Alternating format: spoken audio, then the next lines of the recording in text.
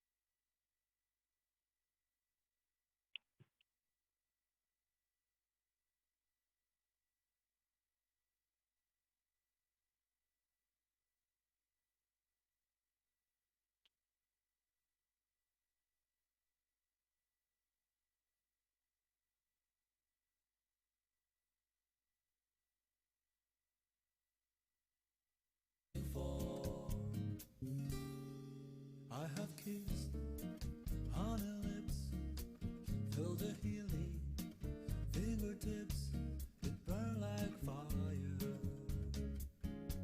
This burning desire, I have spoke tongue of angels, I have held hand of the devil. It was warm in the night, I was cold as a stone, but I still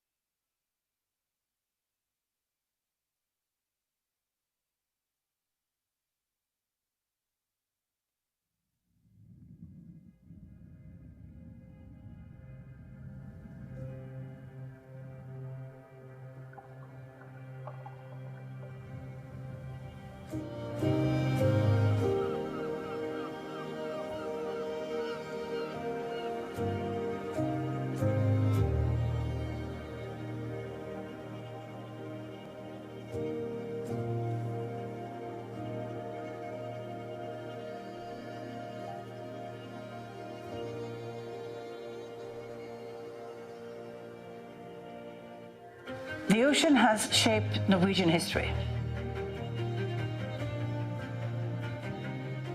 Even before Portugal existed, the ancestral roots of the Lusitanians were already being shaped by the ocean. Ancient civilizations traded the port, the maritime routes molded our history. As two Atlantic coastal nations in Europe, Portugal and Norway share a strong engagement for the ocean. The ocean is central in the history, culture, and economy of both countries. The world needs more resources and services from the ocean. A sustainable ocean economy is vital for achieving the UN Sustainable Development Goals.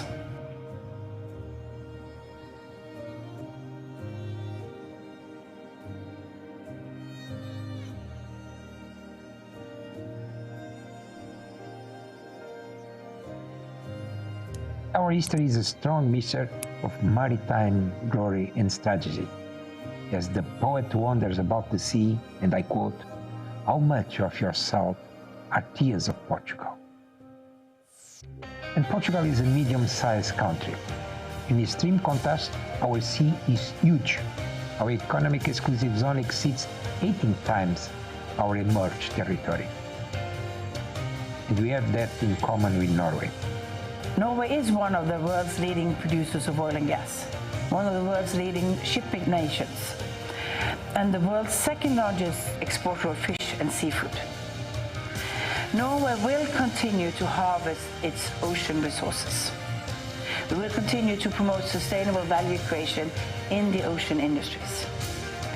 We will create jobs and support research, innovation, and new technologies.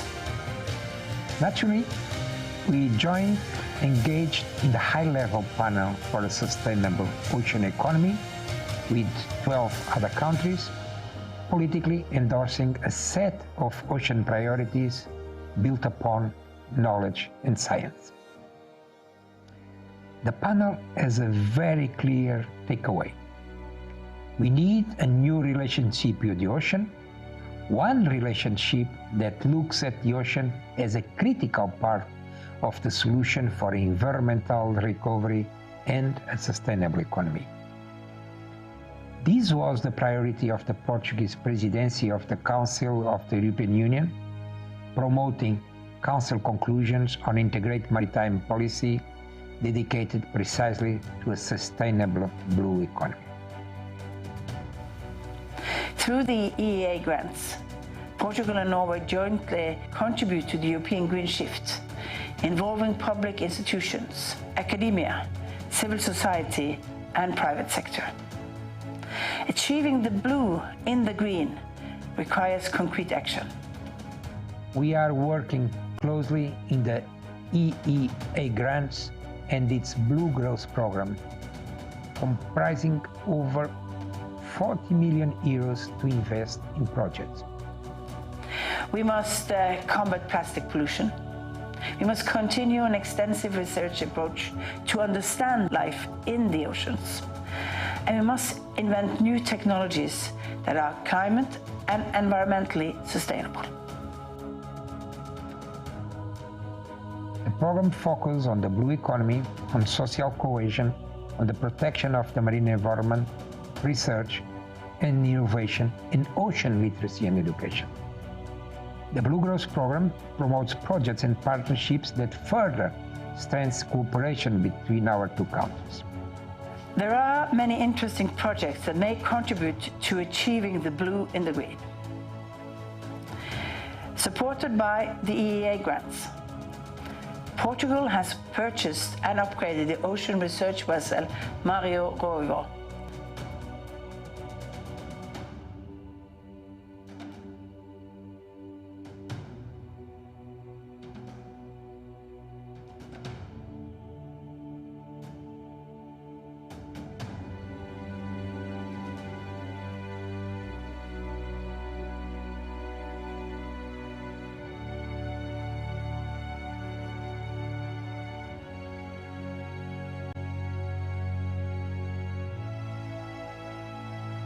The Atlantic Observatory will be organized as a joint research unit promoting the network of marine authorities and relevant research institutions with the strong involvement of the continent's research communities. The Atlantic Observatory project that we are jointly developing to better understand the ocean. Academia and research institutions from both countries are taking steps for the advance of marine knowledge as proposed in the United Nations Decade of Ocean Science for Sustainable Development.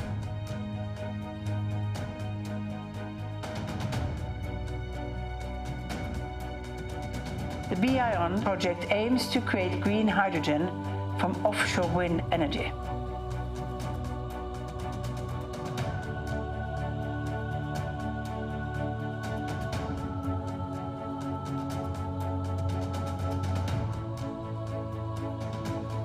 Fishing the Plastic is a project addressing the problems of plastic pollution by involving the fishing community through the collection and upcycling of plastic in the ocean and on the beaches.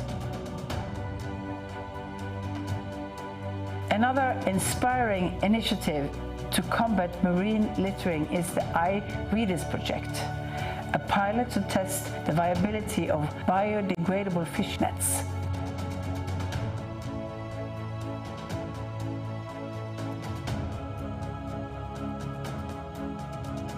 If successful, this may also be an important tool to avoid ghost fishing.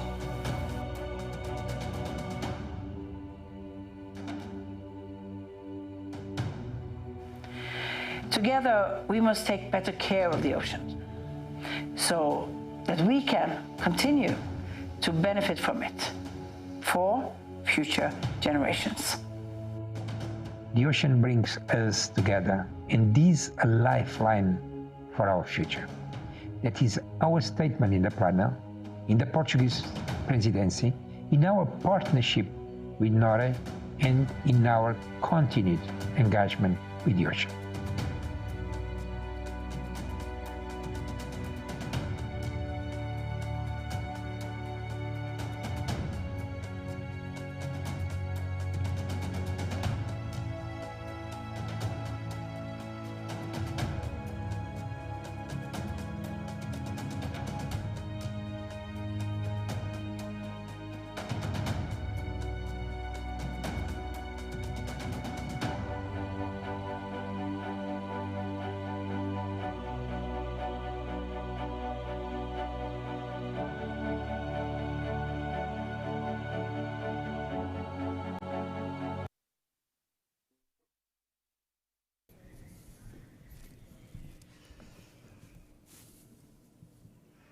Hello everyone, olá a todos presentes aqui, and welcome to the All-Atlantic 2021. Welcome to our speakers, guests and participants, remote or to the ones who are here, where we are, in the center of the Atlantic Ocean, more precisely in Theatre Micaelense in Ponta Delgada, in the beautiful island of São Miguel, Azores. In the past days, several teams have been strengthening the cooperation in the Atlantic from pole to pole. They are all here to give a step forward after the previous All-Atlantic Ocean Researchers Forums from Salvador da Bahia, Brazil, to Brussels, Belgium, and Pretoria, South Africa. After 2 days of intensive side events, the Atlantic community defined concrete actions and synergies. And today will be a day of a series of sessions where everyone is focused on the motto, connecting, acting, cooperating. Everyone who wants to participate in the online conversation, feel free to check the event's Twitter or Facebook. At Twitter, we are at All-Atlantic2021. The hashtag for conversation is All-Atlantic2021. And to start, we'll have an opening blessing from the South African indigenous community. Let's hear from them.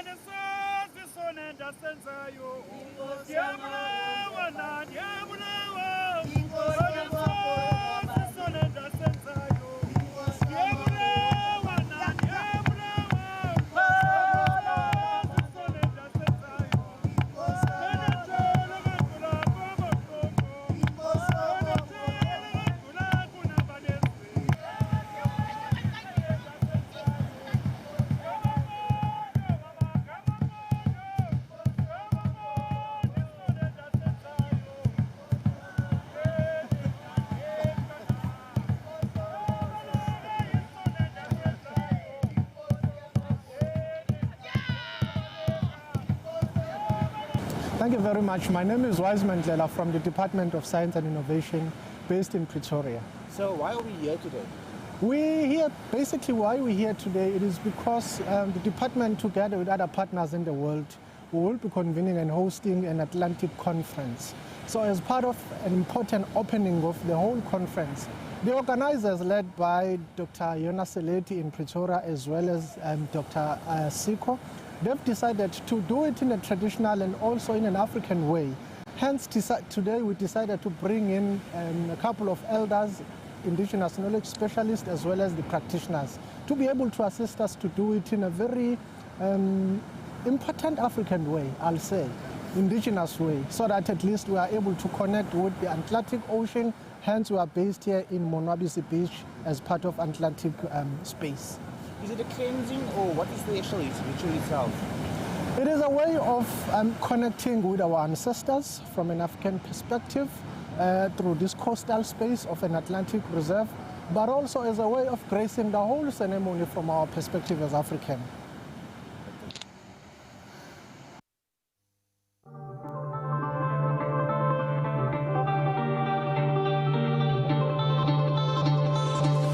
Portugal assumiu a presidência do Conselho da União Europeia durante o primeiro semestre de 2021. É a oportunidade para promover uma agenda atual para a União Europeia, indo ao encontro dos cidadãos europeus, das suas ambições, dos seus interesses e assuntos, dos desafios globais que têm impacto nas suas vidas. É um reencontro dos Estados-membros numa altura de extrema importância para a coesão e solidariedade da equipa europeia em torno dos seus valores, metas e objetivos de crescimento.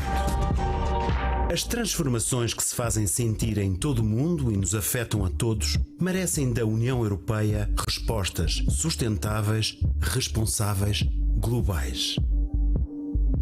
A presidência portuguesa vai destacar a forma global e integrada com que a União Europeia responde aos grandes desafios da modernidade. A Europa social, a transformação digital, as preocupações ambientais, a abertura a outras regiões do mundo. A resiliência da Europa assenta na solidez das suas respostas e modelos de desenvolvimento, que colocam os cidadãos no centro do projeto europeu e que contam com a coesão e solidariedade das suas comunidades para superar as adversidades, nunca deixando ninguém para trás.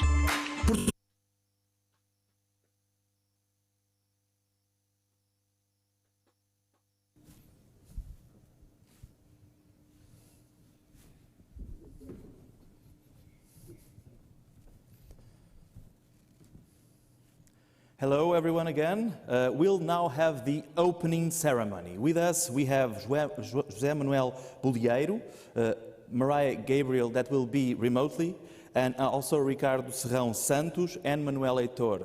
Please take the stage. Thank you. And we'll start the participation of the opening ceremony with José Manuel Bolieiro, the President of the Regional Government of the Azores, Portugal.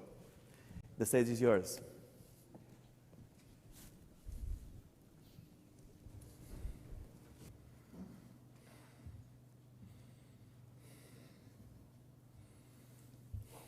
Good morning, everyone.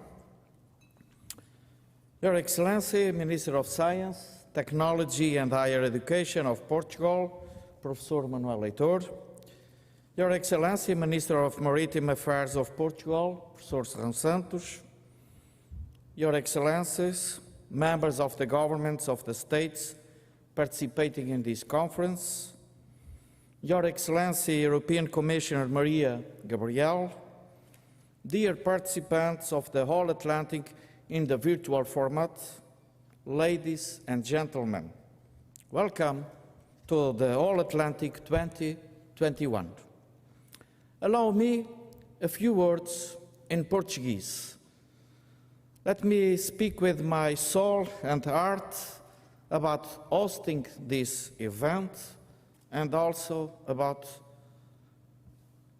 our legacy in Azores. É com enorme honra que aqui nos Açores, em nome das açorianas e dos açorianos, do Governo da Região Autónoma dos Açores, recebamos este importante evento aqui no meio do Atlântico. Uma parceria que quero deixar reconhecido com gratidão ao Sr. Ministro da Ciência, Tecnologia e Ensino Superior, o professor Manuel Leitor, ao Sr. Ministro do Mar, o professor Serrão Santos, que no quadro da presidência portuguesa e sobre esta matéria e esta causa encontraram com a nossa boa aportação o melhor sítio na Europa e no mundo para realizar esta reflexão. Nós somos centralidade no planeta em matéria oceânica, mas também temos um legado de sustentabilidade na oportunidade de realizar crescente bem-estar, vivência do ser humano na sua ligação com a natureza. Nunca fomos em nenhuma das nossas ilhas, em nenhum dos nossos mares à volta de cada uma dessas ilhas, uma economia que exaurisse os recursos, que não considerasse a sustentabilidade ambiental em terra e no mar, que soubemos sempre, ao longo de mais de 500 anos, respeitar a natureza. É que o respeito do ser humano pela natureza salva a humanidade. Não é, como dizem alguns, essencial salvar o planeta. Este depende do Sol. É salvar a humanidade é que importa. E para garantir uma humanidade salva, é preciso salvaguardar com sustentabilidade a natureza no planeta, em terra, no mar e no ar. É este o legado da vida nos Açores. E é por isso, com a nossa história, que podemos dar a lição ao futuro do planeta, ao futuro da globalização da economia e das políticas globais para a sustentabilidade, para o desenvolvimento, para a investigação e para a inovação. Foi o coração e a alma que me fez hoje, e aqui com orgulho, no Teatro Michelense em Ponta Delgada, na ilha de São Miguel, nos Açores, nesta projeção atlântica de Portugal, falar para a Europa e para o mundo. Os que aqui estão presentes e aqueles que nos acompanham pela via telemática. Dito isto, let me now return to my speech in English. It is an honor for the government of the Azores to host an event which greatly dignifies this autonomous region and put us on the map of the Portuguese presidency of the Council of the European Union. From the very first moment, the regional executive embraced this project in partnership with the Ministry of the Science and the Ministry of Maritime Affairs, as well as with the support of the European Commission. We intend to discuss and promote cooperation in research and innovation at an international high-level conference involving representatives from diplomacy, research and innovation, as well as stakeholders and civil society. Choosing the Azores for this event is a choice that gives us pride. We are a region with a clear Atlantic vocation. Strategically located in the middle of the Atlantic, it is a common base between communities spread all over the globe. Outermost region by reference to Brussels. The Azores have, by nature, the obvious Atlantic centrality. In the 21st century, as through our story, we have projected Portugal far beyond the territory of the Iberian Peninsula. Today, we establish a pact for the future and for the tomorrow's generations, to contribute to Atlantic cooperation from pole to pole.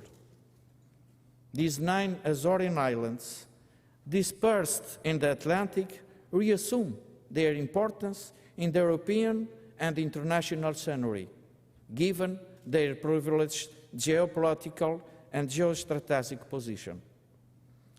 On the one hand, we enable our country with functional power and endow it with negotiation capacities at the highest level. On the other hand, we are a front that provides the European Union with greater decision-making ability in terms of the external cooperation. We intend the All-Atlantic 2021 to be the driving force of a union that is intended to be lasting and productive. And the ocean will be the link of this union. Allow me to list 3 objectives for the All-Atlantic 2021: to connect, to act, and to cooperate. Only through broad cooperation at the international level can we achieve global results in the preservation of our ocean. Therefore, it becomes urgent to invest in a scientific diplomacy and to promote research and innovation in matters of a transatlantic cooperation. It is essential to propel synergies, to promote new forms of cooperation, to attract and to empower the Atlantic community around the ocean, space and climate for sustainable use of marine resources of the Atlantic Ocean. As it is also crucial to invest in the development of new technologies that allow for the collection of data for the benefit of a deeper knowledge of our ocean. The Azores are a jewel in the Atlantic. We want to be the forefront of the engagement with the sea and integrate the core of regions that embrace the ocean as a cause. Through a wide network, increasingly rich, that also strives for the preservation and the enhancement of the ocean on a scale of international cooperation. Our geostrategic position is determinant. The Azores are a gateway to a triple vortex: North America, South America, and Africa. Firstly, because of our established capacity to monitor the Atlantic from the North Pole to the South Pole, whether in terms of the biodiversity, environmental monitoring, maritime traffic, air traffic control, or the satellite network. Secondly, to the scientific diplomacy.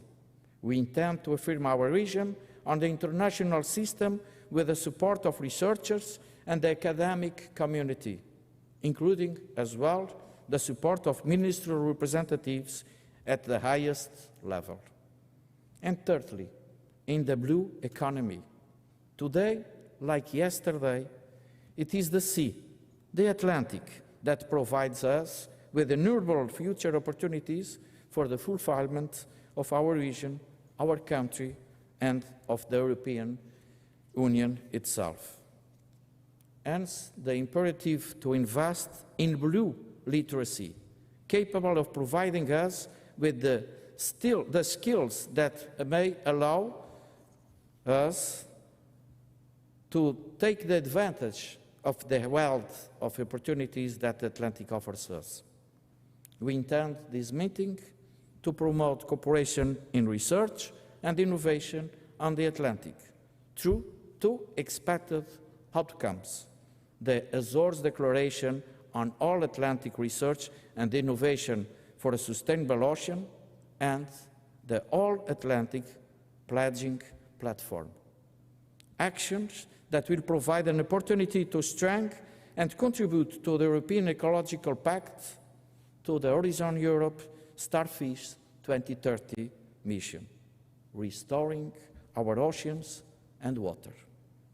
Allow me to address a word to our youngsters. How we act today will shape our tomorrow. This is the time that for you to embrace the ocean as a cause. On behalf of the government of the Azores, I'm very proud to host this event of the Portuguese presidency of the Council of the European Union. As the host region, we want to thank you for your presence and wish that the All-Atlantic 2021 is a productive initiative with lasting results. May this be the starting point to turn our region into a crucial bridge to always leverage research and innovation from pool to pool. Thank you very much for your participation and best wishes for a fruitful work. Thank you.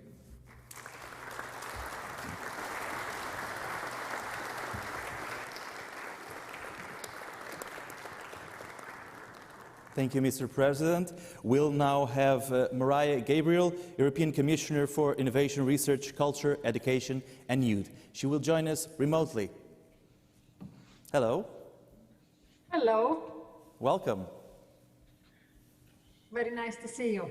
Dear President Bolliero, dear Minister Serrao Santos, dear Minister Heitor, dear Manuel, ladies and gentlemen, let me start by thanking the Portuguese presidency for inviting me to open this high-level event. I apologize for not being physically with you, but at the same time, I'm extremely happy nonetheless that this ministerial gathered in the Azores in the middle of the Atlantic Ocean brings together several ministers from the European Union as well from our international partner countries along and across the Atlantic. Remember, our collective adventure started in 2013 in a small city of the North Atlantic, the city of Galway. Back then, we were three, the United States and Canada, and the European Commission representing the Union. And look at us now. 5 more countries joined us since then: Brazil, South Africa, Argentina, Cape Verde, and Morocco. And our ambition has grown now from pole to pole. Since setting sail on our common Atlantic Ocean journey together, we have made remarkable progress with our marine research and innovation cooperation. I would like to express my gratitude towards everyone carrying out this important work around the All-Atlantic Ocean, coming together in a joint effort, putting the health of the ocean at its center, and ultimately our health as individuals and societies. All the ministers from different countries and sides of the Atlantic, all the people and organizations who put forward a pledge, all the scientists and all the other stakeholders involved in the 26th sides events of this ministerial. The youth ambassadors from North and South, East and West of the Atlantic Ocean for their enthusiasm and commitment to promote our joint work. We are gathered here because we treasure the Atlantic Ocean. But the ocean is in declining health due to an increasing footprint of human use and global warming. There are many successful actions and projects ongoing. However, the scale of this action is simply not meeting the overriding nature of the ocean's problems that we are confronted with. We need to go further and do better together. To reach our European Green Deal ambitions and make Europe a climate neutral continent by 2050, we need to care for the ocean and empower the young generation to follow this example. There is no green without blue. No country could realize this in their own. We need to join forces to help protect the ocean ecosystems.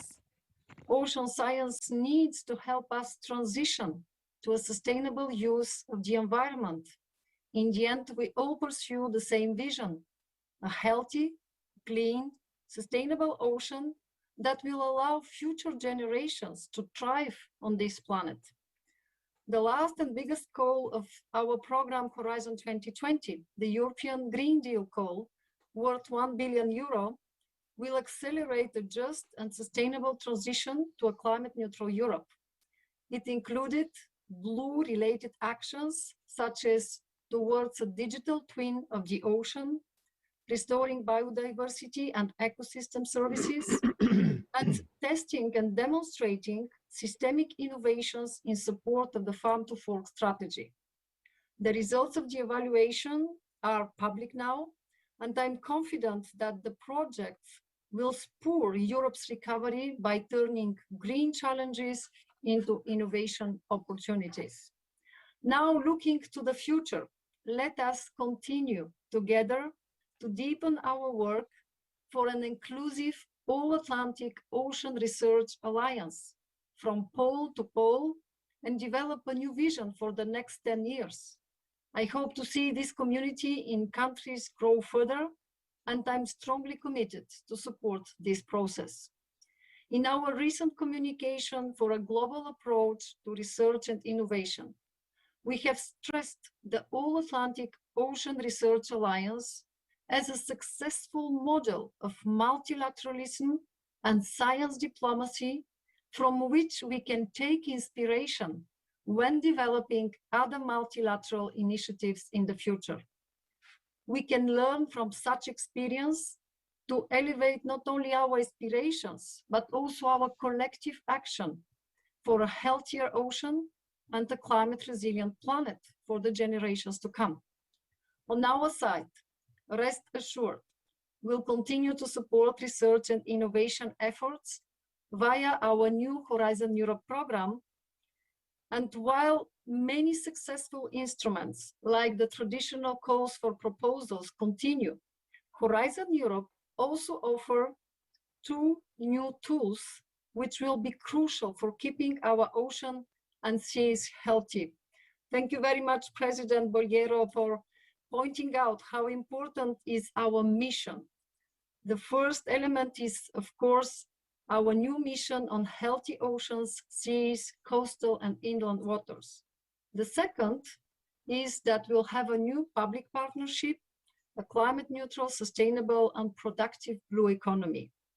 For these new tools to succeed, we'll need to empower citizens and practitioners to co-design and co-implement solutions. We'll also ensure that those results can be part of the solutions needed to support and implement the United Nations Decade of Ocean Science for Sustainable Development. A couple of days ago, I had the privilege to be part of the high-level launch event in Berlin at the invitation of Minister Karliczek. And I would like to reiterate our commitment and support for achieving the objectives of the UN Decade and the 2030 Sustainable Development Goals. We need global aims and local actions. Our actions discussed in this conference, together with our international partners on and for the Atlantic Ocean, will be our collective contribution to the United Nations Decade, the Ocean Decade. Along the same line, our commitment to support Arctic science has been reinforced recently by signing of the third Arctic Science Ministerial joint statement a couple of weeks ago. At this occasion, I announced our ambition for a research alliance spanning from pole to pole that will include and strengthen the polar research component. I also mentioned our support and respect of indigenous peoples' traditional knowledge, proposing this theme to be on the agenda of a future All-Atlantic conference. And lastly, it is important to remind ourselves that there is no cooperation without bringing youth on board. Our common future and present depends on young, enthusiastic, and engaged people. This is why I would like to finish by mentioning the different youth ambassadors programs that I launched over the last year in the Atlantic, but also in the Mediterranean and in the Black Sea. The aim is to support early career scientists so that they are given the opportunity to learn and develop, at the same time being a voice for a healthy ocean. A special thanks for the engagement and to all of you for your attention. Thank you. Thank you so much. Thank you so much, Mariah. And now we'll have the Portuguese Minister of the Sea, or as we say in Portugal, Mar, Ricardo Serrão Santos. The stage is yours.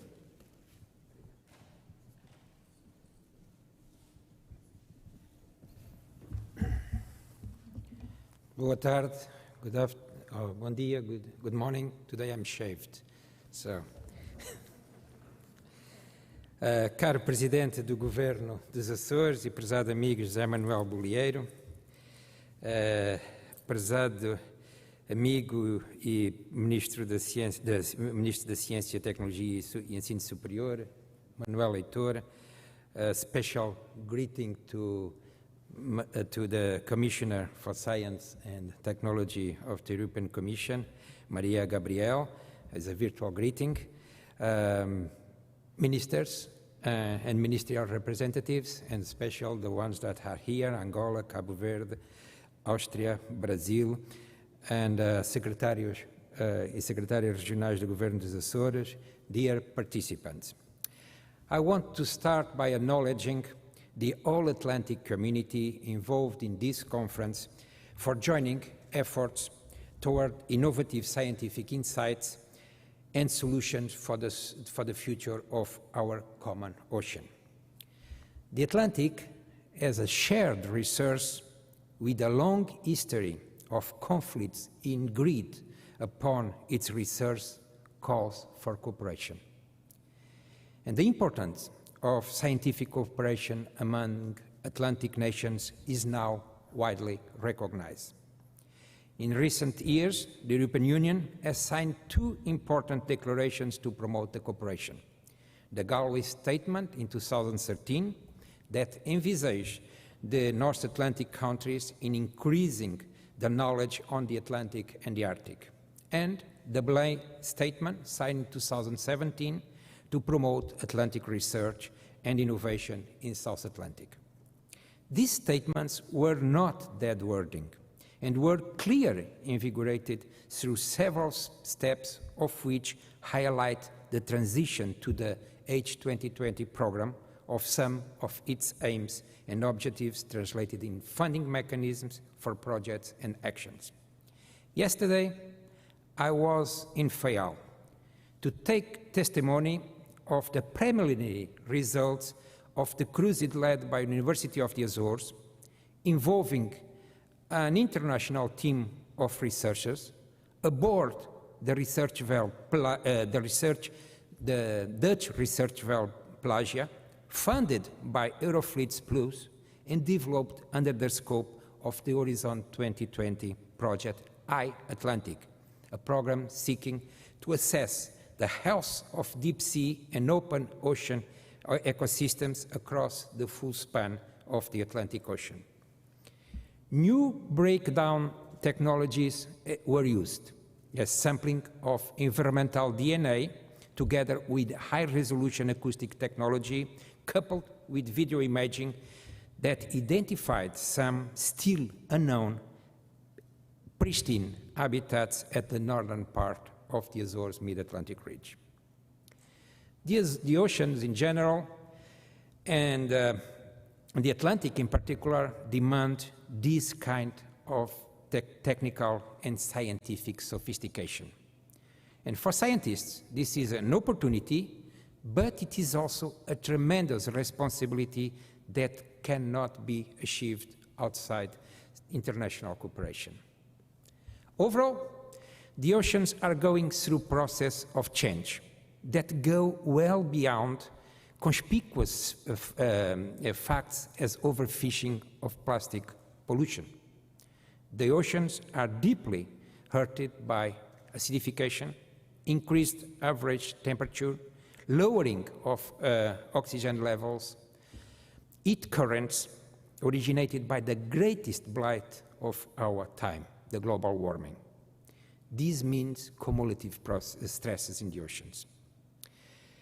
While the marine scientific community mobilizes and contributes to the United Nations Decade of Ocean Science for Sustainable Development that was launched in Berlin on the 1st of June, we must foster and intensify multidisciplinary partnerships, cooperation, and dialogue at all levels and scales.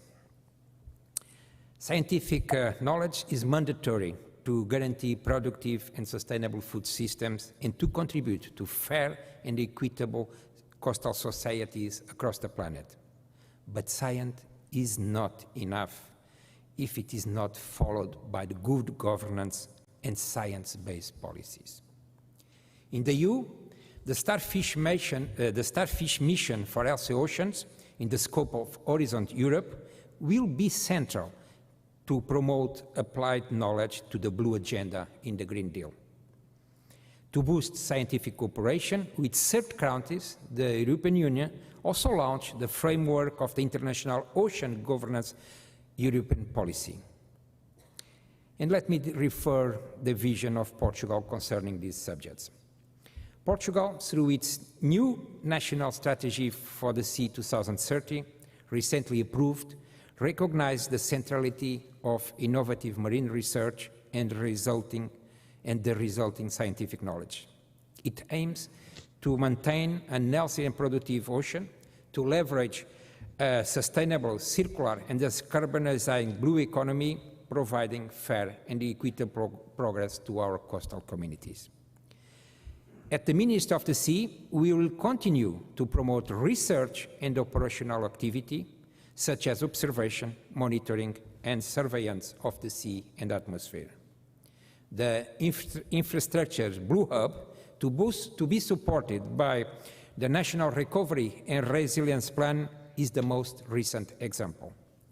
We continue to stimulate the Blue School program and other initiatives as the Blue component of Ciencia Viva, life science, to spread ocean literacy among young people and the society.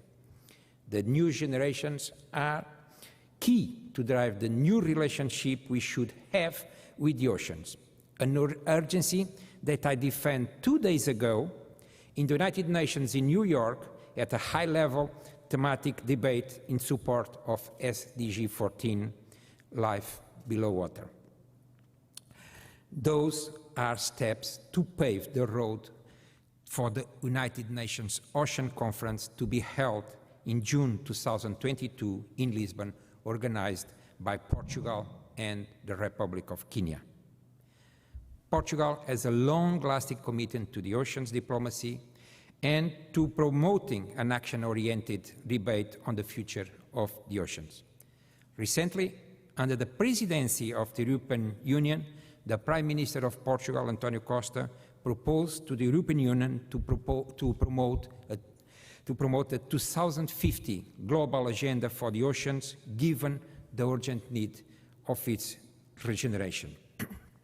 Finally, let me acknowledge once again the present conference as a step forward in the work developed by the All-Atlantic Ocean Research Alliance and Community, confirmed by the new Azores Declaration that tackles the complexity of the nexus ocean, space, climate and food, well represented on the agenda of the international consortia Atlantic International Research Center, based in the Azores, with hubs across several bordering countries in the Atlantic. In view to have the science we need for the ocean we want in 2030, it is crucial to bring together ministers, high-level representatives, ocean leaders, researchers, entrepreneurs, and youth ambassadors, as we are doing here today. Thank you very much. Thank you, Minister. We'll now have Manuel Heitor, Minister for Science and Technology. Excuse me, sorry, can you, Minister, do this side of the stage? Thank you so much. It's COVID, thanks. Minister for Science and Technology and Higher Education from Portugal, the stage is yours. As you notice, I've been asked to speak from the left side of the but certainly I would like first and foremost to acknowledge all of you and a special thanks to President José Bolieiro, with whom we certainly built together this conference in the consequence of the work also with the previous government of Azores. And we are here because Azores is also the future. And we need to understand that for any measure that we can discuss the sustainability of our populations, we know that the interactions between climate and the oceans are critical. If we look, for example, the last development, the last UN report on human development just published a few months ago, it is clear in stressing that ocean climate interaction is becoming a critical step, and for instance, the deposition of plastics in the depth of the oceans is one of those critical variables that needs to be assessed. Azores do provide a unique living lab for living, but for research and innovation. Here in Azores you find unique capacity for renewables energy, you find unique capacity for marine bioresources, but also marine sciences, but you also find unique resources for space activities. In the island of Terceira, we have installed an Earth Observation Lab, an ESA lab, under the Atlantic International Research Center. And in the island of Santa Maria, we are installing a unique capacity for space activities. Here in this island, we have unique research and innovation capacities for seismic activities. As I mentioned, in the island of Faial, we have also unique infrastructures for marine biodiversity analysis. And providing the Azores to the world population a unique living lab is part of the role we decided to make this conference. But let me give you a few examples of what happened over the last 2 days. And we should note that this conference, for the fourth time, the All-Atlantic Conference, brings together more than 1,200 people. In the last two days, we have about 25 side events. Each side event represented about 200 participants. And certainly, I cannot describe every single side event, but I would like to take your attention to 5 particular areas. The very first, marine robotics, under a large European project funded through Horizon 2020. Yesterday, we have assisted to a unique demonstration of autonomous network of marine robotics. João Tasso from the University of Porto is a main leader in that area, and it was amazing to see 80 different robots bringing together infrastructures from about 50 different institutions in Europe, United States, Africa and South America, working together. And we believe that in years to come, as we are able to link that to new satellite information, we certainly can map the Atlantic, and that should be an important objective. In the whole Atlantic community, the mapping of single square centimeter of the Atlantic. The second example of a case study described yesterday was in the marine biodiversity monitoring, particularly through microbiomes. Isabel Sousa Pinto from the University of Porto is also here with us. And the idea of bringing together an European platform in close collaboration with Africa and Latin America for monitoring fisheries in the years to come through a forecast platform, particularly in association with plankton, seaweeds and other biodiversity characterization, will certainly be critical, particularly for feeding the food value chains with the necessary fisheries. The third example, which was clearly described in the last 2 days, was the unique use of submarine cables and in particular turning them into smart cables. And again, we are in Azores, in the middle of Atlantic. And before yesterday, we have just inaugurated a unique and a new cable between European continent and Latin America, the All-Atlantic, which will provide for the first time the capacity to multiply by 10 times the bandwidth for the communications between Europe and Latin America, providing also for the very first time high-speed lines for the European Copernicus systems. The European Copernicus system has become the most important and reliable Earth observation systems for low-orbit satellites. And now, through this submarine cable, we will be able to build a smart cable infrastructure together with an Earth observation systems. Azores, Madeira Island, Cabo Verde, among other main islands in the Atlantic, will be connected to this network of cables. And if we put the necessary sensors in all this cable, we can combine certainly seismic information, biodiversity in the depth of the oceans with the mapping of the ocean with Earth observation systems. So smart submarine cables, as presented in the last 2 days, will be certainly a unique characteristics and will again put Azores in the center of our debate. The fourth example discussed yesterday was the data space for the whole Atlantic.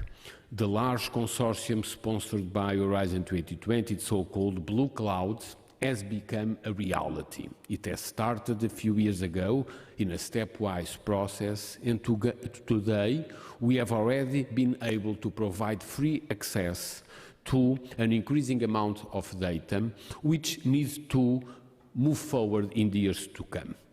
And this is important because only with more data we will be able to provide better solutions to our populations. But in order to do that, we need to have and to increase the European and worldwide capacity on high-performance computing.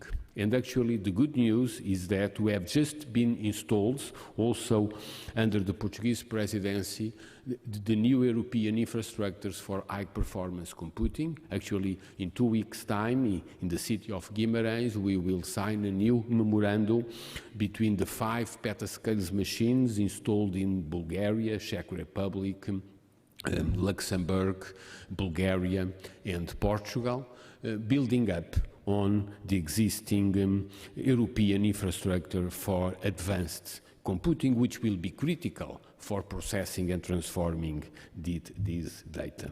Last but not least, my fifth example of those presented yesterday is the so-called floating university, as presented by Luís Menezes from the University of Aveiro, and brings together university and higher education institutions from all over Europe, together with Africa, Latin America and the United States, in examples to provide essentially new ways to educate our young generations on critical issues which do require always experimental work on the seas. Certainly, these 5 examples are a sample of the very many topics described over the last 2 days, which underneath that, it was possible to launch during this conference a pledging platform, which will certainly provide a new tool for the years to come to exchange ideas, to network, to connect researchers, business leaders and policymakers in this unique challenge of making our ocean a sustainable ocean. Certainly, these also require keeping a movement towards improving maritime literacy. We have actually with us Ana Noronha from Ciência Viva, the Portuguese Science Culture Network, that together with us throughout Europe is providing a continuous movement towards engaging kids from all over age in this process of promoting education. But all of these examples and all of these intensive 2 days of work were not possible without those that have made this conference possible. A special, very special word to Siggy Kruger, probably the mother of ocean research in Europe. Siggy, where are you? Siggy is there. A great applause to Siggy.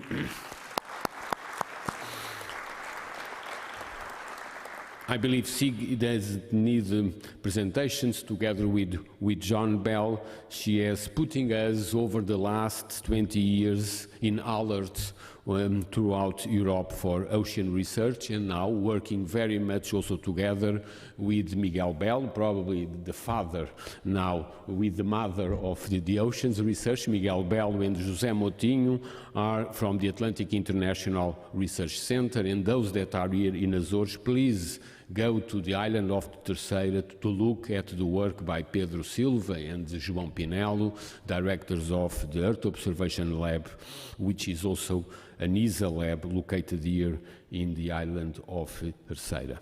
But this is a pathway, as so well President Bolheiro and Minister Ricardo Serrão Santos have presented. Some 8 years ago, in 2013, we, Europeans, have signed through the European Commission the Galloway Declaration, particularly with Canada and the United States, focused on North Atlantic collaboration. 4 years later, in 2017, with Commissioner Carlos Moedas, we, European citizens, through the European Commission, have signed with Brazil and South Africa the Belém Declaration, essentially promoting and expanding the collaboration, or further expanding the collaboration to South Atlantic. And today, what we want to do is to open and strengthen the debates throughout pole to pole, but bringing also space technology, particularly based on Earth observation systems, which will require a critical step towards mapping the ocean. And again, we are in Azores, because in Azores we are building a unique hub for space systems and modern space systems. Actually, this should also lead to two important conclusions just published last week in the Competitiveness Council.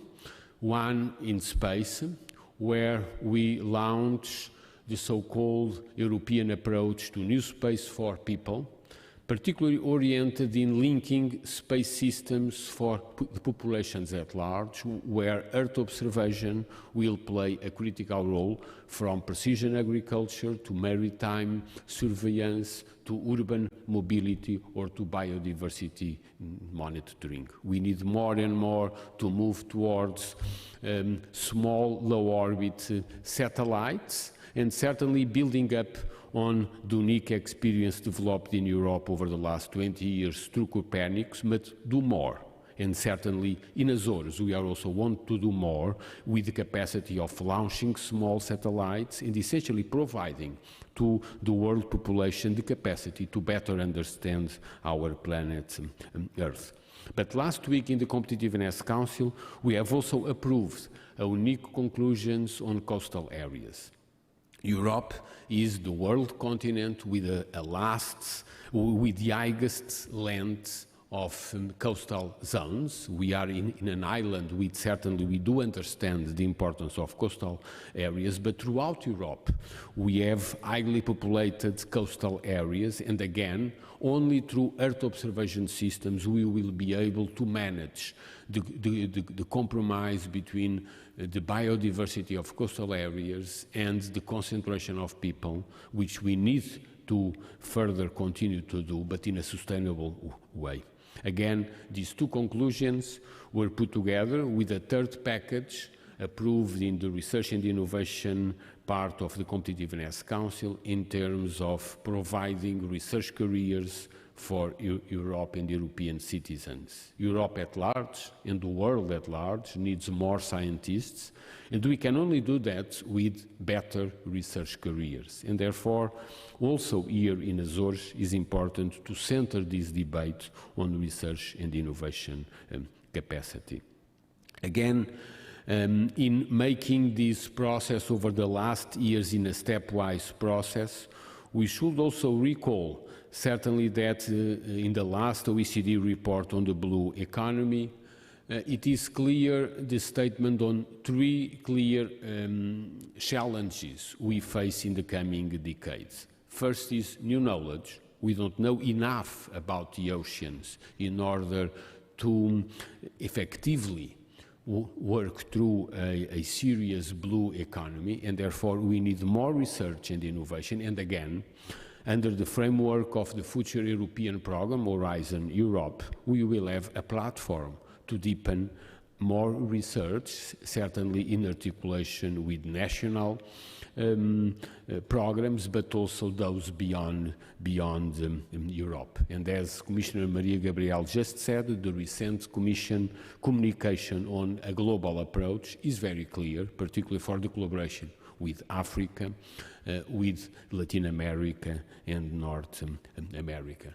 A special thank for the participation here in presence of Minister Rosário Sambu from Angola, Minister Paulo Veiga from Cabo Verde, but also Marcelo, State Secretary from Brazil. And essentially, by bringing people here, we also make a reality of this global collaboration between North-South, South-North, looking at the specific characteristics of each of this zone and building a knowledge platform with more research and development. But the OECD report calls us for a second issue, particularly associated with institutional innovation.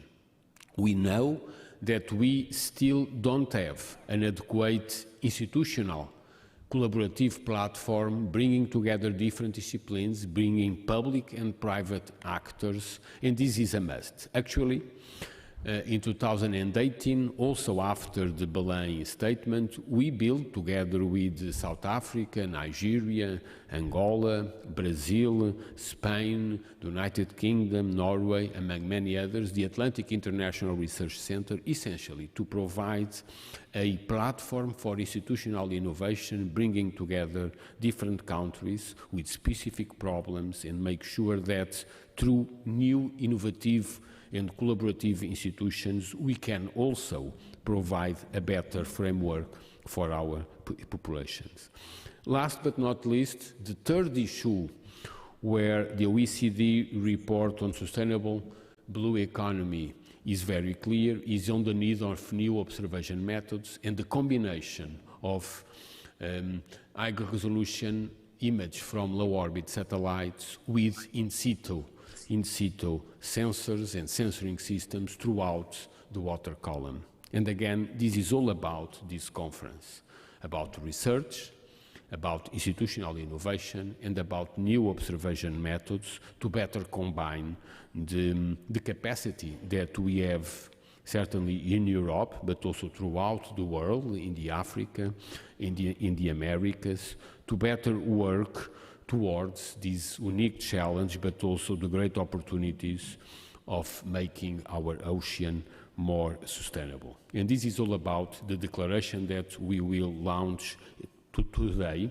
for the world at large, but particularly to keep European citizens more in alert about the need to do more and more for a sustainable ocean, pole to pole, and therefore we need this unique platform of all Atlantic. So I thank you very much, and again I thank you all of those that have provided the necessary work to make this conference happening, and a special thank to the regional government of Azores for hosting this conference and making this possible. Thank you.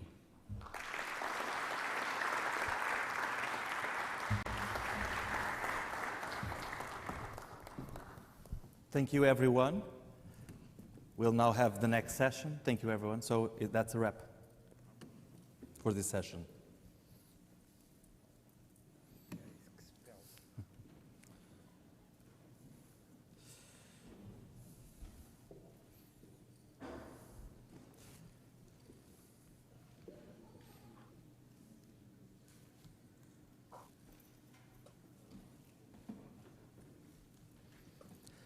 Welcome back. We'll now have a session called Fostering Science Diplomacy Efforts for the Atlantic. It's all about all-Atlantic research and innovation solutions, of course. With us here in São Miguel, we'll have José Moutinho from the Atlantic International Research Center, AIR Center. And remotely, we'll have... Hello? There, yeah. And remotely, we'll have Patrick Heimbach from the University of Texas at Austin, United States of America. José Moutinho, the stage is yours. Okay, thank you, João.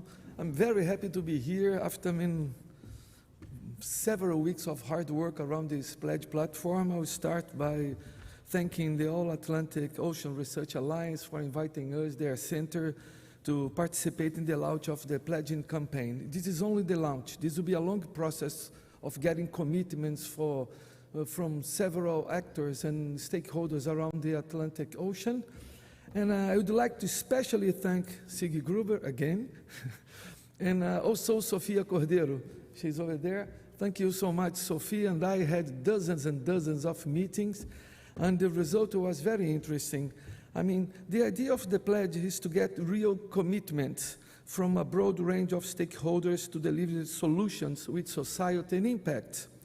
We built upon existing or planned relevant projects or initiatives around the Atlantic Ocean, and we use all these stakeholders as early adopters. They helped us a lot to develop the platform, really to fine-tune some technical aspects.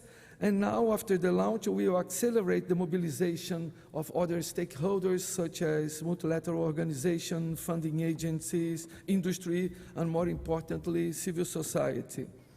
I mean, the launch was a real success. As you will see later on with Patrick, I mean, the pledging campaign had 31 pledges and counting. I have here Minister Paulo Veiga from Cabo Verde just committed to make a new pledge this morning. I didn't have time to publish it, but I will come back to this pledge very soon. And after this launch, we had a fantastic workshop yesterday.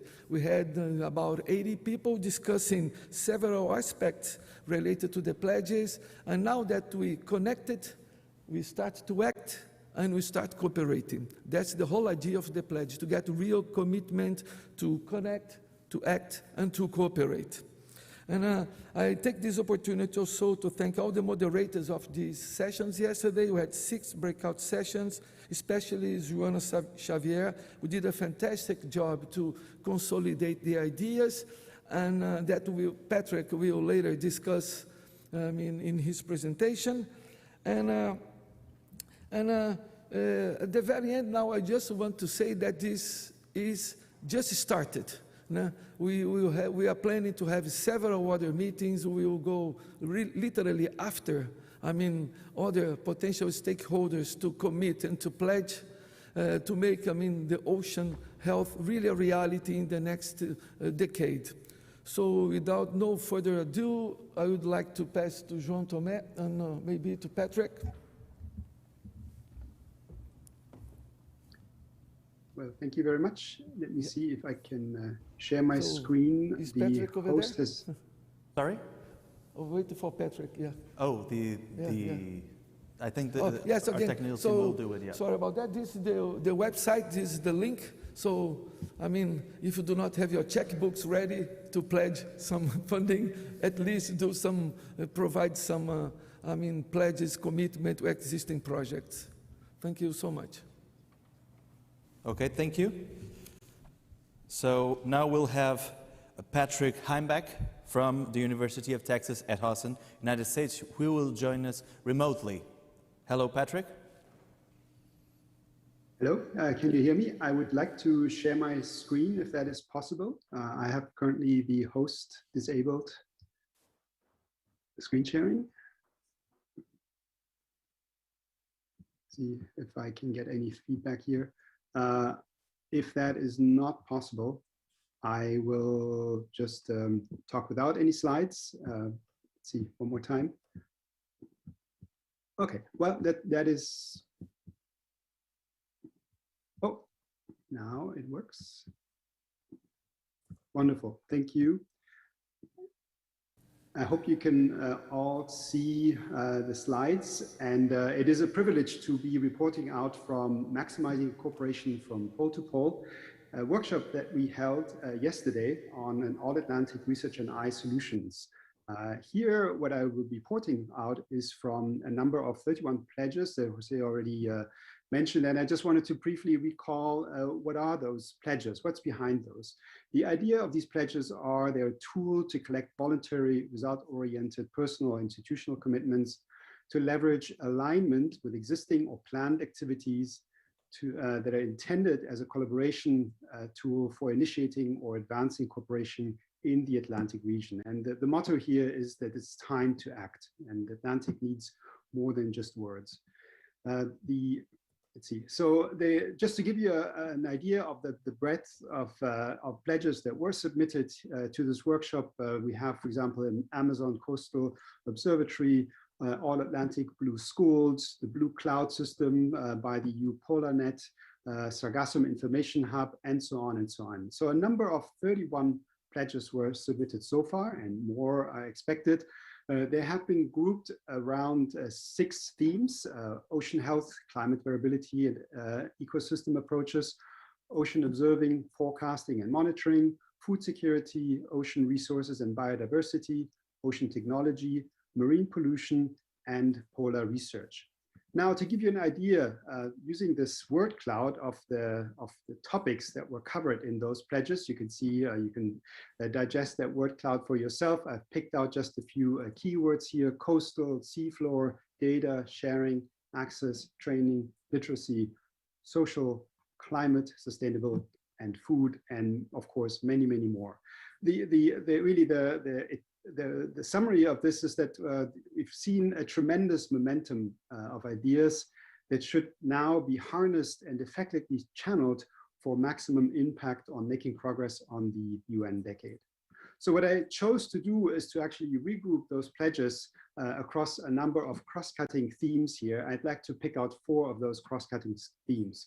The first one is on data access and sharing. Some of the pledges really focused on how do we implement the fair and care data principles, which consists in standardized metadata, best practices, building on or expand open data portals and repositories, and to develop a transdisciplinary and transnational cyber infrastructure. Pledges focused on efforts on how small player data can be integrated and ingested into, let's say, large player repositories, develop data archaeology and rescue of very precious data that have been taken in the past that will otherwise be lost forever. The move from open data to open science, such as science as a service, which entails and can be realized via, for example, open cloud services that will democratize both data access, data analysis, and science at large. Private sector has a large role to play here, for example, through providing blue cloud services, digital twins, high performance computing has been mentioned by Minister Heitor before. And so to move from ocean data to user services. A second cross-cutting theme was leveraging infrastructure, pledges on how frameworks can be leveraged for sharing, planning, and use of infrastructure. For example, cruise planning, instrument deployment, to improve multidisciplinary uses of existing infrastructure, matchmaking platforms, co-design.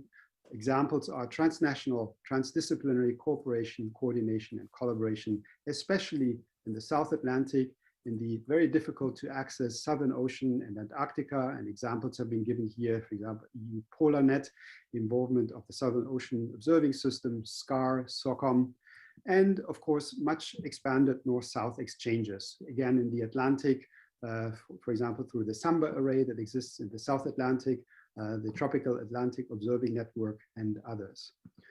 A third cross-cutting theme is workforce training and development, and it is clear that ocean solutions to mitigate climate change and to develop a blue economy will require a substantial increase in the workforce. We need access to training, and like one that I'd like to really focus on here and single out is the various minority, underserved communities. Engaging the missing millions has been a key word, a sentence by NSF Director Dr. Panchanathan. Learning from and training coastal and indigenous community is something that we can all benefit from. Focusing on diversity, equity, inclusivity, justice, and belonging will again be one way to engaging the missing millions. And as we've seen yesterday, also really the power and the energy that we should harness of youth ambassadors. And we can best do this by entraining youth ambassadors and early career ocean professionals early on into the process and in a substantive manner. And also developing frameworks to enable citizen science was another pledge on how to do this. A final cross-cutting theme that I wanted to single out here is ocean literacy. Clearly, we would like to bring in the ocean to the memory from early on in the education, leveraging efforts to develop curricula for K-12 education, include impacts of climate change and human stresses on the ocean. And here we emphasize, on the one hand, the human dimensions, for example, in coastal communities, but also in the open ocean, all the way to seafloor habitats that live in sort of the BBNJ area. Translating scientific findings into simple language to engage and have access to a much broader community. Examples that have been voiced here are Blue Schools, the Ocean Literacy Portal, and then emphasizing aspects of, again, diversity, equity, inclusivity, justice, and belonging, and harnessing the power of storytelling. The idea here was that you cannot protect what you do not know. So finally, how do we implement and realize these All-Atlantic 2021 pledges? So maybe there's just personal thoughts here is that to do this, it would be important to leverage already existing key programs, organizations, enablers, and agencies. Of course, the Global Ocean Observing System, the World Climate Research Program's CLIVA project, Atlantic-focused efforts such as Atlantis, iAtlantos, DOSI, DUS, MBON, the Ocean Best Practices, and Copernicus, and many more of the members of this alphabet soup of organizations that are very active and very well organized in these spaces. Engaging the private sector stakeholders that are expertly or know how to tailor ocean data to user needs. In turn, we would of course expect from these programs that they should welcome infusion of ideas, talents, and ultimately such pledges. We'd like to channel these pledges into effective action, co-design, and so on. And finally, and I just repeat myself, but I think it is very important to vigorously pursue in all of these efforts the inclusion and the justice and belonging issues, the engagement of young early career professionals in all of these aspects. Examples again that have been mentioned in the workshop were early career networks such as APAX, which lives in the Arctic, Black and Marine Science, and other such networks. Finally, I think it will be important to develop and track metrics of success to really make the Atlantic Pledges a successful endeavor and have these pledges to be an important contributor in boosting the UN Decade of Ocean Science for Sustainable Development. Thank you. Thank you, Patrick, for your participation. I particularly like the storytelling part.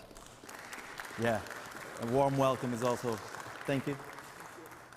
So we'll now have the next session where I can put it on already right now, where we'll have, it's all about connecting, acting, and cooperating, the motto for the event and for all the All-Atlantic project, really. What has been achieved? This is the session that we'll have now. The key question will be, what are the institutional perspectives and objectives for the Atlantic cooperation in marine research and innovation? What has been achieved so far and what remains to be done? With us we have the signatories from the Galway and Belém Statement and administrative arrangement with the European Commission. Here in Azores, we'll have Paulo Veiga, Ministry of Maritime Economy, Cabo Verde. Welcome to the stage. And we'll start the session remotely with Jona Saletti from the Department of Science and Innovation from South Africa. Are you there? Yes, I am. Hi there, welcome. Could I go? You can start your participation. Good day to all, especially the esteemed ministers, the commissioner from the European Union, the esteemed colleagues within the who are participating in this. It is indeed a delight. Shortly after the last conference hosted by South Africa in December, we have another one hosted by the Portuguese presidency of the European Council. So we indeed acknowledge and appreciate the contribution and creating this platform. I wish to begin to look at the achievements. We've probably what we started out with this morning or earlier today with the opening of a blessing from an indigenous knowledge community. I want to really lift up the strategic significance of that event. It was not merely a traditional cultural expression, but it is actually an intervention at a very strategic level of integrating indigenous knowledge system into the rest of the knowledge agenda.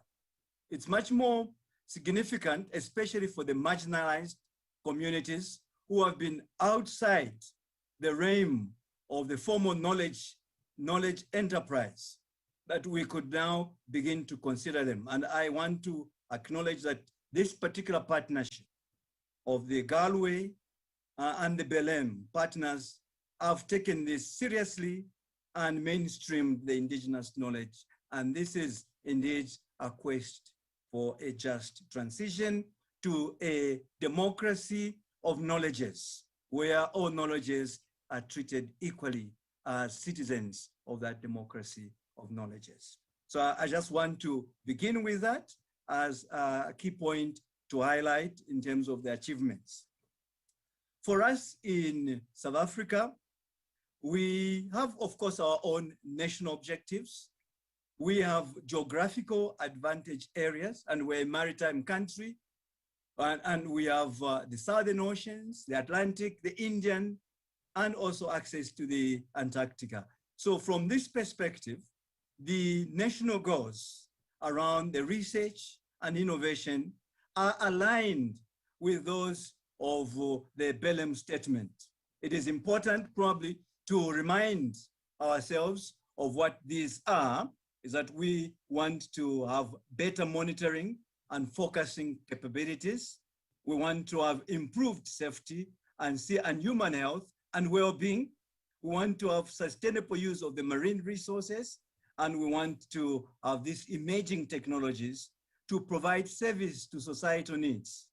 And we would like to indeed get our citizens applied to that. Specific to our countries are the issues of inequality, poverty, and unemployment, and especially the unemployment of the graduates within our country. So with programs that have been established, such as the youth ambassadors, looking at the emerging researchers and how we can model that, I think that is also an achievement that we need to highlight within the alliance.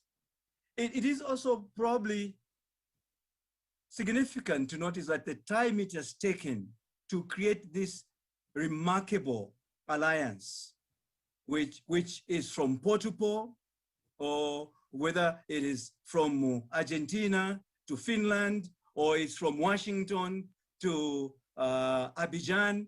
This is a mammoth task. As the Minister of Science and Technology indicated, we've had 12,000 people. I think that is a great achievement.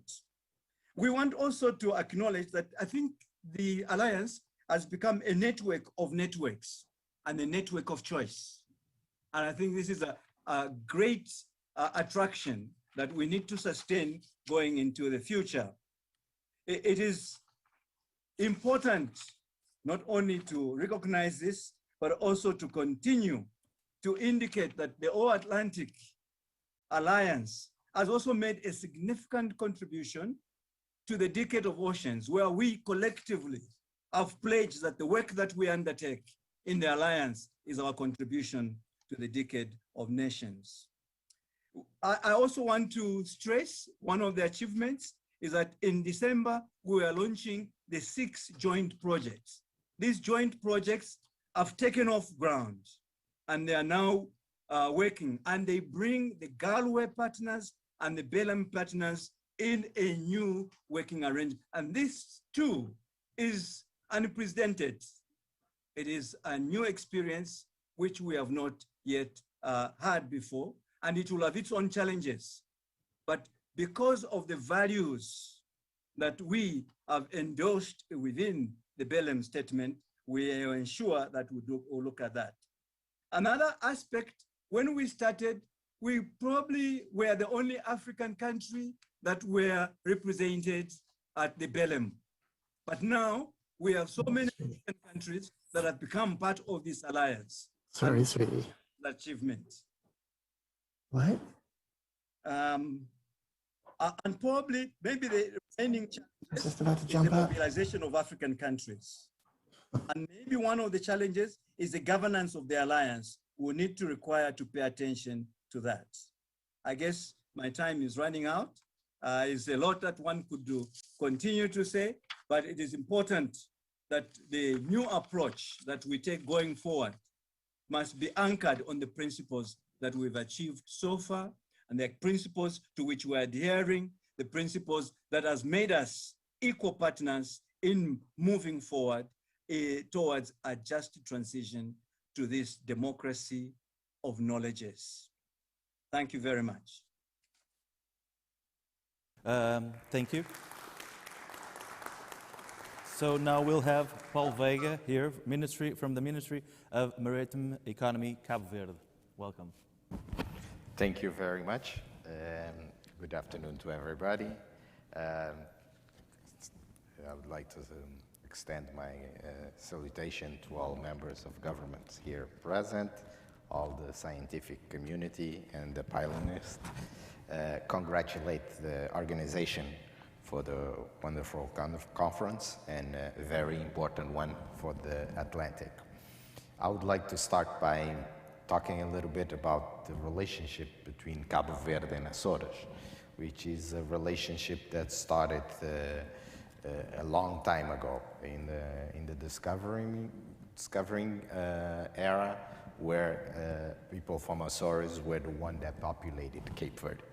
And after that, during the whaling of the United States, both people from Açores, Cabo Verde, and Brazil were the fishermen on this action, and were able to leave from the Atlantic to the whole world. So this just proves that the connection exists and it's possible. We did it through that, and we can do it again in new forms through investigation, knowledge, and using the Atlantic Ocean sustainable. On this aspect, in Cabo Verde, we have taken this as a priority. Doing that, we have created a charter, a Blue Economy Charter, which has the main objective of changing the way we do economy. One of the biggest challenge we find on that is how to finance it. So we've been working with the United Nations and the World Bank, and we already have instruments through our financial system, which we call the Blue X, which can finance projects on the blue economy. Of course, like Minister Heitor said, it's very important that we have much knowledge and be much more connected to scientific research in order to explore and to be more blue. But I think one of the things that are missing right now is what we can do today with the knowledge we have today. I liked the partnership between Portugal and Norway talking about e-nets or biodegradable nets. One of the big problems we have with our resources in the ocean is that fishing is one of the biggest polluting industry on the ocean, and we keep on doing it the same way we did it 100 years ago. So we need to change that, and we can change that today. And nobody's talking about it. Nobody's going to the point of what we can do today. Of course, the research is necessary, the knowledge we need for the ocean, what we can take from the ocean for future generation, the literacy, teaching our kids about a sustainable ocean. But there is changes that we should be doing today, and we are not doing it. And when we keep talking about a sustainable ocean, doing the same thing as we did previously. So we need to look at fishing subsidies, the fishing gears, the technology that is used. We know there is new technology that are not put in use, or it's not in every ocean that is put in use, at least in the Atlantic it's not. And the fleets come from the European Union, from the United States, from ourselves, from Africa, from South America, and we can actually make a change now. And we need to do that. And science can help on that, technology, innovation can help, because we already have the way to move forward. So for me, of all we've been talking through these years, we need to move to action. There is things that we can do today and keep on investing on knowledge and new solution for the future. But like we all know, the ocean is sick, we need to take care of it, and it has to be today. It's the same thing with the pollution. We talk about plastic, yeah, but it's not only plastic. There's much other things that we can change the way we do it inland in order to protect our ocean. So this is, I think, the challenge I leave here, and the attention I would like to call, because as you know, Cabo Verde is an archipelago. It's the ones that suffer first from all of this. Our community, our population, and our food guarantees depends on the ocean. And we have been seeing that there's less fish, there's less capability of fishing. So we need to move, and we are moving into aquaculture and all of this new way of finding. But I think we should be conserving more the ocean and making changes today. And if we cannot do it as government and together for a healthier Atlantic Ocean, nobody else will. Thank you. Thank you, Paulo.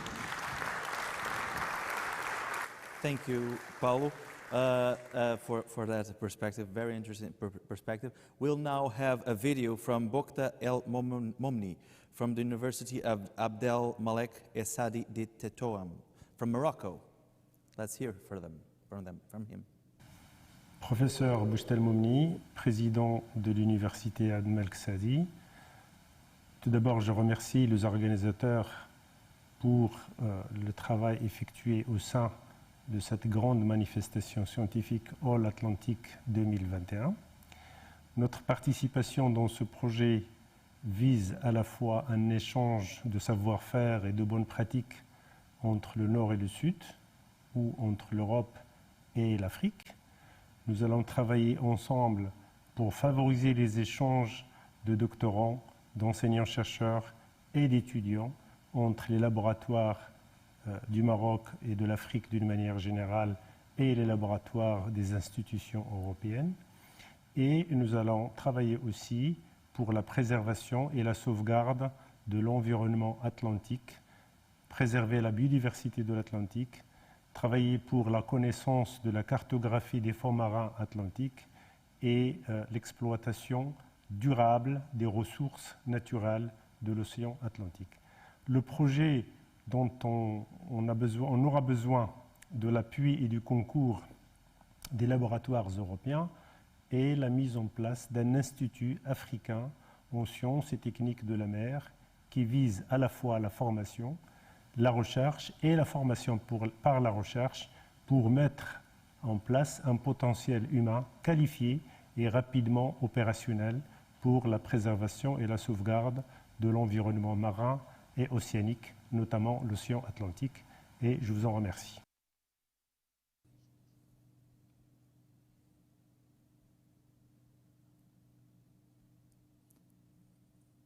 And now we'll have joining us remotely Maria Zaira Turchi from the National Council for Scientific and Technological Development, Brazil. Hello, are you there? Welcome. Oh, yes, I'm here. Dear ocean colleagues and friends, it's an honor for me to take part of this important conference representing Brazil. Since the formalization of the Belém Statement back in 2017, we have constantly and consistently grown in our all-Atlantic cooperation, building on common priorities, views, and goals for our ocean. Despite the challenges we face as a global community, Brazil has supported many initiatives and programs, thus advancing for a more coordinated scientific effort in the Atlantic, bringing science up to respond to environmental threats.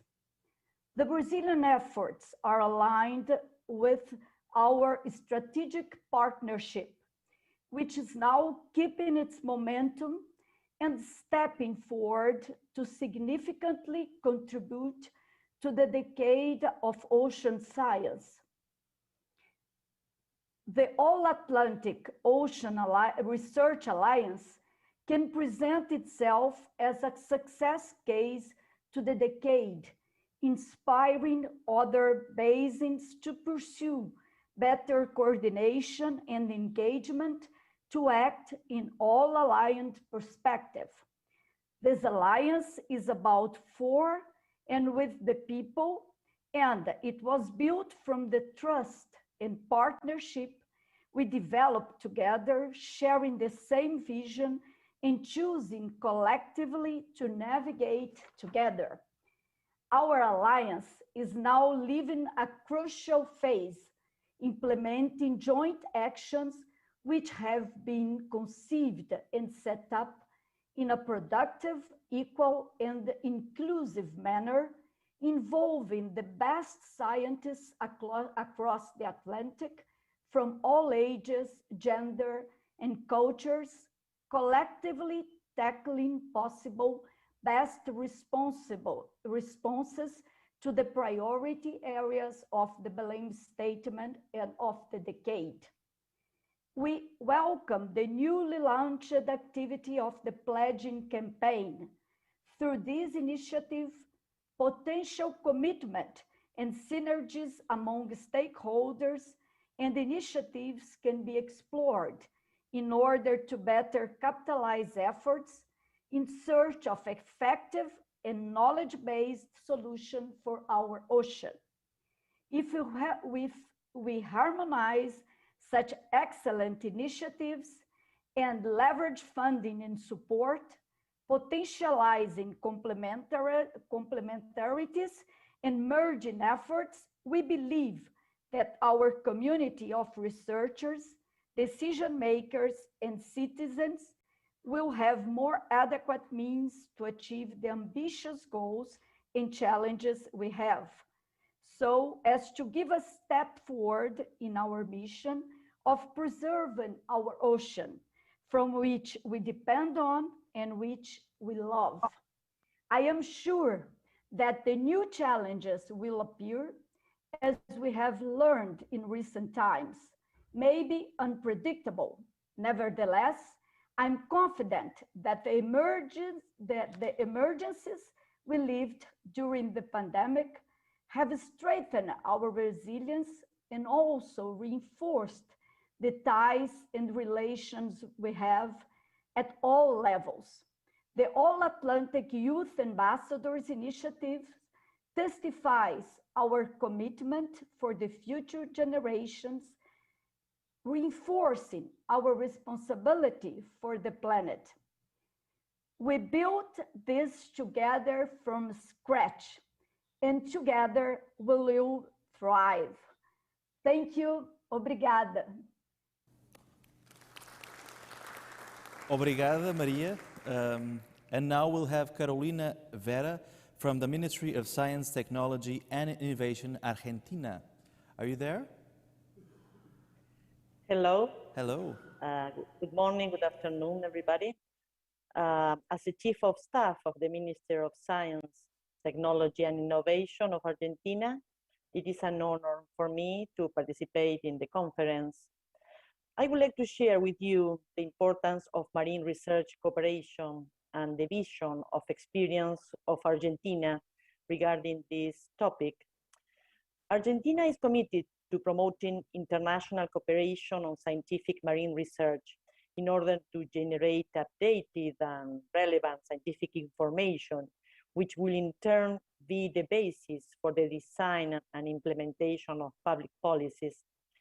We share the main challenges established in the decade of ocean sciences for sustainable development.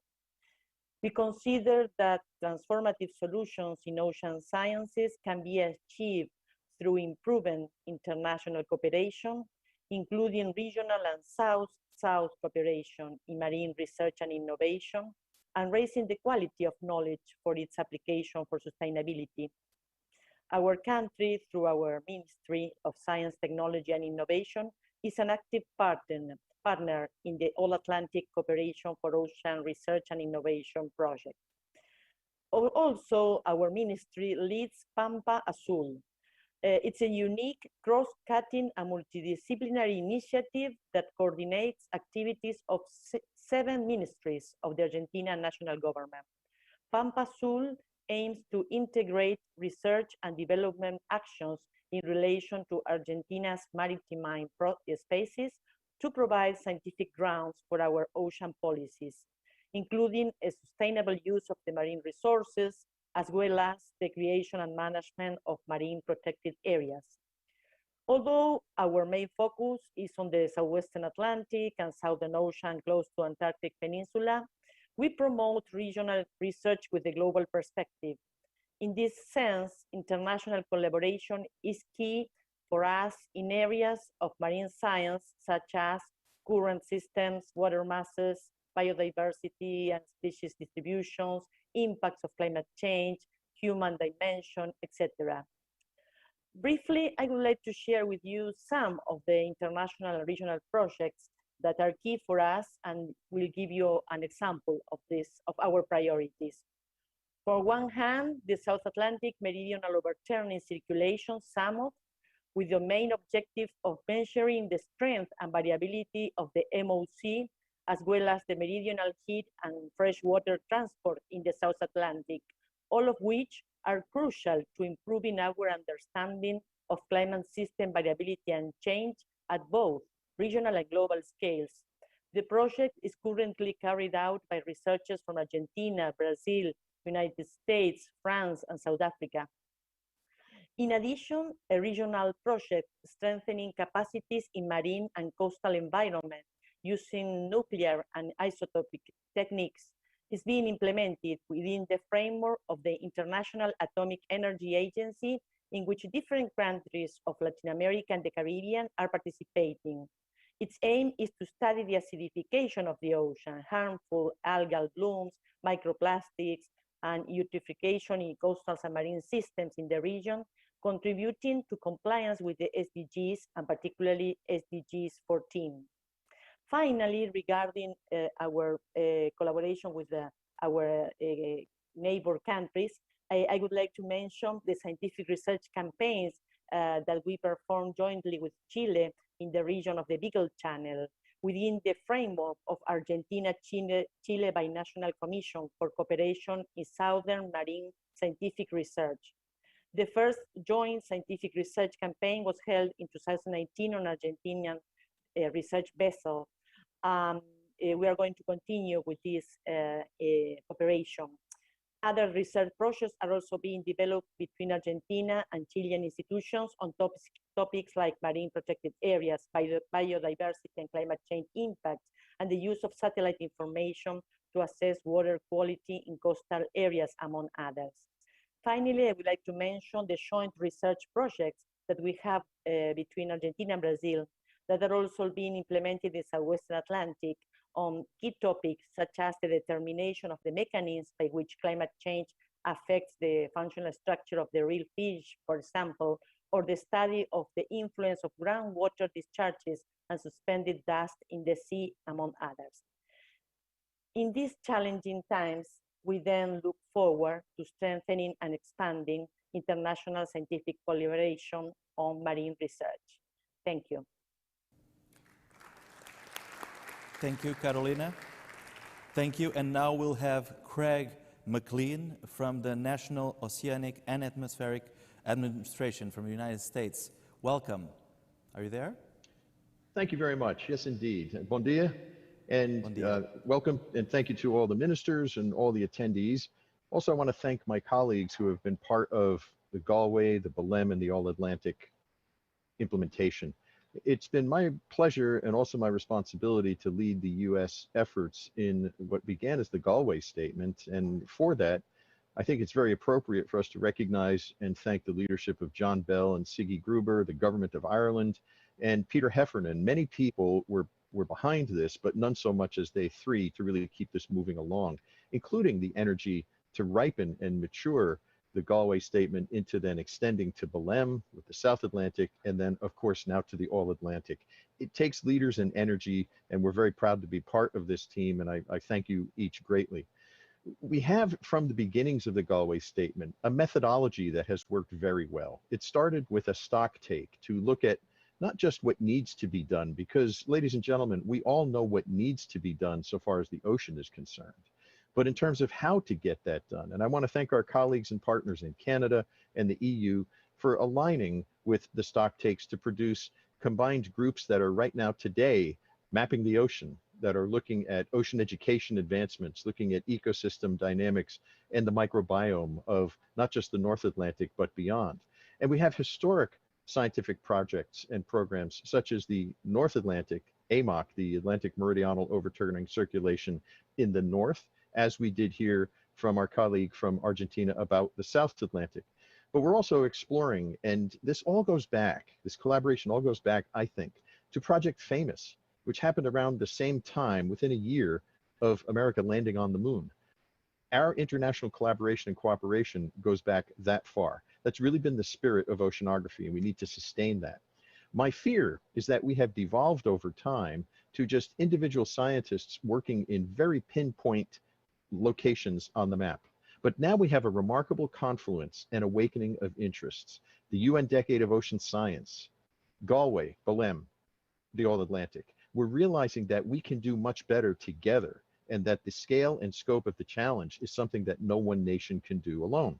So we move on then to the successes where we've seen in the South Atlantic, the work of the Parada Network, which is with Brazil, France, and the United States. SAMOC, as has been mentioned previously, so I'll not be repeating unnecessarily. And I'd like to highlight the Atomic Campaign, which involved Germany, France, United Kingdom, Barbados, and the United States. We had several ships, several aircraft, multiple autonomous equipment, all organized in a campaign. And may I stress that word, campaign. That is, I think, the direction of our success, where we bring the talent, the intellect, the resources of multiple nations in order to be working on what we recognize as a common problem. So in a brief statement, I would say we are doing very well, and the United States is very proud to be working with such esteemed colleagues as are gathered here in this meeting. Let us continue this. But now what needs to be done? It is indeed a big ocean. It's a very big ocean, and we know what needs to be done. We have heard many comments from the ministers in the opening session that really have characterized the important priorities that we must be working on. But how do we do this? How do we implement this? We have seen this transition from small scale to now thinking more ambitiously. And in working on the UN Decade of Ocean Science, I see that what we have in the All-Atlantic is a model that can be followed in other ocean basins, that can be then the implementation of the multinational, multidisciplinary, and transboundary or trans-scientific discipline and social science and equity and each of the other components that has been shared with us. Co-design is very important. We use that word a lot, and I think it's very important for us to align the timing and the planning of these expeditions, both on the scientific side and also on the sponsorship side. There are at least two parts to any successful undertaking. It is the scientific intellect to identify the problem, pursue the solutions, and then mobilize. But none of this can be done without the resources. And it's very important for us as governments in an intergovernmental setting, not just the transboundary and international scientific setting, to really be working on how we can align what is very different in each country of our funding mechanisms. I do think that we have an opportunity to explore and exploit that further. So as we work to align our timing and our resources, we have this opportunity. One other thing that I would like to mention in terms of what next needs to be done. On Monday, I will have the opportunity to testify before the United States Congress on the subject of what are big ambitions in the oceans. My answer, ladies and gentlemen, is going to be that we need to make the ocean transparent. Right now, the ocean is not. And our effort to understand as much as we possibly can on the submerged environment of the world as we do on the dry land, that scant 30% that is not inundated. But we don't live on that 30%. We live on a much smaller percentage of Earth. We need to make that ocean transparent, to map, to truly discover the marine ecosystem and the components thereof. There are many things that we need to continue to do. My final comment I would offer is that right now, as we sit here today, we have the ocean exploration ship Okeanos Explorer conducting surveys in the high seas on the Karen Seamount. And we're working to implement what started in Galway, extended in Belém, and really now today constitutes the All-Atlantic Research Forum. Last year, at our meeting in Brussels, I was sitting next to Minister Marcelo Morales from Brazil. And his heart was struck with the oil spill that took the coasts, nearly half the coast of Brazil. And we both discarded our prepared remarks to realize we had an opportunity because we were sitting together in the All-Atlantic Research Forum. And I offered the extension of the United States experience in oil spills to the plight that the Brazilian people were discovering. Just last week concluded a week-long forum on oil spill response and many social science aspects, not just the chemistry of oil spills. I do believe that, to me, that was the best example of why, what, and how the strength of this All-Atlantic Research Alliance in oceans is really going to be sustained, to demonstrate its value, and to allow us to really work in common based on those common experiences. Thank you very much, and we look forward to the continued prosperity of the All-Atlantic Ocean Research Forum. Thank you, Craig. And now we go a little bit up from America. We go to Canada. Aaron McPherson from the Department of Fisheries and Oceans. Hello, welcome. Thank you. Good morning or good afternoon. Bonjour tout le monde. It's a pleasure to be here with you today to participate in this session. And I'm speaking to you from my home in Ottawa, Canada, which is the traditional unceded territory of the Algonquin people. I'd like to start by thanking our host, Portugal and the European Commission, for bringing us together to discuss how we can innovate and work across and along the Atlantic to ensure a sustainable ocean. Over the past year, we've all been challenged to innovate. And I think we need to bring those attributes of innovation to tackle the scientific challenges faced by the world's oceans. Fisheries and Oceans Canada is a partner in the Galway Statement on Atlantic Ocean Cooperation Implementation. And so I'd like to speak this morning on the value of collaborative and coordinated approaches to address the ocean's challenges. As Craig's mentioned, the Galway Statement established a framework to advance scientific cooperation, and partners have brought together resources, expertise, infrastructure, and people power from multiple countries to advance key areas of ocean research. An example of this collaboration were the joint Atlantic Ocean Transect mapping missions, which brought together vessels and people from European countries, including Ireland and France, the United States and Canada, to complete lines of seabed maps across the North Atlantic and these missions pave the way for further work and new discoveries. It's the promise of that collaboration and what we can achieve collectively within the scientific community that helps fuel our support for and our commitment to the UN Decade of Ocean Science for Sustainable Development. As a member for the Ocean Decade Alliance, Canada views the decade as a mobilizing force in helping to advance and achieve Agenda 2030 and to ensuring a healthy and productive ocean for future generations. With the successful decade high-level launch event earlier this week and this All-Atlantic Research and Innovation Conference, it's clear that opportunities to work together on ocean science are at the forefront of the discussion. And as we've already heard from speakers today, realizing the ambition of the decade will need the full involvement of the range of voices, perspectives, and knowledge systems. To that end, one of the priorities that we've been working with international partners to advance and promote are activities that support and inspire women, girls, and youth more broadly in ocean science. By working together on common issues and challenges, we can achieve more.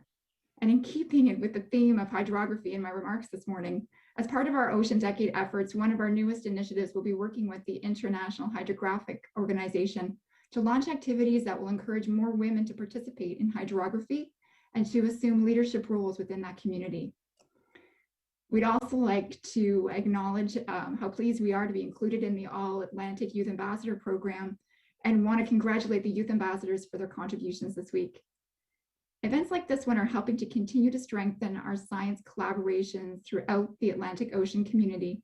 And I'd like to close by reflecting that the partnerships we've established under Galway and in the All-Atlantic Ocean Research Alliance provide an invaluable vehicle for continuing to tackle the range of challenges facing the oceans. I hope this conference will help to further catalyze those collaborative efforts along and across the Atlantic and help to create new ones. And I really would like to thank you for the opportunity to have to participate today and look forward to the rest of the discussions. Thank you. Thank you, Erin. And now last in this session, but not least, John Bell, Directorate General Research and Innovation for the European Commission. Welcome. Bom dia, João. Bom dia. Gostaria de agradecer à presidência portuguesa da União Europeia e ao governo regional das Açores por este grande evento oceânico. I hope I haven't upset anybody or said anything rude, but a big thank you to all for organizing this. So our event in the Azores at the center of the ocean is moving the ocean to the center of transition. And the European Union, with our partners here around the screen and around the coasts, is now committed over 30 years to this great transition to restore our environment and to bring our society and our climate into line. And the task, I think, as Craig has very elegantly said, the oceans are the blind spot, as they are when we look at the planet and we look at the green bits. We have to move the oceans using science from being a blind spot to be centered of the system as the transition moves forward, turning the lights on in the process in this magnificent ocean of ours. So 3 points. We've been asked about what has been achieved, and I think Yona and Jaira have come in very clearly on what has been achieved. What is clear is where we are today, literally where we are today. We have a remarkable community of people which is expressing a community of will and knowledge and cooperation. We have a political commitment that is deeper than when we started. We have an international cooperation that is wider and needs to get wider.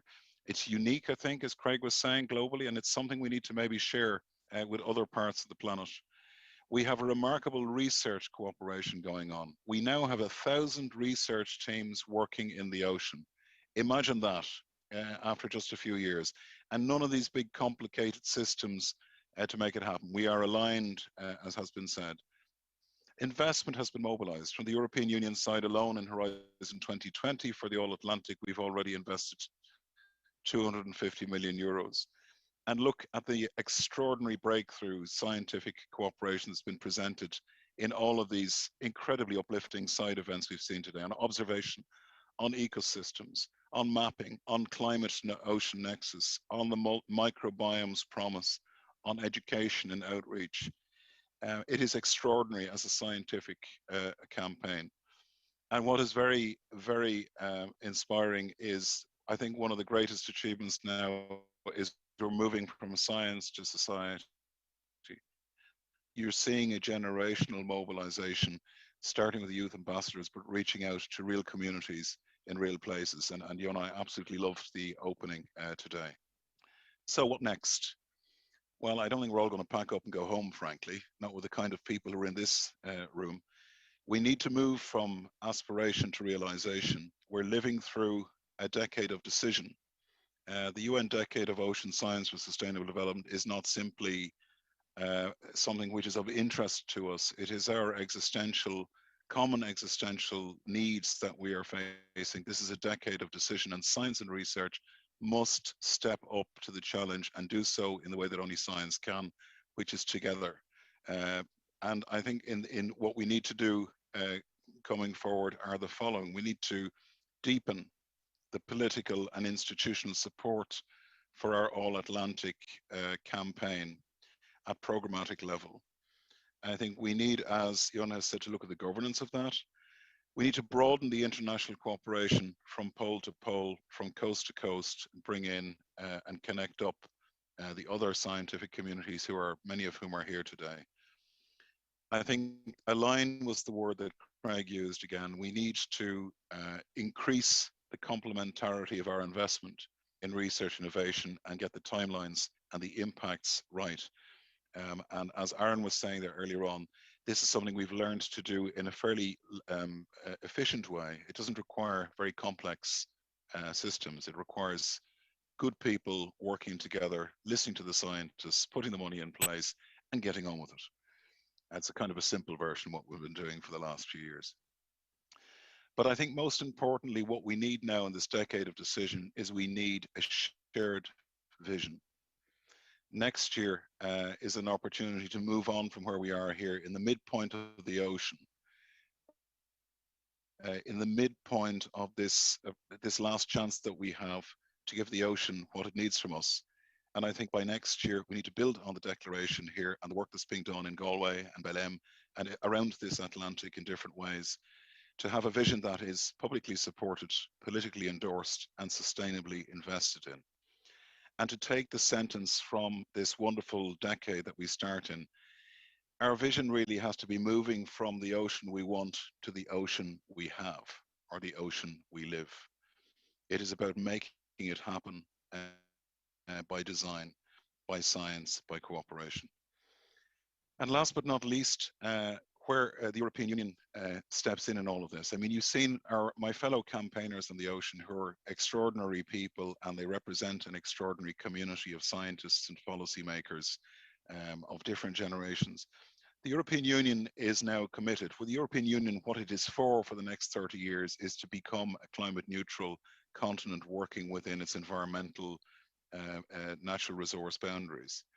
And we will commit to support this every step of the way. You heard Commissioner Gabriel asking us to go further and to do better and to do it together. We commit to that. That is our pledge in a day of pledges today. Horizon Europe will put oceans at the center, will be more ambitious. You've heard from Pascal Lamy and the team on Mission Starfish. If this is approved at the end of June, Mission Starfish gives us a new marshalling point, a new opportunity for this Earth shot, for this great opportunity to move heaven and earth in research and innovation to restore our oceans and seas by 2030. And we will change our laws and change our practices and change the way we invest and change the way we cooperate to make all of this happen as part of our Green Deal. And last but not least, we build a new partnership for a sustainable blue economy. So we'll be there with you, campaigning, convening, cooperating, pushing, as we move from this midpoint in the oceans on this great campaign to complete the transition by and for the ocean, for our community, where we live, and for the people who come after us. Thank you. Thank you, John. Thank you, Paulo. Thank you, everyone. That's a wrap for this session. We'll now prepare for the next one.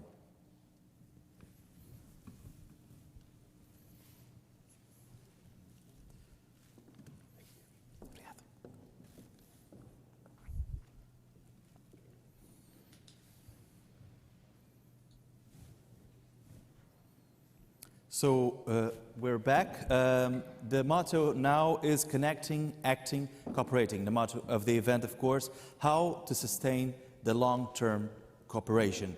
And for this, we'll have with us 22 ministers or representatives from the governments that are part of the Atlantic countries and beyond, because the Atlantic is important for more countries than the ones that have coastlines with view with the ocean.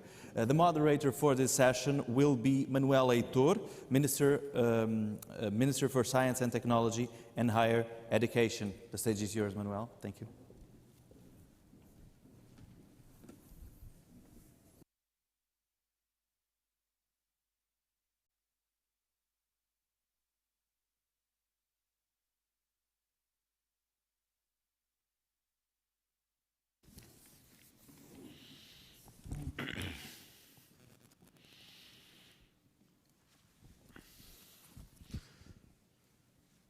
Mais uma vez, muito boa tarde a todos. Good afternoon to everyone, and those in the other side of the Atlantic, probably good morning. We have a very interesting debate engaging 20 different political ministers throughout Europe, Africa and the Americas. And I would like very much to, again, thank you, all of you, for engaging in this debate. But some of ministers have joined us personally, so I would like to call, first and foremost, Rosário Samba to be close with me. Also, Paulo Veiga. Rosário is Minister for Education, Science and Technology from Angola and a great friend over many, many years. Paulo Veiga, Minister of Maritime Economy from Cabo Verde. Marcelo Moraes, State Secretary for Training and Strategic Action in Science and Technology from Brazil. And our great friend Heinz Fassmann from Austria. Certainly, I would like to call also your attention for these time limitations, as usually in this debate, but all our ministers are very much used to participate in councils where time is always short, so I'd like to ask your interventions between 3, maximum 4 minutes.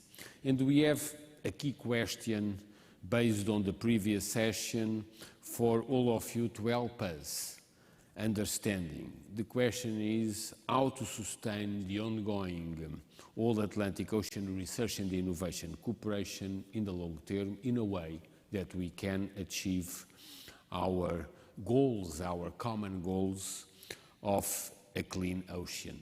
Actually, it was very interesting in the session before, this idea of a transparent ocean. The European Union has approved a major mission on clean waters, certainly on oceans, but also on rivers. But this overall idea, how can we deepen our research and innovation effort pole to pole towards a transparent Atlantic? And I would like very much to call your attention on this. We will start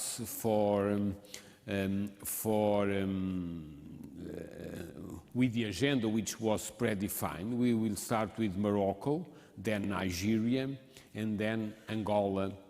And for Morocco, I'm very pleased to pass the word to Said Amazazi, Minister for Education, Vocational Training and Scientific Research.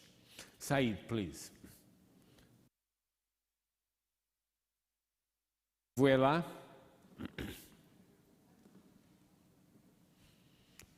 Okay, so I will pass to our second speaker. In the meantime, I hope that you can prepare. Our second speaker. Monsieur le ministre. Ah, voilà. Merci bien. Merci bien. Saïd. Oui, très bien.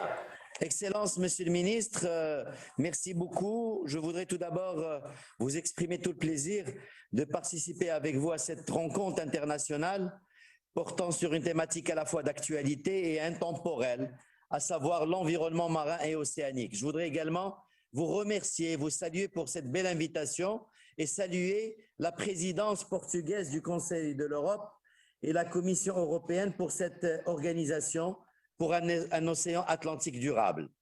Je voudrais vous dire que le Royaume du Maroc, suivant les hautes instructions de Sa Majesté le Roi, que Dieu l'assiste, s'est engagé depuis des décennies pour une politique de développement durable qui favorise l'équilibre entre les dimensions environnementales, économiques et sociales, conformément à ses engagements dans le cadre du sommet de la Terre de Rio en 92 et de Johannesburg en 2002. Nous avons également affirmé cette politique par l'organisation à Marrakech de la COP22. En effet, le Maroc a fait du développement durable un projet de société et un nouveau modèle de développement puisque nous avons adopté en 2017 une stratégie nationale de développement durable. Je voudrais également vous dire que Son Altesse Royale, la princesse Lalla Hasna, qui préside la Fondation Mohamed VI pour la protection de l'environnement, et marraine de l'Alliance pour la décennie des sciences océaniques pour le développement durable. Elle a réitéré lors de l'événement en février 2021 A Brave New Ocean, actant le lancement par l'UNESCO de la décennie des Nations Unies, l'engagement du Maroc en faveur de la protection des mers et de la biodiversité, tout en encourageant la solidarité scientifique mondiale.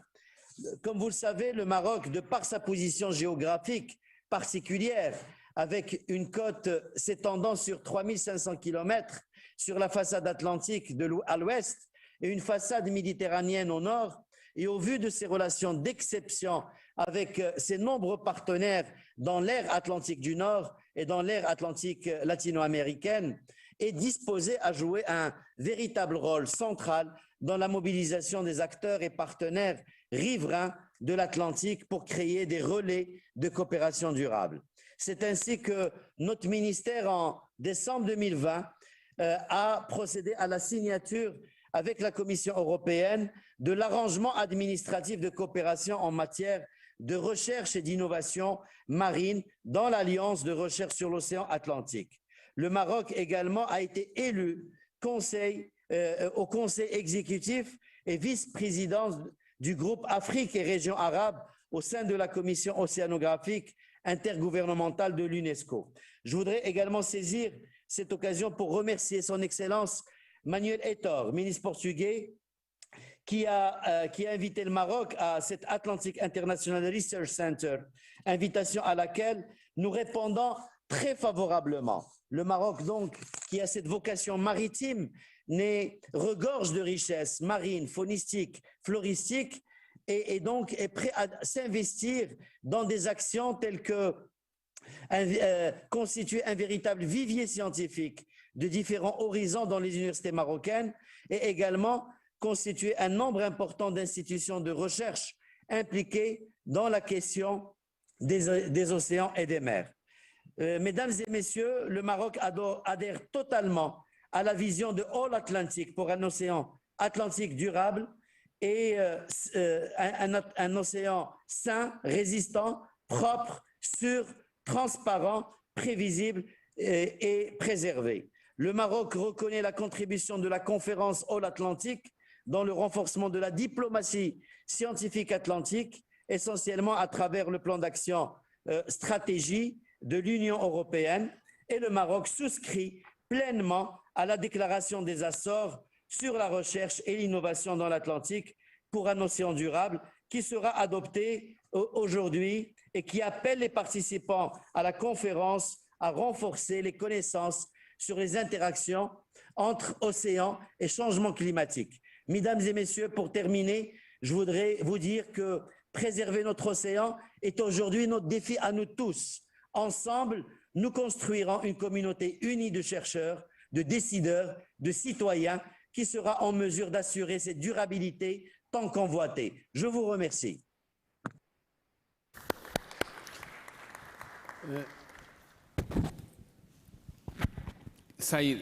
merci bien pour votre intervention et aussi pour accepter participer à l'Air Center, l'Atlantic International Research Center. Our second speaker will be Minister Ognobaya Onu from Nigeria, and after Nigeria we'll have South Africa. Ognobaya, please.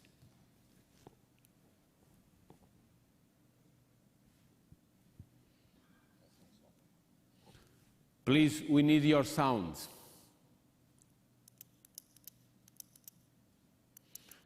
I should note that Nigeria has been a founding partner of the Air Center, and the collaboration with Nigeria has become very, very important in the last years. Please.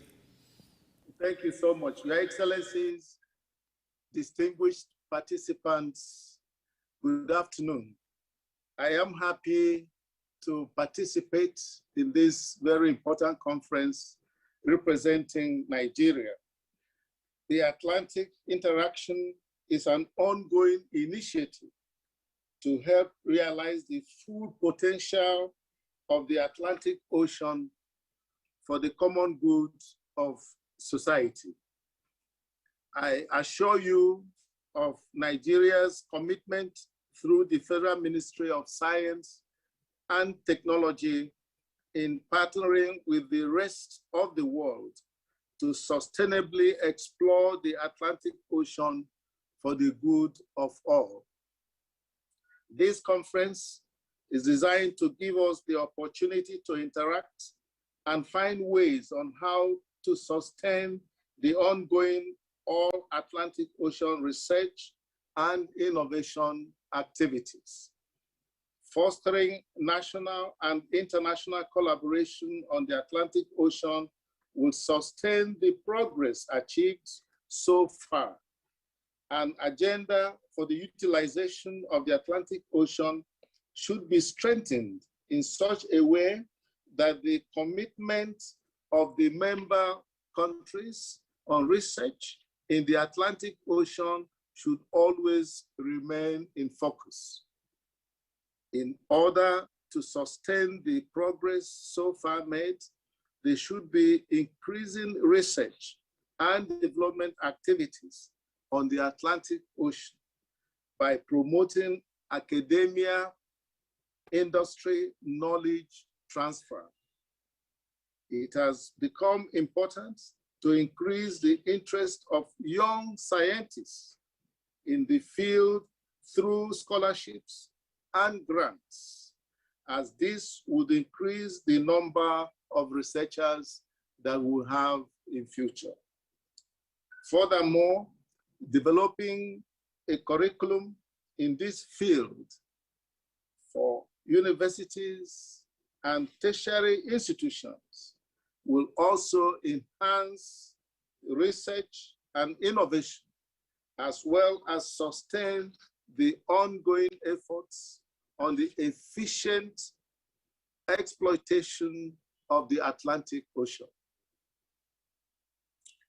Most distinguished participants, the Federal Ministry of Science and Technology in Nigeria is doing everything in its capacity as the representative of Nigeria in the Air Center to carry out its expected role. I thank you, and may God bless the entire world.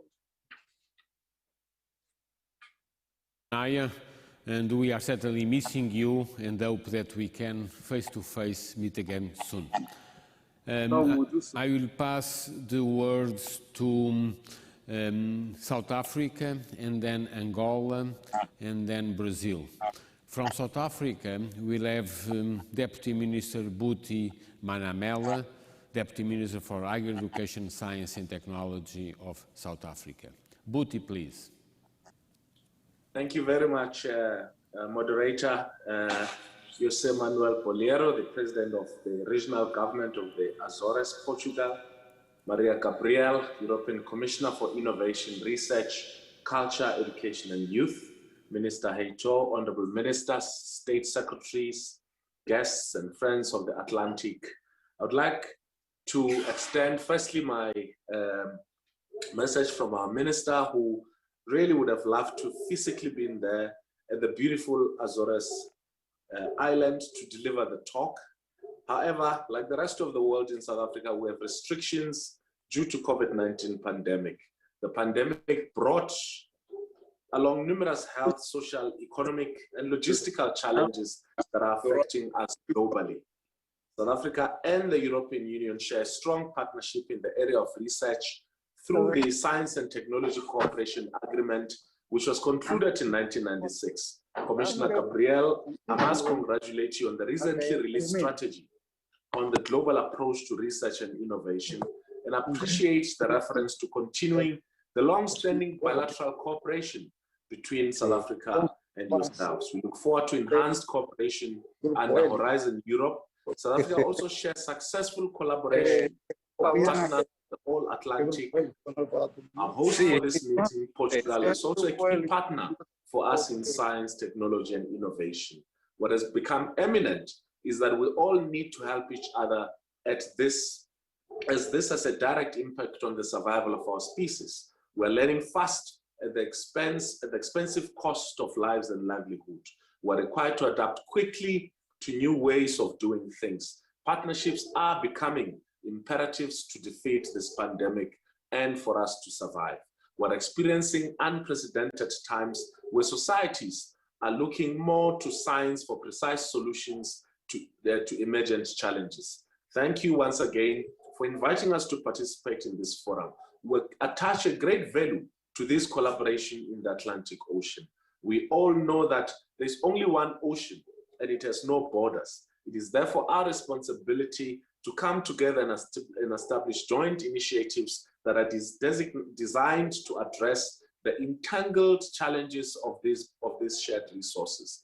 A move by the European Union, Canada, and the United States of America of signing the Galway Statement as a trilateral Atlantic Ocean Research Alliance entice South Africa and Brazil to partner with the European Commission through the Belém Statement for South Atlantic Ocean Collaborations. This was after the two countries had 2017 jointly launched the South-South Framework for Scientific and Technical Cooperation in the South and Tropical Atlantic and the Southern Oceans, which constituted a bilaterally agreed plan for scientific cooperation in marine and oceanic research between South Africa and Brazil. In December last year, South Africa hosted the third installment of the All-Atlantic Ocean Research Forum. That meeting focused on strategic ways and actions in which all-Atlantic research initiatives and activities can contribute to the socio-economic recovery from COVID-19, as well as the impact on the Atlantic communities and citizens. Some points that I wish to highlight on how we can continue to sustain our long-term cooperation. There is a need to create another type of science, preparing for post-normal science, especially now with the conditions experienced by countries during COVID-19. We need to emphasize the role of the ocean science in societies, the key role that the Atlantic Ocean research community needs to support, engage, and include everyone. Include everyone in society. We need to grow our cooperation through innovation. It has become clear that it is no longer any debate about the fact that our collaboration actions need to have an impact and they need to be relevant to the needs of our society. Going forward, our actions under the All-Atlantic needs to further enhance this together with multi-stakeholder collaborations through a cross-disciplinary approach. We recognize the significance of this Atlantic Ocean Research Collaborative Forum as a potentially positive contributor to the global efforts of addressing social and economic challenges. The theme of the current meeting aligns with our commitments through the Belém and Galway statements of ensuring that our activities in the Atlantic Oceans are sustainable. The South African government's economic reconstruction and recovery plan emphasizes the role of science, technology, and innovation. The role that science, technology, and innovation will play in our economic landscape. South Africa is committed to continue our current investment in science and innovation as They serve as an integral part of national growth and development objective. We're currently finalizing the Science, Technology and Innovation Decadal Plan that will focus on science, technology and innovation to help our country to benefit from technological advancement as well as geopolitical and demographic shifts. This will also enable us to respond to challenges and environmental threats such as ocean stress. Given the multitude of challenges faced globally, international cooperation has become key to our key to harness our collective resources to provide solutions. We need to join forces to confront shared global challenges. Our engagements and operations are key for our sustained cooperation in the All-Atlantic. I thank you and look forward to informative discussions and successful cooperation going forward. Thank you very much, Buti, for your deep intervention. I suggest we move the applauses to the end, and then we will bring a lot of applauses at the end. So now I move to Angola, then Brazil, and then Cabo Verde. And for Angola, I'm very pleased to pass the floor to Minister Rosário Sambu, Minister for Higher Education, Science and Technology. Rosário. Thank you, dear Manuel Heitor, dear ministers here present and others online, and dear State Secretary of Brazil. First of all, let me express on behalf of the Angolan Ministry of Science, Technology and Innovation our gratitude for the invitation to participate in this important meeting and for the warm welcoming and hospitality of the regional government of the Azores. Allow me to take this opportunity to address our best wishes to the Portuguese presidency of the Council of the European Union, and specifically concerning to the connection, action and cooperation focused at the Atlantic. As probably you know, Angola has 1,650 kilometers of length of the Atlantic coast. As an ocean, there is no doubt that the Atlantic is one of the preponderant elements for the well-being, prosperity, and security of present and future generations, which is reflected both in the SDG 14 about conservation and sustainable use of the oceans, seas, and marine resources for sustainable development, and in the African Union Agenda 2063, which emphasizes the development of the blue economy for accelerated economic growth. Based on these two premises, Angola reaffirms its commitment to scientific research and innovation relating to oceans and seas, and specifically to the Atlantic Ocean. However, without long-term strategies and scientific cooperation, it will be very difficult to fill the significant gaps that still exist in scientific research on oceans and seas.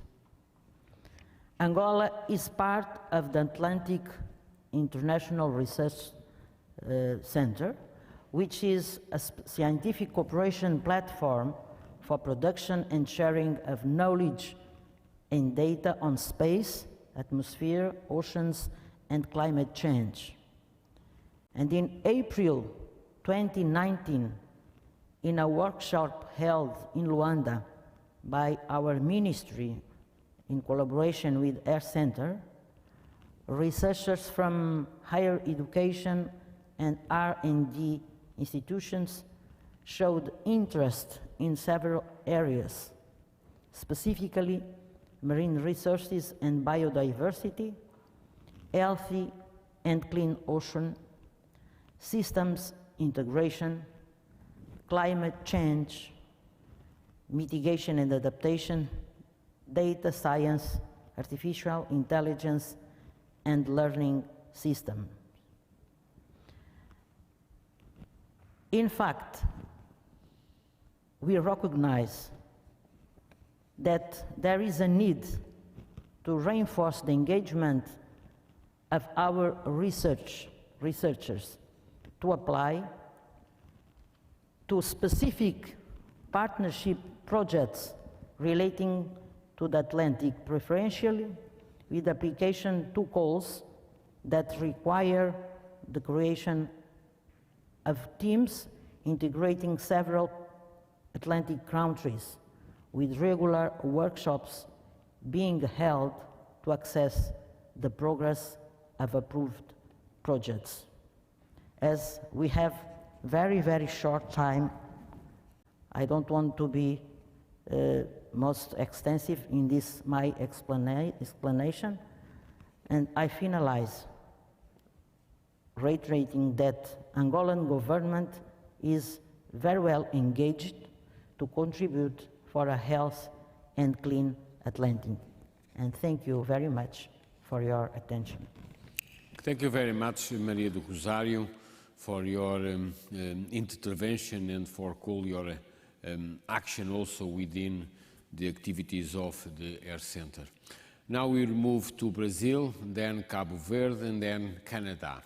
From Brazil, we'll have Marcelo Moraes, Secretary of State for Policies, Training and Strategic Action in Science and Technology. Marcelo, please. Thank you, Minister Manuel Heitor. Also, I would like to thank Minister Ricardo Santos and also José Manuel, Presidente Regional do Governo de Açores. Ladies and gentlemen, as a professor, researcher, and physician, I like to develop my arguments using case studies. 1 year after Brussels, and now in a reality that we could never predict, all the damage, the extension, and how science can definitely change the world, my case study for today will be the Atlantic Ocean. Yes, the Atlantic Ocean, our shared resource. And here and now, in Ponta Delgada, let me share with you all my remarks to the adequate and challenging question: how to sustain the ongoing Atlantic Ocean research and innovation cooperation in the long term. And I will start with the oil spill. As National Secretary for Research and Scientific Formation in Brazil, I was so concerned to provide scientific answer in the combat of the huge disaster of the oil spill that we suffered in Brazilian coast in 2019. I remember that I broke the protocol and I started my talk last year at the All-Atlantic event in Brussels, asking for help. And I learned from my medical experience that human empathy scales up with proximity, sharing of pain. And our marine biodiversity was in pain in this moment, last year. But also sharing of our respective experience and helping each other. This was certainly part of 4 respective commitments when we co-signed the Belém Statement and together started the All-Atlantic Voyage. My neighbor on the table last year at the Atlantic event in Brussels, the dear Craig McLean from NOAA, who suffered in 2010 with the explosion of the Deep Horizon platform, openly offered to help us by sharing their knowledge acquired with the disaster in the Gulf of Mexico. And I have the happiness to inform here today that thanks to the opportunity opened in that table, we from Brazil and United States succeed in the cooperation even under pandemic to organize last week a virtual workshop on oil spill in the sea. The event, which was small but very substantial, gathered the best scientists in their respective field to share and develop, learn from each other. We fostered 10 million reais for research projects last year to manage the oil spills in our coast. All this with conscience and concern that we must return appropriate and transparent information to the whole society, but especially to the most vulnerable ones. We must also train people in how to deal with such kind of disaster with safety, involving everyone from stakeholders to children and technicians and local communities affected in well-designed citizen science protocols. I'm sure that our excellent community of Atlantic scientists will provide us with their bright ideas, not just for oil spills, but regarding other hazards such as sargassum and harmful algal blooms, extreme climate events, and illegal, unreported, and unregulated, Minister Paulo Veiga, fisheries, as you said before. So, dear friends, the answer to how we will be able to sustain the ongoing All-Atlantic Ocean cooperation, which we construct so well and dedicatedly, path through honest, respectful, inclusive, sound, creative, share of knowledge, open data, infrastructure, marine goods, and service for through blue growth.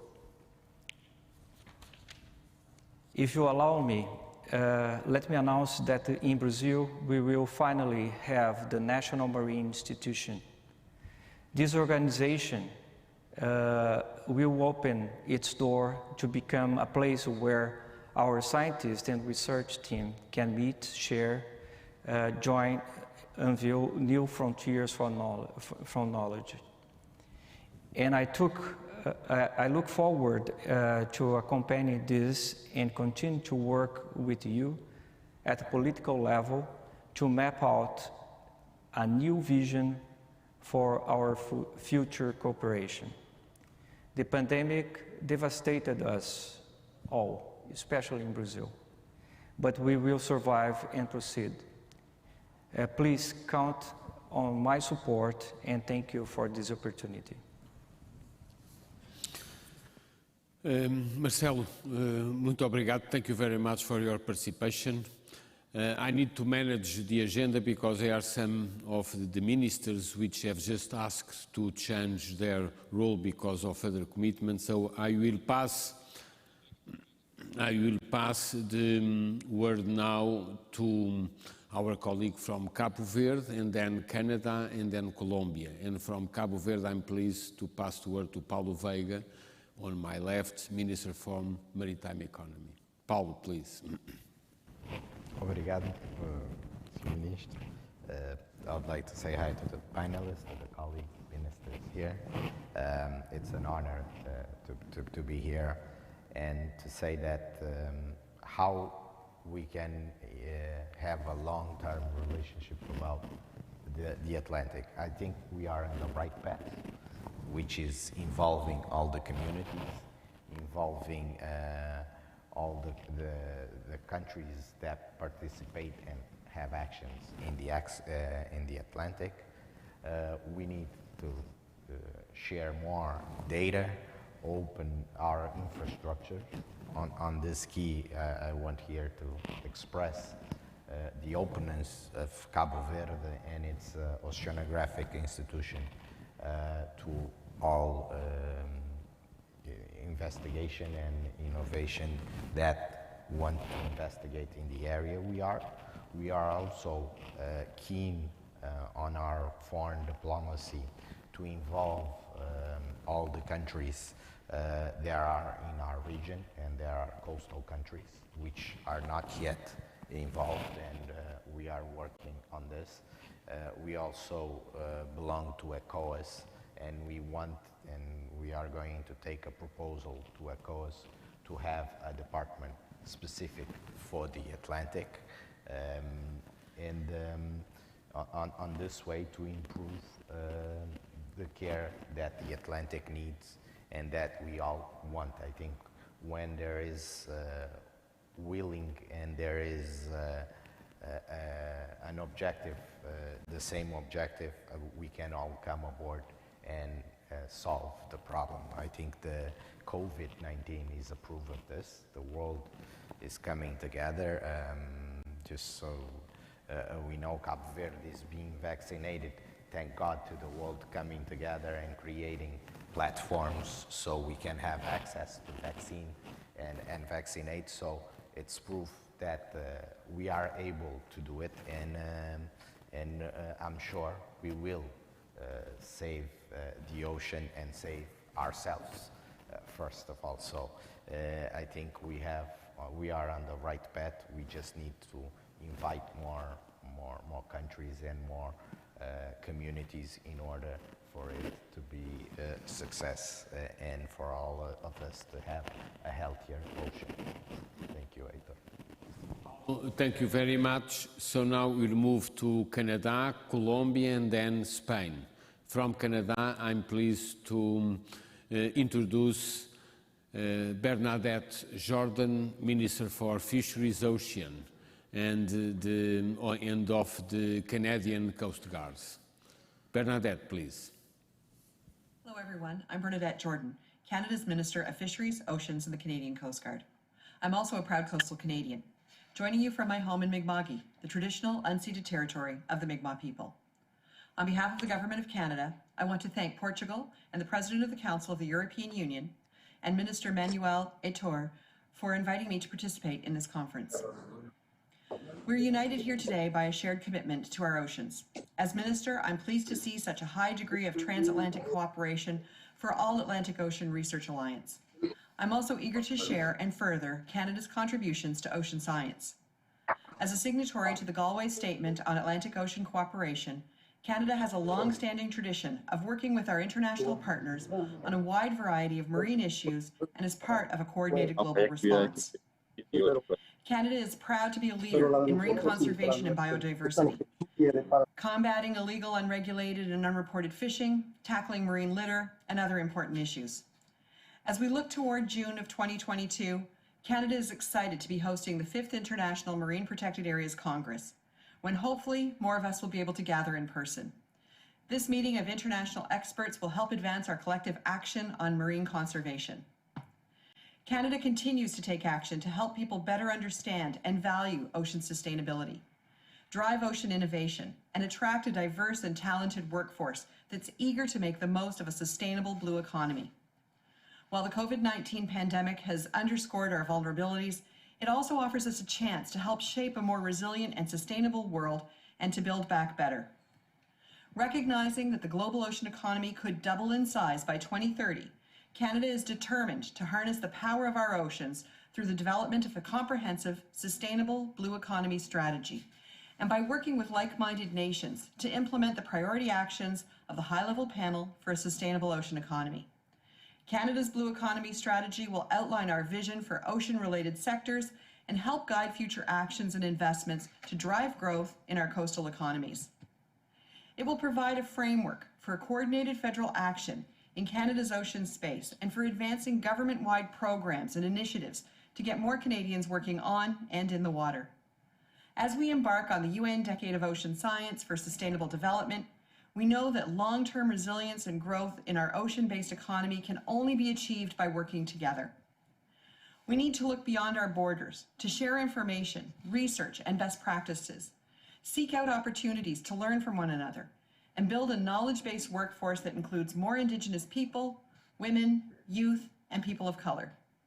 The All-Atlantic Ocean Research Alliance will help turn these words and ideas into actions. It's up to all of us to safeguard the health of our oceans for the sake of the present and future generations. I wish you all a very productive session today. Thank you very much, Bernadette.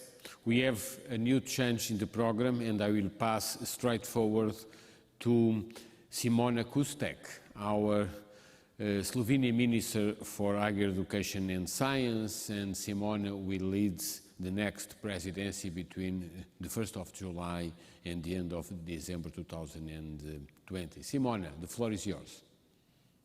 Thank you so much, dear Manuel, dear colleagues, dear researchers, especially dear youth ambassadors of the All-Atlantic Alliance, and dear all other participants.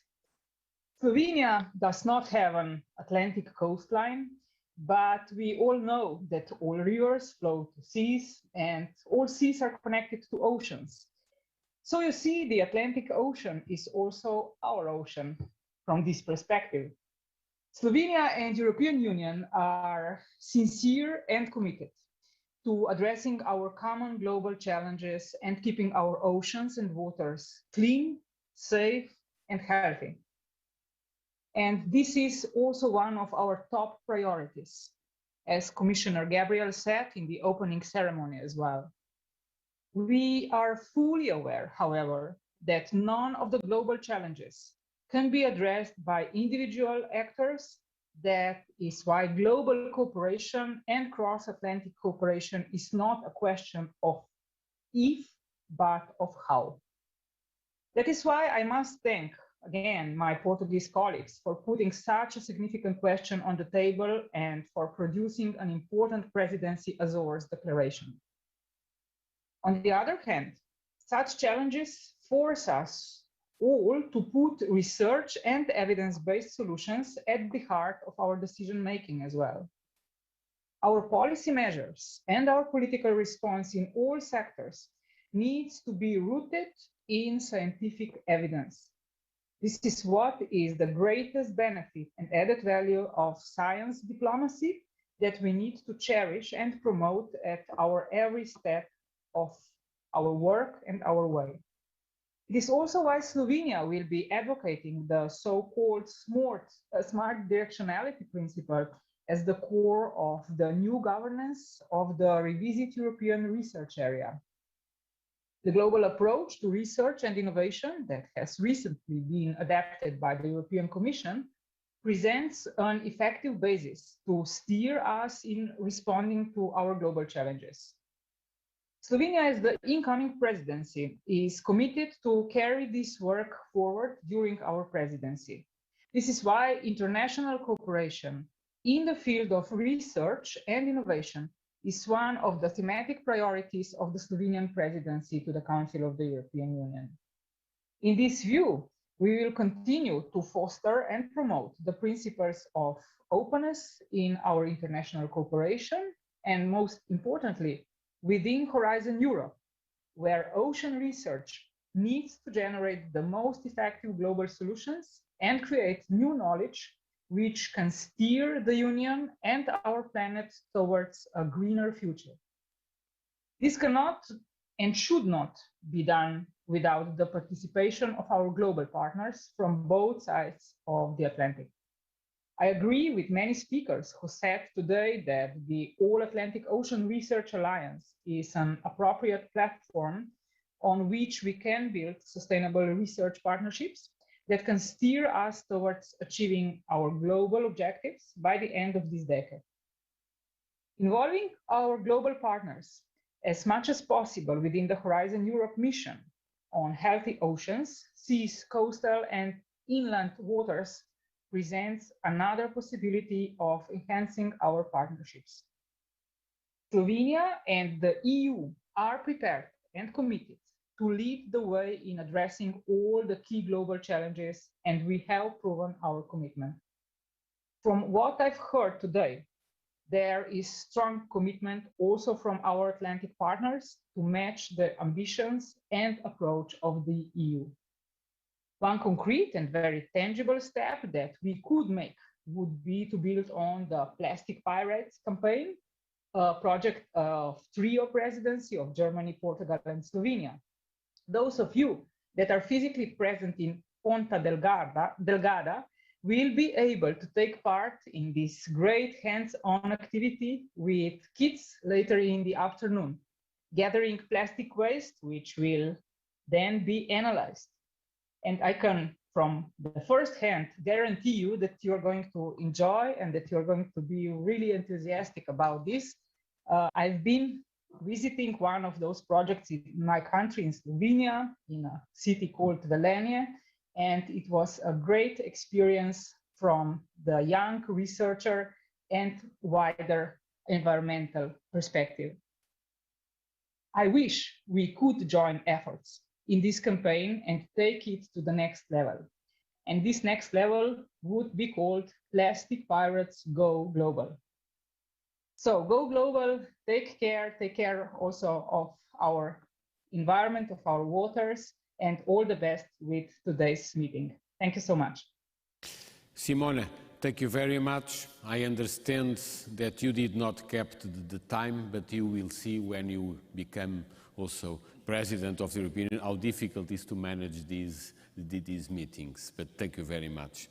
Our colleague from Colombia has just asked to enter later in the debate, so I will pass to Spain, then to France, and then to Ireland. And from Spain, I'm very pleased to announce Pedro Duque, Minister of Science. Pedro, please. Good afternoon, and thank you to Minister Aitor and all the organizers of this conference for the opportunity to contribute to this important gathering of policymakers, scientists, and entrepreneurs. Together, we can create a joint vision to tackle important global challenges such as ocean conservation. The health of our oceans is critical for the health of our societies. We know that understanding the inner workings of oceans is key to understanding the effects of climate change, and that the preservation of marine biodiversity is vital to our well-being. We also know that understanding the marine world and mitigating human impacts on its ecosystems isn't something that can be achieved by any single country. For this reason, Spain is committed to research and innovation in the Atlantic through initiatives such as the New Horizon Europe program. The specific missions relating to ocean research will soon be underway, and we will have no doubt that now is the time for research and innovation initiatives in the Atlantic to be solidified.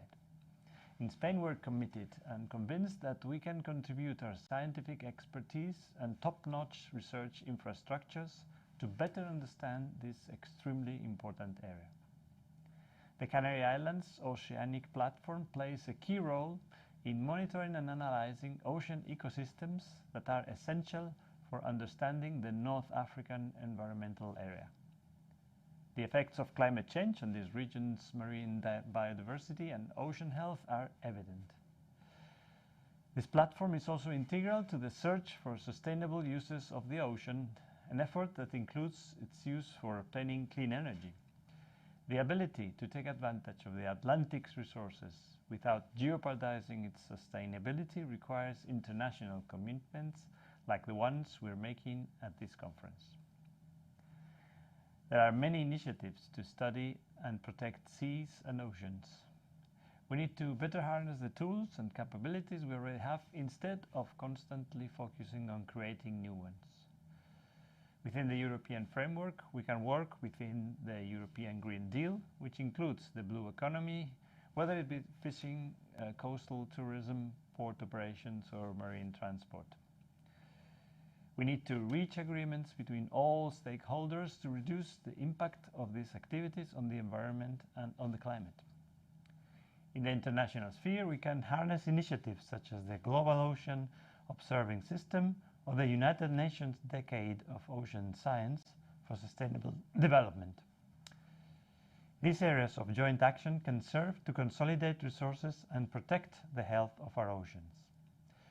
We need to develop a better multi-platform monitoring strategy in the Atlantic, and satellites like Sentinel-6, launched just last year, can play a key role on this effort. We can also use other resources at our disposal, such as our fleet of state-of-the-art research ships. The data that we gather with these tools can be better analyzed with more innovative techniques that employ big data strategies and artificial intelligence algorithms.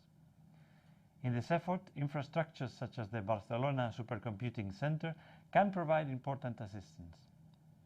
And all these efforts can be further reinforced by integrating marine and social sciences to bring about greater societal awareness and commitment to the health of our oceans. I hope that this conference will contribute to the global research and innovation efforts to protect our oceans. There's no doubt that our future depends on it. Pedro, thank you so much. So now we go back to Colombia, and then France, and then Ireland. And from Colombia, I'm pleased to introduce Sergio Cristancho, Vice Minister for Knowledge, Innovation and Productivity. Sergio, please. Buenos días, buenas tardes, good morning, good afternoon, everybody. I would like to thank Minister Manuel Heitor for the invitation to participate in this session, and I warmly greet all the ministers and high authorities that are with us today.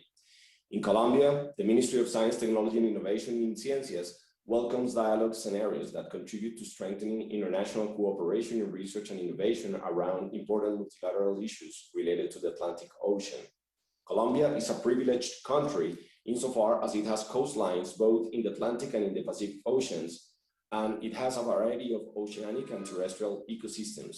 We also take pride in having more than 100 indigenous groups and other ethnic communities that play a key role in national conservation efforts for these ecosystems. I would like to begin my intervention highlighting that in Colombia, science, technology, and innovation have experienced favorable advancements in recent years. In December 2019, MinCiencias was created to lead the national STI system, as well as to make and evaluate public policy around this issue. Since then, we have worked on a variety of initiatives, including that of prioritizing knowledge generation about the country's biodiversity and understanding its possible uses and applications as a means to boost national bioeconomy. We do so through promoting not only high-quality research, but also a dialogue between scientific and local or ancestral knowledge, given our cultural richness and diversity. We currently have a series of broader STI policies that are the basis of more specific ones related to our topic of interest today. First, the Green Growth Policy that sets the horizon for the STI sector related to the implementation of the Sustainable Development Goals in Colombia underlines that our country's development should not be approached only from an economic standpoint, but also from a social and environmental sustainability one. Secondly, the Colombia as a Sustainable Bio-Oceanic Power 2030 policy seeks to base bioeconomy on the balanced management, protection, and adequate use of oceanic ecosystems. In 2019, President Duque convened a national and international commission of renowned expert scientists around 8 strategic areas to propose a mid to long-term route for the country to base national development on STI and become a knowledge-based society. One of these strategic topics was oceans and hydrobiologic resources. Derived from the overall recommendations of this commission and under the perspective of mission-oriented research and innovation, in December 2020, we launched the Bioeconomy Mission. This mission is aimed at promoting the sustainable development of the country through the generation of added value to Colombia's exuberant biodiversity, huge biomass production, and varied ecosystem resources.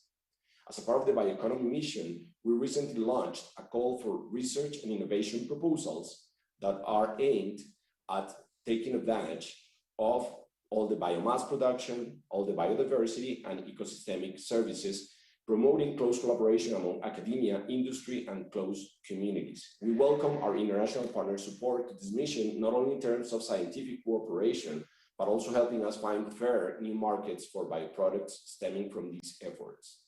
Another component of the Bioeconomy Mission is aimed at learning more about the country's continental and oceanic biodiversity, for which we have launched scientific expeditions, some of which have counted with the participation of international partners. In 2019 and 2020, 37 expeditions were done, including one to the Seaflower Reserve in the Caribbean and another one to Antarctica.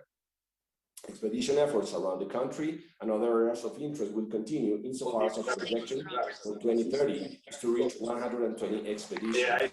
In 2021, for example, we plan to do 3 expeditions to the Colombian Caribbean in order to advance knowledge about its ecosystems while at the same time assessing the impact that hurricanes Eta and Iota had on them. We're also making progress in the design of another mission around water and climate change. The objective of this mission will be to guarantee the knowledge, conservation, and sustainable use of water and ecosystemic services, considering the cultural, social, and economic dimensions and sectoral policies that impact them. We encourage international research cooperation around expeditions as a way to more effectively advance knowledge in this regard. Sustainable research and cooperation in the Atlantic Ocean necessarily implies building research, technological development, and innovation capacities at the local level. As a way to foster regional collaboration around key issues, we're also proposing the creation of 12 regional centers of research, innovation, and entrepreneurship in marginalized regions of the country. The idea is to build on regional assets and goals by turning scientific and local knowledge into technological developments that can be scaled up, either as products or services, thus responding to regional needs and projections. 4 of these centers are located in the Colombian Caribbean coast and base their research, innovation, and entrepreneurship on their marine coastal ecosystems. MinCiencia recognizes that the local and international scientific, technological, and innovation effort needs to be strategically combined and well coordinated to achieve more ambitious goals in a shorter period of time. Therefore, international cooperation becomes a key factor. We're advancing a science diplomacy policy through which we will identify key partners for each specific priority and develop an agenda to address it. Finally, I would like to mention that Colombia is actively participating in regional and bi-regional cooperation scenarios aimed at developing pilots for the use of shared research infrastructure in the Ibero-American knowledge space and the Joint Initiative on Research and Innovation EU-CELAC. In both scenarios, infrastructure for research in the Atlantic Ocean has been prioritized, and I encourage you all to continue working on this together. We need to work on open science and partner with communities for this to happen. Progress in these and other initiatives will certainly contribute not only to address national challenges, but also to jointly advance with our international partners in our understanding of protection and sustainable use of ocean resources. Thank you very much. Sergio. So now we'll pass to France, then Ireland, and then Italy. And from France, we'll have Gilles Leric-Loala, Senior Scientific Officer at the Secretariat General for the Seas at the Office of the Prime Minister. Gilles? Muito obrigado, Minister Reitor. Mesdames les ministres et commissaires, messieurs les ministres et commissaires et leurs représentants, chers collègues, mesdames et messieurs. Boa tarde a todos. Desculpa não falo português, and I apologize, but I will move to French for the speak. So I hope you will be able to understand some part of it. Je représente aujourd'hui le secrétariat général de la mer qui est placé auprès du Premier ministre et dont la fonction est d'animer, de coordonner les travaux d'élaboration de la politique du gouvernement français en matière maritime. Ce secrétariat propose des décisions qui découlent de la politique arrêtée par le Premier ministre et s'assure de leur mise en œuvre. Pour cela, le secrétariat exerce une mission de contrôle, d'évaluation et de prospective, assure la coordination du suivi des textes relatifs à la mer et en propose les adaptations nécessaires compte tenu de l'évolution du droit international et communautaire. Le président de la République française, Emmanuel Macron, a demandé lors des assises de l'économie de la mer de 2019 que la France se dote d'une politique scientifique maritime ambitieuse à la croisée des grandes transitions à l'œuvre dans notre société, comme par exemple, évidemment, le changement climatique, la croissance de la population mondiale qui se concentre massivement sur les littoraux et pour laquelle l'océan peut représenter une source importante d'alimentation et de ressources à préserver et à développer, la globalisation qui multiplie les échanges, notamment via les océans, et j'aurai aujourd'hui une pensée pour nos amis du Sri Lanka qui malheureusement subissent des contraintes liées justement à cette maritimisation, et puis renforcer cette maritimisation, l'impact sur les océans, comme je viens de le citer. Aussi important, le rôle de l'économie et des voies maritimes. Autre point, la transition numérique qui rend accessible et utilisable de très grands volumes de données relatives aux océans. Pour cela, aujourd'hui, la France lance un programme prioritaire de recherche qui contribuera à la mobilisation de la France en soutien à la décennie des Nations Unies pour les sciences océaniques. Aujourd'hui, nous sommes tous réunis afin de montrer notre volonté de continuer les actions de coopération scientifique et d'innovation déjà entreprises en Atlantique. Il est nécessaire que nos politiques soutiennent les sciences océaniques, comme l'ont souligné les Nations Unies et de nombreux ministres aujourd'hui et scientifiques, afin de lancer avec les Nations Unies cette année la décennie des sciences océaniques pour le développement durable. Plusieurs défis se présentent aujourd'hui et les États atlantiques sont en première ligne pour faire face aux changements et bouleversements que notre planète subit. La mécanique océanique, affectée par le changement climatique, sera de nature à impacter largement les conditions de vie dans les territoires littoraux. L'érosion côtière, changement des régimes météorologiques, impact sur la nourriture et l'alimentation. Mais aussi, il y aura un besoin nécessaire sur nos ressources minérales qui seront probablement à prélever dans nos océans avec une vision environnementale. Les enjeux de la connaissance sont donc multiples et semblent de plus en plus mieux compris.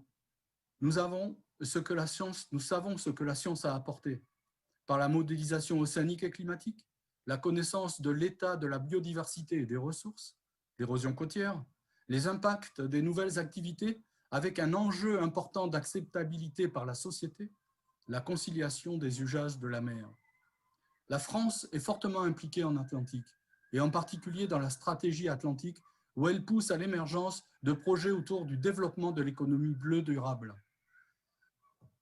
Je tiens également à souligner l'importance de la diplomatie des sciences océaniques aujourd'hui. Et nous devons soutenir des actions menées de façon communautaire au niveau de l'Europe, mais bien sûr en collaboration avec nos partenaires que nous voyons nombreux aujourd'hui. Et je vous remercie tous d'être présents pour soutenir cette recherche en Atlantique. Évidemment, la France souscrit pleinement à la déclaration des Açores pour un océan durable qui sera adoptée aujourd'hui. Merci beaucoup. Muito obrigado et à bientôt. Merci bien pour votre intervention. So now we pass to Ireland and then Italy and then Norway. And from Ireland, I'm pleased to introduce Simon Harris, Minister for Further and Higher Education, Research and Innovation. Simon, please. Dear Minister Hayter, dear ministers, dear colleagues, congratulations to my Portuguese friends, and thank you so much, Manuel, for the invitation to take part in this important conference today. While it would be so great to be with you in the Azores in person, unfortunately that's an opportunity that's going to have to wait for another time. Ireland continues to be committed to the development of research and innovation in the marine sector. In our programme for government, we formally acknowledge the critical role of research and innovation to help monitor, understand, protect, preserve and harness our oceans and our seas. We also set a number of marine-related goals linked to biodiversity, climate and bioresources, as well as integrated policy and marine spatial planning. In fact, Ireland has undertaken one of the largest civilian seabed mapping programmes in the world, with the ambition to have Ireland's entire seabed mapped by 2026. Seabed and habitat mapping is crucial in gaining the understanding needed to sustainably manage the resources our oceans contain. But we also recognise that if we're to unlock all the secrets our oceans hold, we need to work together. And this conference on the All-Atlantic Ocean Research Alliance is an exceptional example of international science diplomacy, which is crucial in increasing our knowledge and understanding of the ocean at such a critical time in our history. Increased global awareness and cooperation is needed to bring focus and attention to the need for action to reduce and mitigate the dual threats of climate change and biodiversity decline on our seas and ocean. The research collaborations and strengthening of our Atlantic ties here today are an essential part of that action. In Ireland, we've engaged with this process from the very beginning, and we're proud to have been pivotal to the establishment of the All-Atlantic Ocean Research Alliance through the signing of the Galway Statement back in 2013. This alliance has gone from strength to strength. The breadth and scope of engagement through the Galway Statements and others, and the scale of achievements through research has been hugely impressive. In order to ensure this work continues into the future, Ireland urges continued support for and engagement with the Atlantic Strategy Committee, which Ireland is privileged to chair this year. Through the strategy, we share expertise and knowledge, we explore ideas and synergies, and we build on the future of the blue economy in the Atlantic. The success of this strategy and the Atlantic Action Plan is underpinned by the research and innovation activities implemented as part of the Galway and Ballina statements. Ireland sees continued collaboration with partners across a wide range of areas under Horizon Europe as another key component of supporting further actions. Furthermore, Ireland sees the enormous opportunity that's presented in the EU mission for healthy ocean, seas, coastal and inland waters.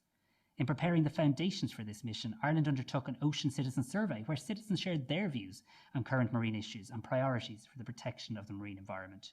Views expressed in feedback from the survey clearly indicate support for the priorities outlined in the mission Starfish report. These survey results are used to inform our preparation for our next National Marine Research and Innovation Strategy. Citizens are crucial to the design and implementation of these EU missions in helping to set objectives and targets and ensuring that missions like this one make a real difference in everybody's life. In that context, I'd also like to mention a broader consultation and engagement which we'll be undertaking in Ireland called Creating Our Future, which will gather the ideas of people in respect to what research and innovation should be done in Ireland to address common challenges and to improve our quality of life. Just as Ireland is at the very heart of the Atlantic is at the very heart of the Irish, and we're grateful to be contributing to conversations here over these 2 days that will drive efforts to ensure our shared resource is healthy, sustainably productive, and preserved for many generations to come. Thank you very much. Thank you so much, Simon, for such a deep intervention. So now we move to Italy, and then to Norway, and then to Austria. And from Italy, we will have Marco Giunghi, diplomatic advisor for Cristina Messe, the Minister of Universities and Research. Marco, please. Thank you, Presidency, Mr. Chair. I'm honored to represent Minister Cristina Messe, Italian Minister for Research and University, who is presently held in a previously unscheduled cabinet meeting, but she would have been more than happy to participate in an important event paving the way towards a sustainable future for all our countries. So allow me please to deliver on her behalf a speech that she would have delivered personally. Italy is historically and geographically interconnected with the sea and has a long-standing tradition of exploration, research and innovation in the marine and maritime domain. Furthermore, Italy is on the forefront in research at the poles, is a partner in international observatory projects and participates in projects involving common infrastructures related to both the Mediterranean and the ocean. I'm also very proud to say that Italy is coordinating one of the important All-Atlantic projects, Atlant-ECO, funded by the EU program Horizon 2020. Italy firmly believes in the importance of studying, understanding, and safeguarding our seas and ocean. For this purpose, the Italian Ministry for Universities and Research has strongly supported the activities of the National Institute for Oceanography and Experimental Geophysics focused on ocean research. In May 2019, the Institute acquired the first research icebreaker in Italian history, thanks to the funding from the Ministry for Universities and Research. The Laura Bassi vessel, serving a multinational scientific community, has already completed 2 expeditions to the South Pole as part of the Antarctic Research Program.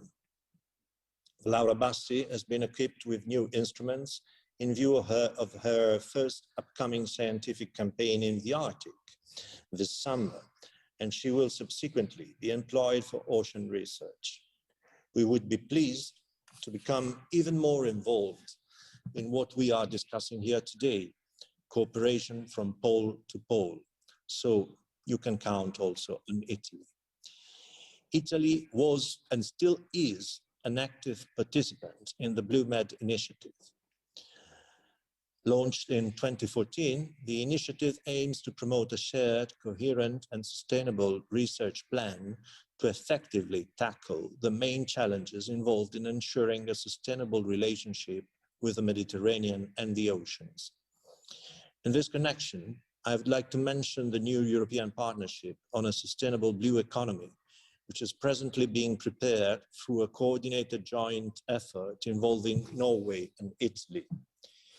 We believe that research and innovation in the long term must be sustained on three major pillars: planning, infrastructures, and training. This approach applies to both national and international projects. And at international level, a multilateral dialogue will lead to detailed planning, shared infrastructures, and effective approaches to train researchers and raise public awareness on the importance of research activity and its goals. Long-term multinational projects are ambitious.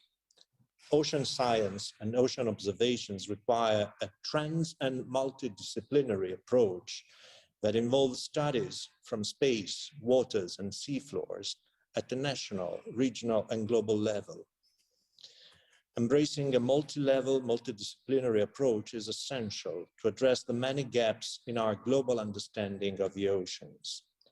Costs can be relevant, but the value of the information is worth the effort. And in the long run, the value of the data accumulated will increase. A few days ago, at the Bauhaus Overseas Conference, also hosted by the Portuguese presidency, Italy underlined how seas and the oceans are home to a large part of the world population. 41% of the European Union population live in coastal regions, provide food.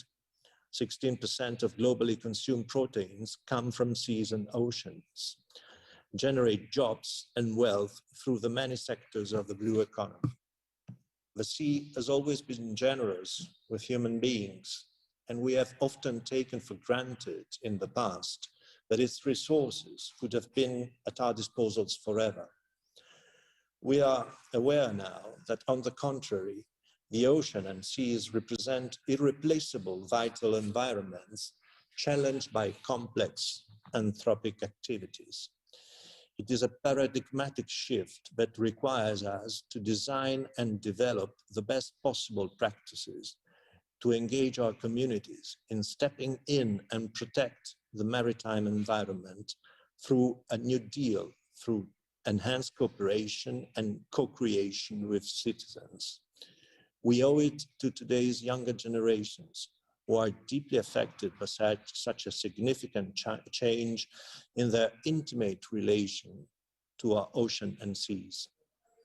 Effectively reaching out to the public in view of enhancing inclusive citizen engagement in sustainability has become essential, and all institutional stakeholders, industry, academy, society at large, should join forces to deliver on this goal. Together, we must promote actions designed to connect science to society and be persuasive about the need of all-Atlantic ocean research and innovation cooperation in the long term. We must invest in educating young people so that they can become good stewards of maritime resources in the future. In this perspective, Italy will also play an active part in rolling out the future Horizon Europe mission on healthy ocean and waters. Working together to restore our ocean and seas and building a common understanding of their vital importance for our survival would also help us to define a common strategy for developing the maritime community's skill and competencies. These blue skills would also be relevant to the objectives of Atlantic cooperation in marine research and innovation. Thank you for your attention. Much, Marco, for your intervention and also for recognizing the key issue in Europe for coastal areas. Actually, your reference to the European new Bauhaus of the seas was very interesting. We should also remember that ocean observatories were introduced 20 centuries ago by the Roman Empire, actually setting up a number of observatories throughout Europe, and actually the Air Center on the 21st of June will organize a conference to look at the last 20 centuries of ocean, sun and moon observation, certainly moving from the Roman and Greek mythology to science and research. But our next speaker is from Norway, and then we have Austria, and then we'll have the Dominican Republic. From Norway, we will have the Minister of Fisheries and Seafood, Odd Ingebrigtsen. Dear Excellencies, Norway extends a heartfelt thanks to the Portuguese presidency for its tireless will to underline the importance of our oceans. The oceans will play a significant role in the recovery from the COVID-19 crisis. Research for the high-level panel for a sustainable economy, where Portugal plays a very important part, shows that every euro invested in sustainable ocean-related initiatives yields 5 euros in return, and often more. A blue boost to our global recovery efforts will reduce carbon emissions, enhance food security and diets, build resilience, and create more sustainable jobs. Yet the oceans are under stress. Blue growth must be based on sustainable ocean management and the best available scientific knowledge. I believe we should use all the platforms that are available to us to connect, act, and cooperate. It makes me optimistic when I see Nofima in the north of Norway coordinate a huge EU-financed project for sustainable low-trophic species aquaculture with 35 Atlantic partners. We must uphold our long-standing cooperation through JPE Oceans. It is a success. In no small measure thanks to Portugal. We must strengthen platforms that have proven very valuable: OSPAR, ICES, and the regional fisheries management organizations. Looking to the future, the UN Decade of Ocean Science will address important challenges. EU's Green Deal and Horizon Europe will be important mechanisms for joint problem solving in the Atlantic. Norway greatly values our close cooperation in bringing the Pan-European Sustainable Blue Economy Partnership forward. The partnership will be implemented in cooperation with the European Commission and will play a major role in transforming Europe in the marine and maritime field. To move forward, we need more knowledge. This must not be an excuse for not acting now.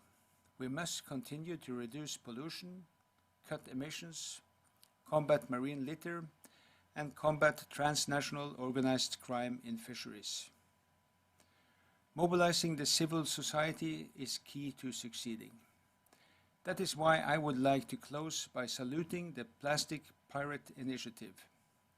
Similar initiative in Norway has shown that it is a great way to tap the young generation's interests for the oceans. Together, we can give a blue boost to the economy while safeguarding the ocean and thus building resilience against future crises. Thank you so much for your attention. Very much, Odd, and also for keeping us in line with this idea that acting now. So now I will pass to Austria, then the Dominican Republic, and then São Tomé and Príncipe. And for Austria, we have with us Heinz Fassmann, the Federal Minister for Education, Science and Research. Heinz, please. Thank you very much. Thank you very much for the invitation and the possibility to stay here in the Isle of Azores and to experience this beautiful landscape. If Manuel Aitor is calling, I'm reacting and I'm coming, maybe also as a sign of thankfulness for this perfect organization of the Portuguese presidency. Maybe Portugal is sometimes underestimated, and I do share this impression maybe from an Austrian perspective as well. The discussion of today is interesting and important also for Austria. Although we have no oceans, we have only seas and rivers. We lost our coastline around 100 years ago. I have sympathy for the concept of a continuum ocean, climate, weather, space interaction that makes sense and that show that everything which has happened here do have some impacts in Austria, maybe in the middle or long term as well. I'm also impressed. I asked my researchers at the university that 95% of the global heat is stored in the oceans. And if this would not be possible, the heat of Austria would be quite in a different way. We are living in one world and all parts are interconnected. Austria cannot escape from this planet. We are here and we have to cooperate with maritime countries. The Azores Declaration, I read this paper, is an accurate paper, an excellent paper, summarizing the need for a strong cooperation.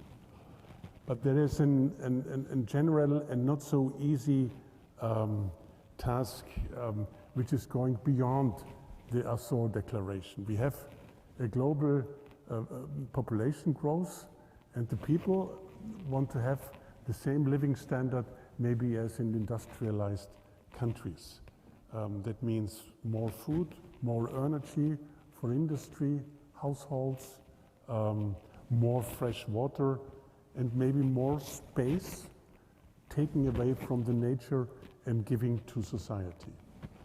Therefore, the transformation of the society and economy has to be directed towards a sustainable growth. That's clear. This is fundamental, and this is a huge demand for the contemporary society. We as politicians have the obligation and the responsibility to guide and to lead the way. In Austria, we finance and support research for a sustainable society. All our lakes are monitored with regard of temperature, oxygen, biomass, and other variables. We have long time data series dating back to the 19th century, and we know exactly what happened during the last decades.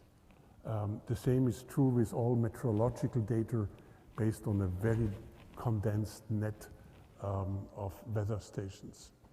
My government decided that the energy production should be replaced by renewables until 2030. So we want not to wait until 2050, we want to make it earlier. That's very ambitious. We have important resources to produce sustainable energy, our hydropower. We also try to make use of geothermy and of solar energy. However, our winter is cold and the sun is behind clouds, so we always need to have alternative methods in that period.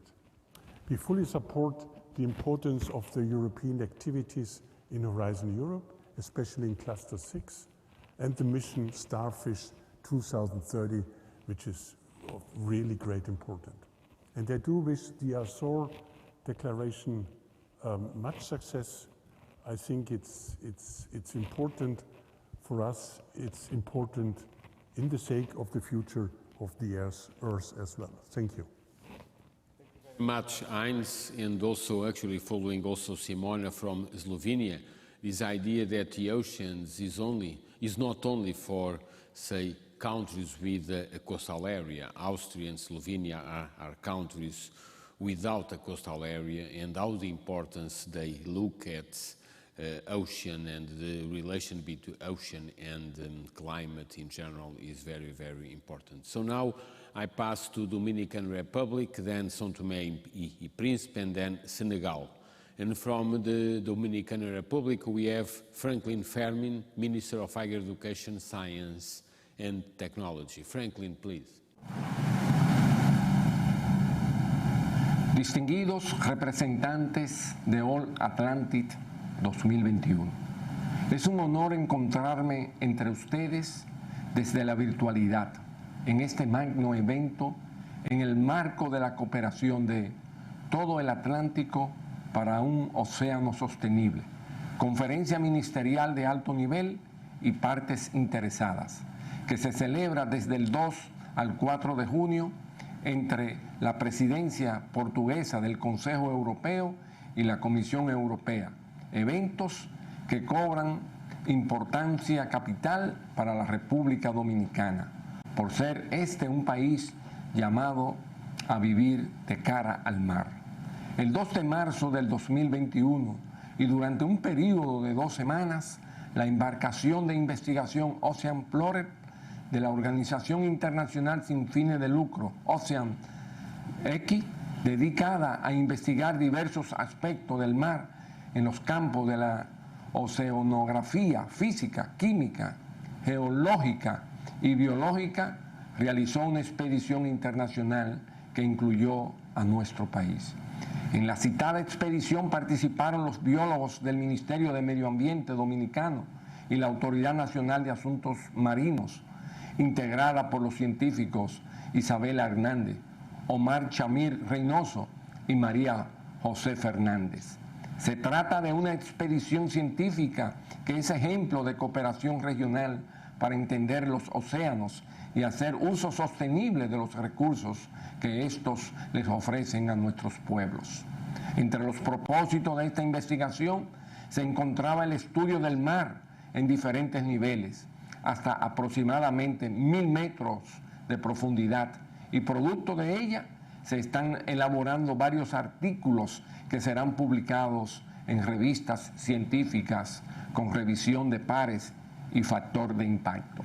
En esta misma línea, el Ministerio de Educación Superior, Ciencia y Tecnología, que me honro en presidir, ha financiado diferentes proyectos de investigación, cuyo tópico principal es la salud del mar y los cambios en la biodiversidad del mar Caribe y el Océano Atlántico.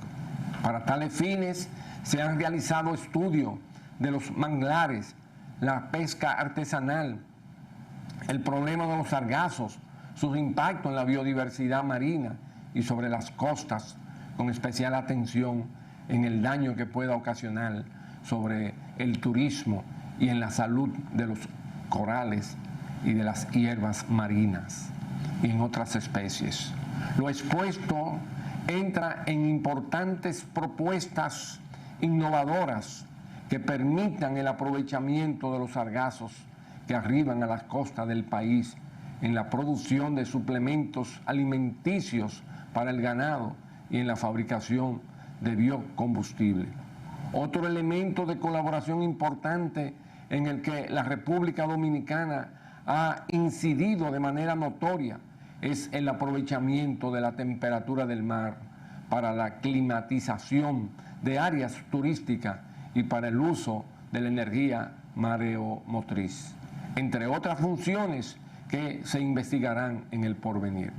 La contaminación marina de diferentes maneras, como el vertido de aguas residuales, la presencia de microplásticos en los espacios de la biodiversidad marina, también son objeto de estudio en la embarcación de investigación Ocean Explorer.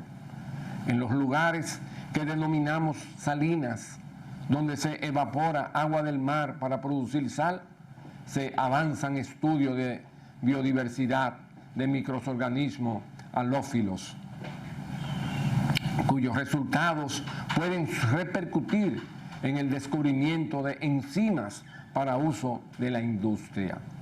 El estudio de este recurso puede conducir al desarrollo de un turismo científico y educativo que, además de generar más recursos, repercutirá en mayor desarrollo en la investigación, mayor colaboración con la comunidad científica internacional y más amplios y profundos conocimientos que contribuyan a mantener a nuestro país de cara al mar. Estas investigaciones coadyuvan a forjar conciencia acerca del mar en todas sus dimensiones y a incentivar su estudio en todos los niveles de la educación superior.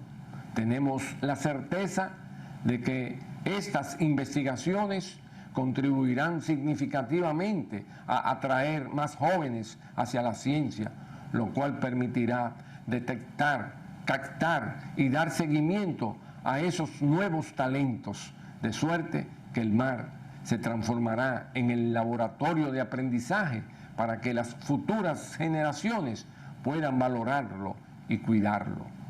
Estas iniciativas de carácter internacional sirven para que los dominicanos entendamos el mar y hagamos un uso racional y sostenible de sus recursos mediante alianzas estratégicas, académicas y científicas en beneficio de la República Dominicana. Muchas gracias. Muchas gracias, Franklin, también por la idea del Atlántico como un laboratorio de aprendizaje. We will have only two additional speakers, first from the United States and then from Uruguay. And from the United States, I'm pleased to introduce Craig McLean from the OECP, the Office of Scientific and Technology Policy at the White House in Washington. Craig, please. Thank you very much, and I must offer the apology. I'm actually presenting the remarks that were intended by Dr. Jane Lubchenco, who holds that position in the White House, and I am the Assistant Administrator for Research at NOAA. I would like to thank, and as I present the remarks of Dr. Lubchenco, that we express our appreciation to the Portuguese Presidency of the European Union and all who made this forum possible, and for inviting us to speak at this important session. We're pleased to know that there are a great number of ministers providing inspirational remarks of unity and supporting the purpose and cause at this session today. As Dr. Lubchenco is the Deputy Director for Climate and Environment at the White House, the Office of Science and Technology Policy, she there supports our new administration in a bold ocean and climate agenda committed to achieving sustainable economic development of the ocean, monitoring, mitigating, and adapting to climate change, and ensuring a healthy, prosperous, and sustainable future for all. This agenda is predicated on domestic and global action to address the interrelated ocean climate challenges of our time by using science, knowledge, and innovation to guide our stewardship and protect effectively, prosper equitably, and produce sustainably. This can only be accomplished by working together, and the United States looks forward to continuing and enhancing its participation in the International Ocean Observing Enterprise, and this is indeed foundational to our collective success. In 2013, the United States, along with Canada and the European Union, signed the Galway Statement on Atlantic Ocean Cooperation, forming the Atlantic Ocean Research Alliance. Since that time, support for the implementation of the Galway Statement has taken many forms, including from the United States, the National Science Foundation's Ocean Science and Polar Programs, across NOAA, and NASA, from the Canadian-supported initiatives in the North Atlantic, and the European Union's Horizon 2020 projects. These efforts have brought together researchers from across the North Atlantic and leveraged infrastructure such as ship time, ocean observations, marine robotics, and across a broad scope of technical expertise. With the signing of the Belém Statement on Atlantic Research and Innovation Cooperation by the EU, Brazil, and South Africa in 2017, there was a renewed focus on extending the initiatives that have been established in the North Atlantic to the South Atlantic. And the implementation of the Belém Statement is being realized and enhanced as new partners such as Cabo Verde, Argentina, Morocco, and others are joining the effort. It only makes sense for the Galway and Belém Statement partners and other interested countries from around the Atlantic, North and South, East and West, to come now together in the All-Atlantic context.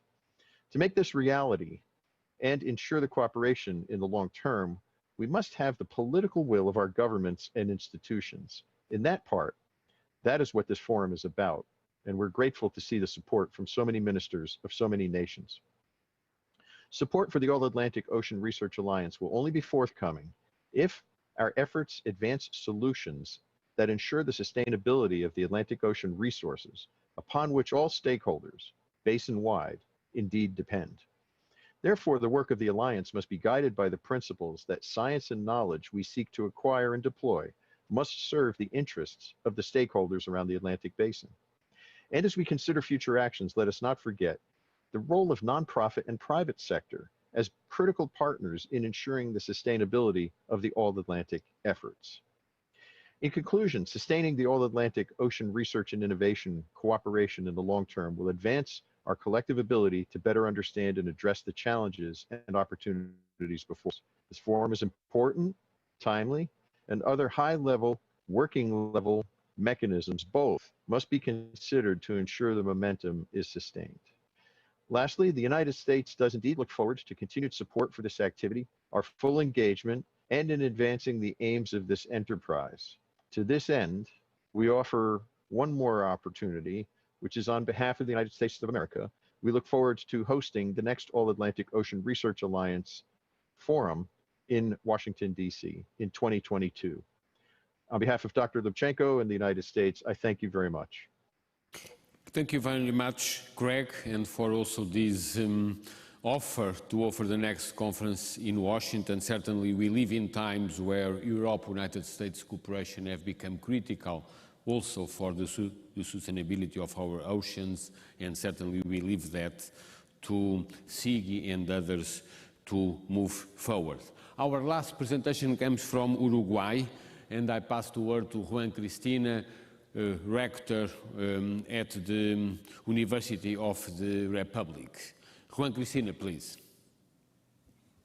Thank you very much. It's really a pleasure for me to have this opportunity to participate in this very important meeting. I would like to thank the Ministry of Education of the government of Uruguay for nominating me. I really appreciate this opportunity that Dr. Pablo da Silveira, our minister, gave to me. And also I would like to thank Portugal and all for this opportunity and for this really a breakthrough really to try to push for a certain collaboration. Uruguay is a small country in the South Atlantic Ocean with a coast of 300 kilometers, but also we had 230 nautical miles that we consider our sea, and is recognized by United Nations. We are making research, mostly our capabilities in our Universidad de la República, which I'm a pro-rector. But let me just, since everything has been said already in this important meeting by your excellencies, the thing is that our country has coast, but it's not if you have a coast or you don't have a coast, because the Atlantic Ocean determines our climate, and that determines the way our people live, the way of the economical activities. So not only at the sea, but also in particular with agriculture production and a certain safety way of living for our people. So there is a lot of challenge in the South Atlantic Ocean. So there is much to know from the atmospheric conditions, circulation, and all the things that you have already talked. One important thing is that when sometimes we disengage also from the Pacific Ocean with the phenomenon of El Niño, and so there are a lot of very important, very challenging questions, like for instance, the anomalies we see in our region. In our region, south of Brazil, Uruguay, this part of the north of the South Atlantic Ocean of Argentina, and anomaly of temperature. You know, 2017, the temperature grows 2.5 degrees Celsius in this part of the ocean, and that anomalies, as you can see, has a profound effect on fisheries, and also a lot of mortality of seafood, etc. And that is just an example of how many things we have to learn. Uruguay is a small country, and so collaboration is everything for us. But in this, I would like just in these few minutes to stress that the All-Atlantic Ocean goes also to Antarctica. So things that are happening in the south in Antarctica will for sure influence what is happening in the north.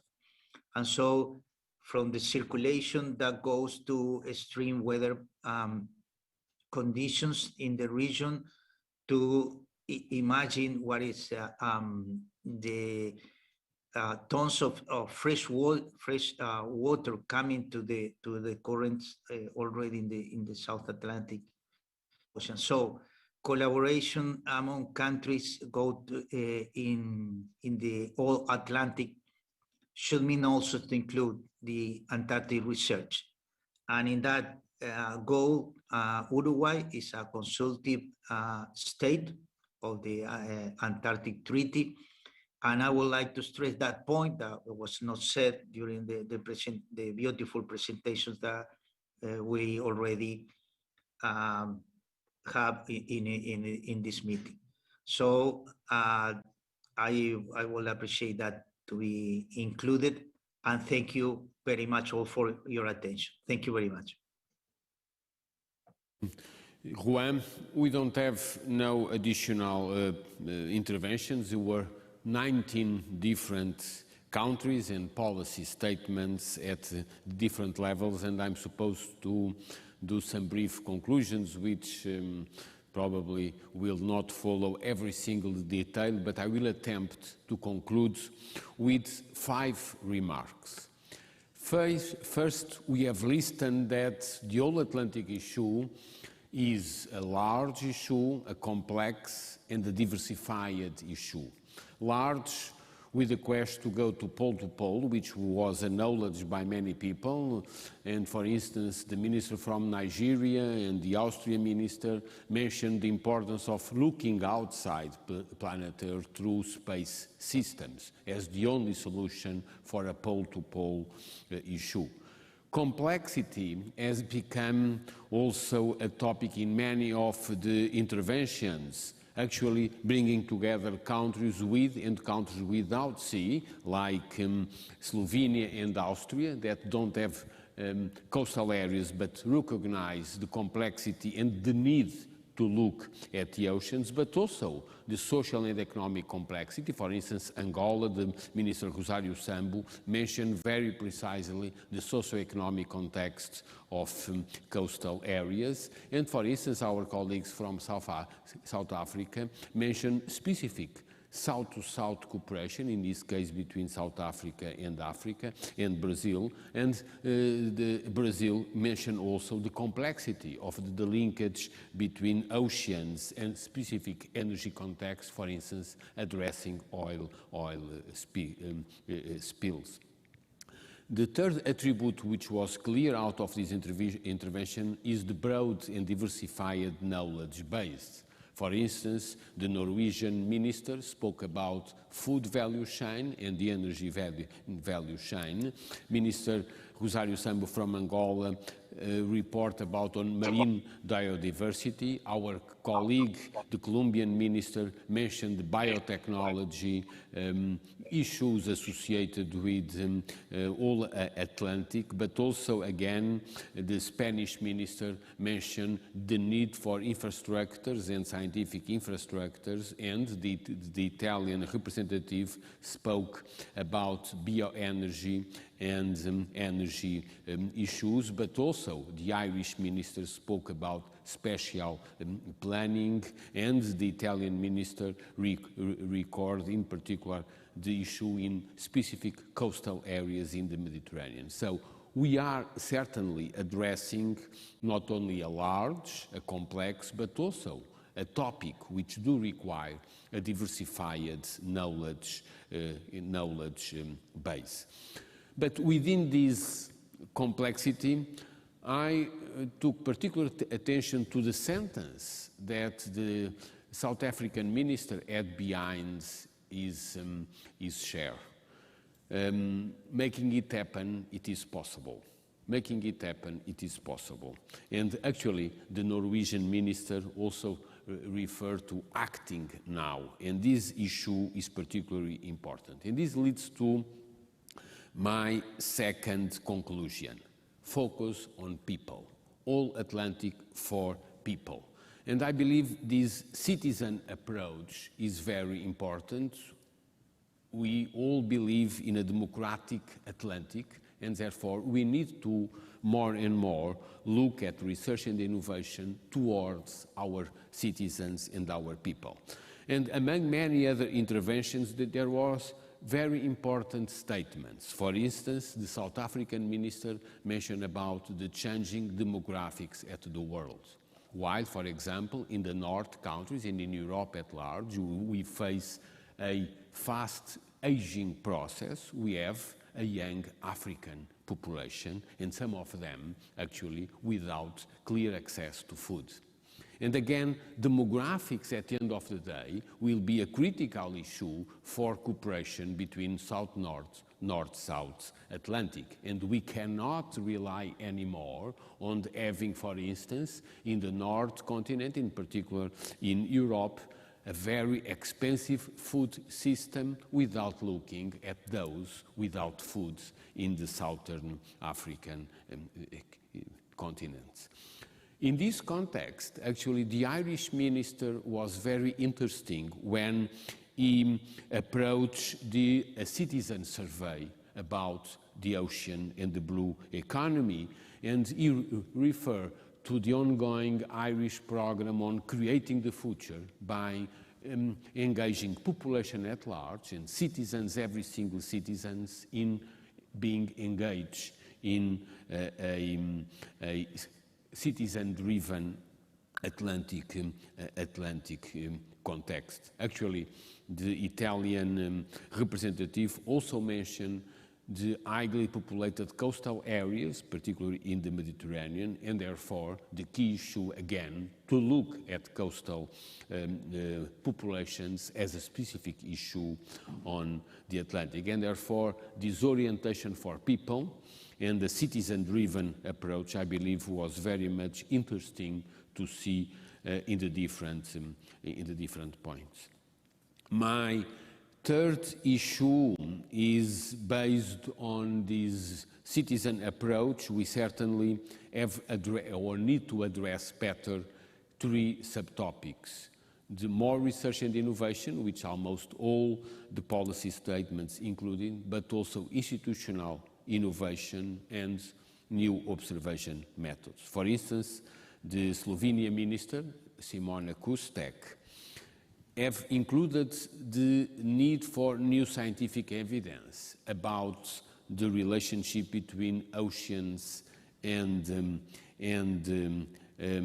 climate, and the Spanish minister, Pedro Duque, mentioned about the key role of infrastructures like the oceanic platform in the Canary Islands. And therefore, this complex issue between the need for more research, the need to articulate different institutions, and certainly to put together new observation methods, as we discussed over the last 2 days, for instance, in terms of robotics, was very clear out of the very many interventions we have.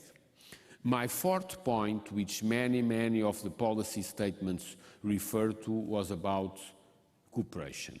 And this is essentially not new, but it is always a key issue.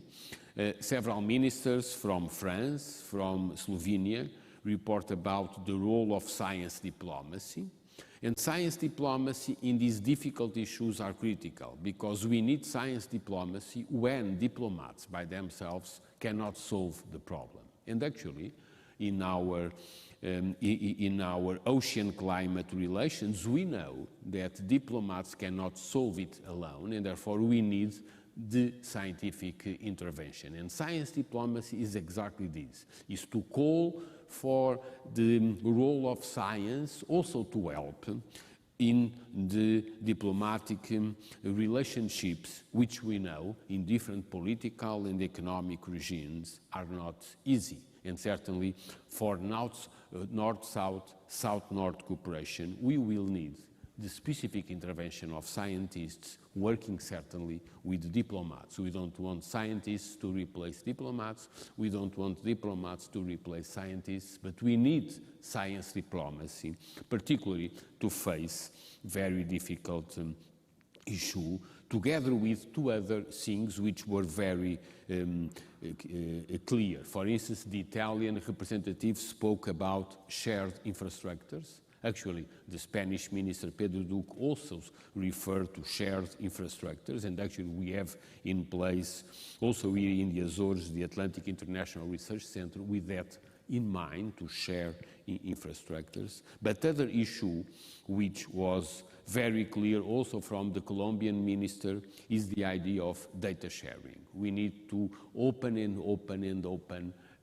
our sources of data for collaboration. The fifth issue is which many ministers refer is this critical role, which again is not new, but it is always important, of collaborating between research, innovation and education. Particularly in this aging society, several ministers report to that, we need to educate the youngsters, and particularly we need to help those in many young populations like in Africa to be educated, but we also need to educate more and more the elderly and the aged population. And this calls our clear attention, and as several people mentioned, including Craig McLean from the United States, on this issue of reskilling and upskilling the population in continuous modernization of the education systems. But it is, for me, very clear that this triangulation between education, research and innovation needs funding. And actually this afternoon we will have with us the Vice President for the European Investment Bank, Ricard Felix, that is here with us, and I'm sure he will bring to us good news about the availability of funding to invest in the blue economy also in the Atlantic.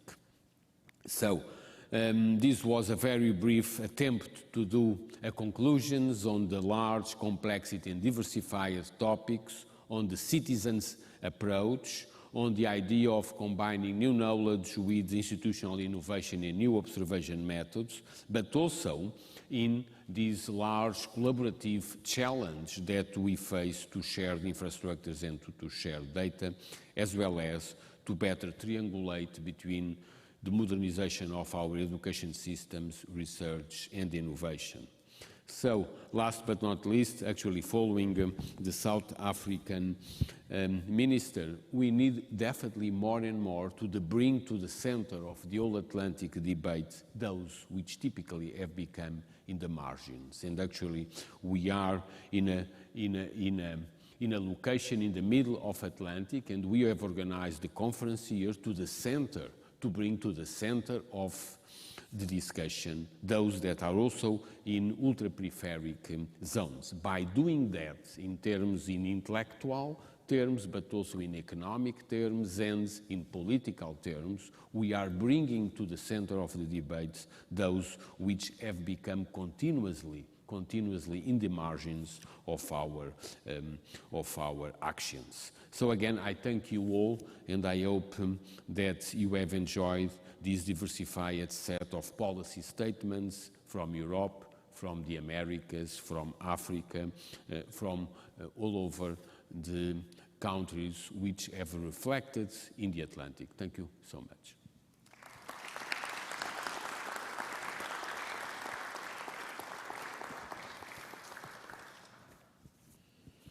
I believe it's time for a lunch, no? I see some people which are angry. Minister Rosario Sambi is asking for lunch? No? No?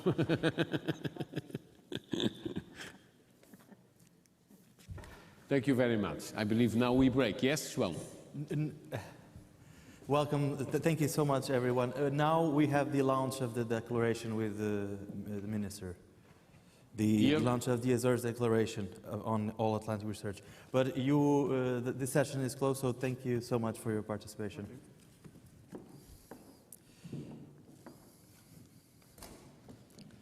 And now, like I was saying, we have Manuel Heitor, the Minister for Science and Technology from Portugal, that will launch the Azores Declaration on All-Atlantic research and innovation for a sustainable ocean. The stage is yours. Thank you. Nothing else to add which I have just presented. Actually, I'm very pleased to have with me the President of the Regional Government, and I'd like to invite him to come to the floor just so that we announce the Azores Declaration together with the President of the Regional Government, and I thank for all the support. This declaration was essentially to move one step forward when we understand this long pathway In 2013, the European Commission, together with the United States and Canada, launched the Galloway Statement. In 2017, with Commissioner Carlos Moedas, it was launched the so-called Belém Statement for essentially North-South, South-North cooperation. And now we launched the Azores Declaration, certainly to look at the All-Atlantic platform, bringing together this unique need to better understand the relations between ocean and climate through space system. And this is a collective action. And again, if I can summarize all the policy statements which were made here in support of the declaration, is that looking at our citizens. We need more and more to have a citizen-driven approach to all Atlantic and to engage populations throughout South and North, North and South, Eastern and Western Atlantic to this issue of the ocean climate interactions, making use of better observation methods. Thank you very much, you all.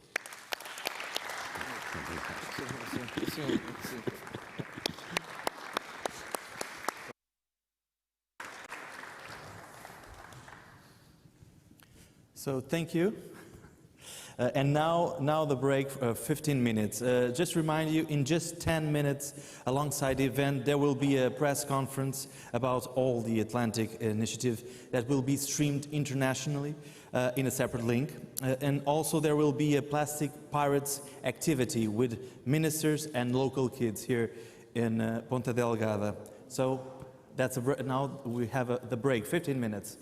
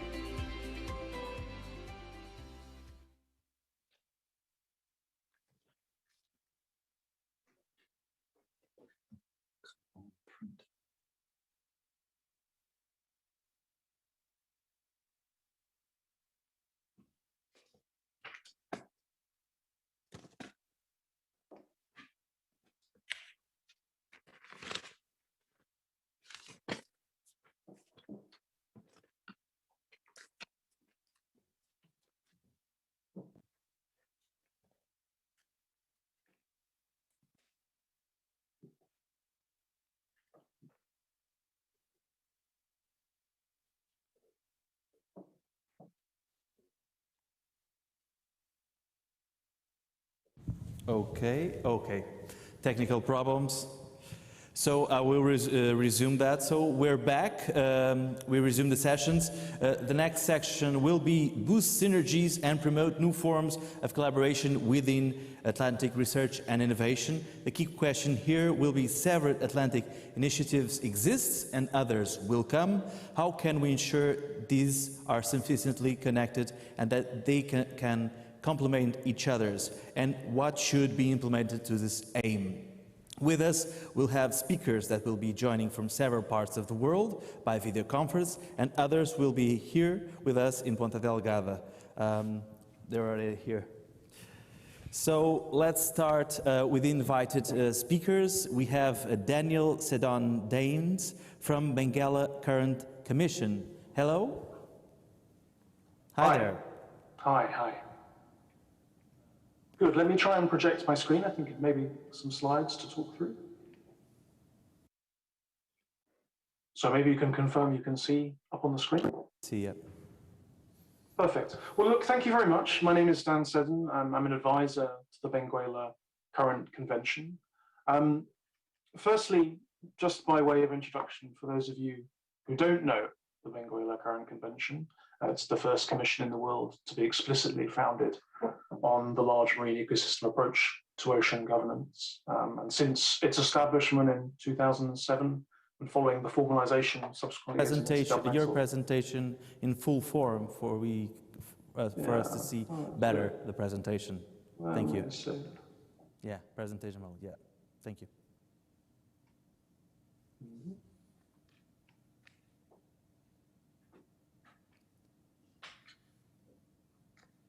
Is that fully on screen now?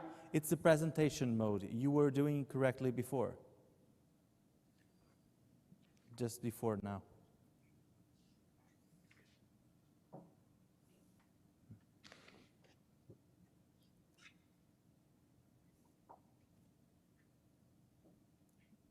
Okay.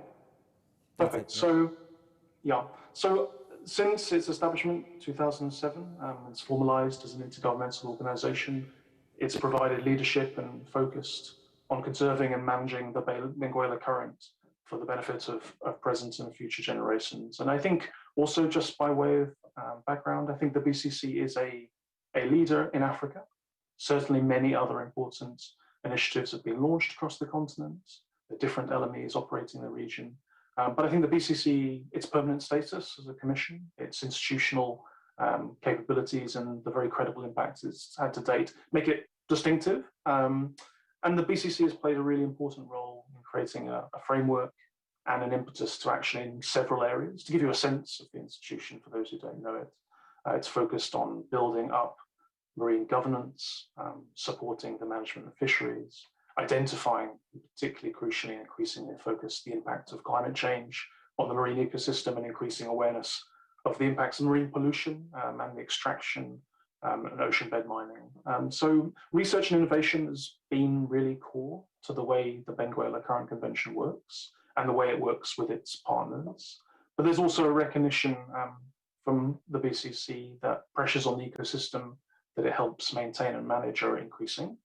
And there's a recognition because of this that we need to evolve. And this requires new resources and new innovation in the approach we have to having impact. And currently we recognize that we have a strategic plan and several of these priority areas under the plan haven't been able to be fulfilled, partly, but not only because of a lack of funding. And so the research and innovation agenda in the BCC itself is in some sense under threat. And so this is why the BCC is responding by putting together a new partnership strategy, a new resource mobilization approach. And this is for us why the exam question of why connection and complementarity can be forged is particularly relevant. Let me try and move to the next slide. Yeah, hopefully you've got it there. I think to answer the question put to us, I think connection and collaboration can mean many things. It can operate at different levels, at a technical and a scientific level, certainly, at a policy level. But we would argue that there's a dimension that I think is worth flagging that sometimes is a little overlooked, which is the institutional and organizational angle. We think that sound collaboration in R&I is underpinned by the international community's collective ability to evolve partnerships, business models, and resourcing approaches that mean that a range of Atlantic organizations can continue to operate effectively. So we would want to highlight, in sort of response to the exam question, that we think building well-established, well-resourced organizations with ability to synthesize lessons from individual experience, individual cases of research and innovation is important. We think developing organizations that can share data and knowledge and insight is vital. And in order to experiment and to extrapolate insights from particular instances internationally, it's important to have institutions that are well-established, well-resourced, and have appropriate partnership models. So as an organization, the Benguela Current Convention is looking to put together a new partnership and resource mobilization model. We're looking to put in place one that allows us to crowd in a range of partners, some conventional development partners, government organizations, but also reach out to a broader community, corporate organizations, foundations, a range of institutions we think are increasingly gravitating to look at marine issues and to think more about marine governance, marine research and innovation. And so this is our commitment. This is something that the Benguela Current Convention is pursuing. We were asked, I think as part of this question, to think what more could be done to drive action in this space. And we think an international platform that would create the opportunity to share experiences in developing new initiatives, putting them on a sound organizational footing, allowing them to continue their work in the long term would be a valuable contribution. And if a new structure or platform could be put in place to help broker and share experience, we think that would be very valuable. Conclusion to a sort of short presentation is that we think Atlantic organizations, as the question suggested, will continue to evolve, will continue to be developed and established. We think they'll collectively be stronger and better positioned to drive research and innovation if they are underpinned by models that allow them to be sustainable and to develop networks of partnerships that are consistent over time and grow over time, and that institutional knowledge is recycled and built on. So the Benguela Current Convention is going on its own journey to put in place its own strategy for doing this for itself as an organization.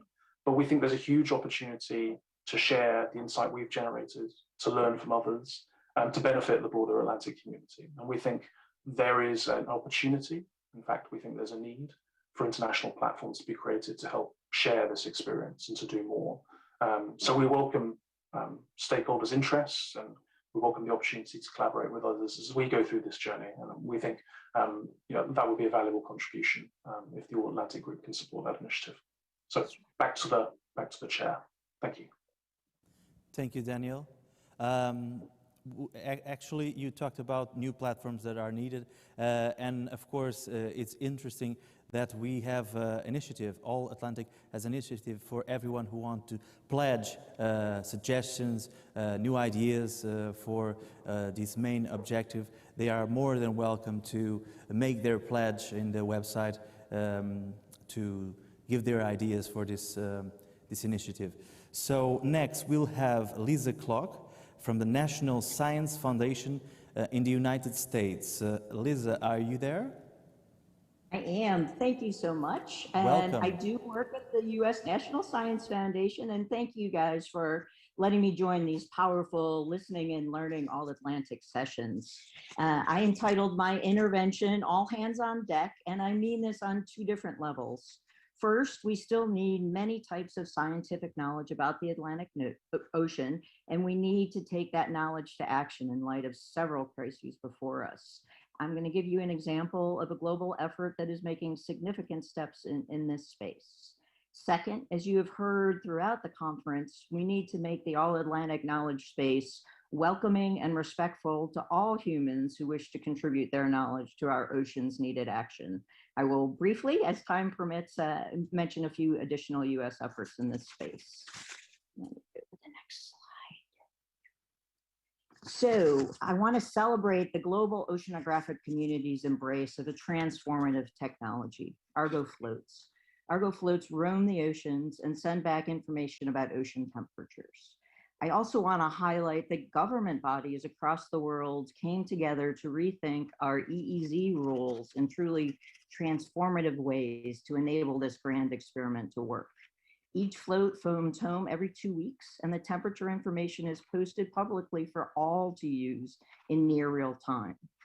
The oceanographic community quickly realized that while heat was a great start, we need ocean carbon to understand climate change within the oceans. And the BGC, or Biogeochemical Argo Float, was born. I want to let everyone know we are about to step up to the next level for BGC floats, building on some amazing initial efforts. In the Southern Ocean, including the Atlantic sector, SOCOM, the Southern Ocean Carbon and Climate Observations and Modeling Effort, has already transformed what we know about carbon exchange between the atmosphere and the ocean, and from the surface to the deep ocean and back again.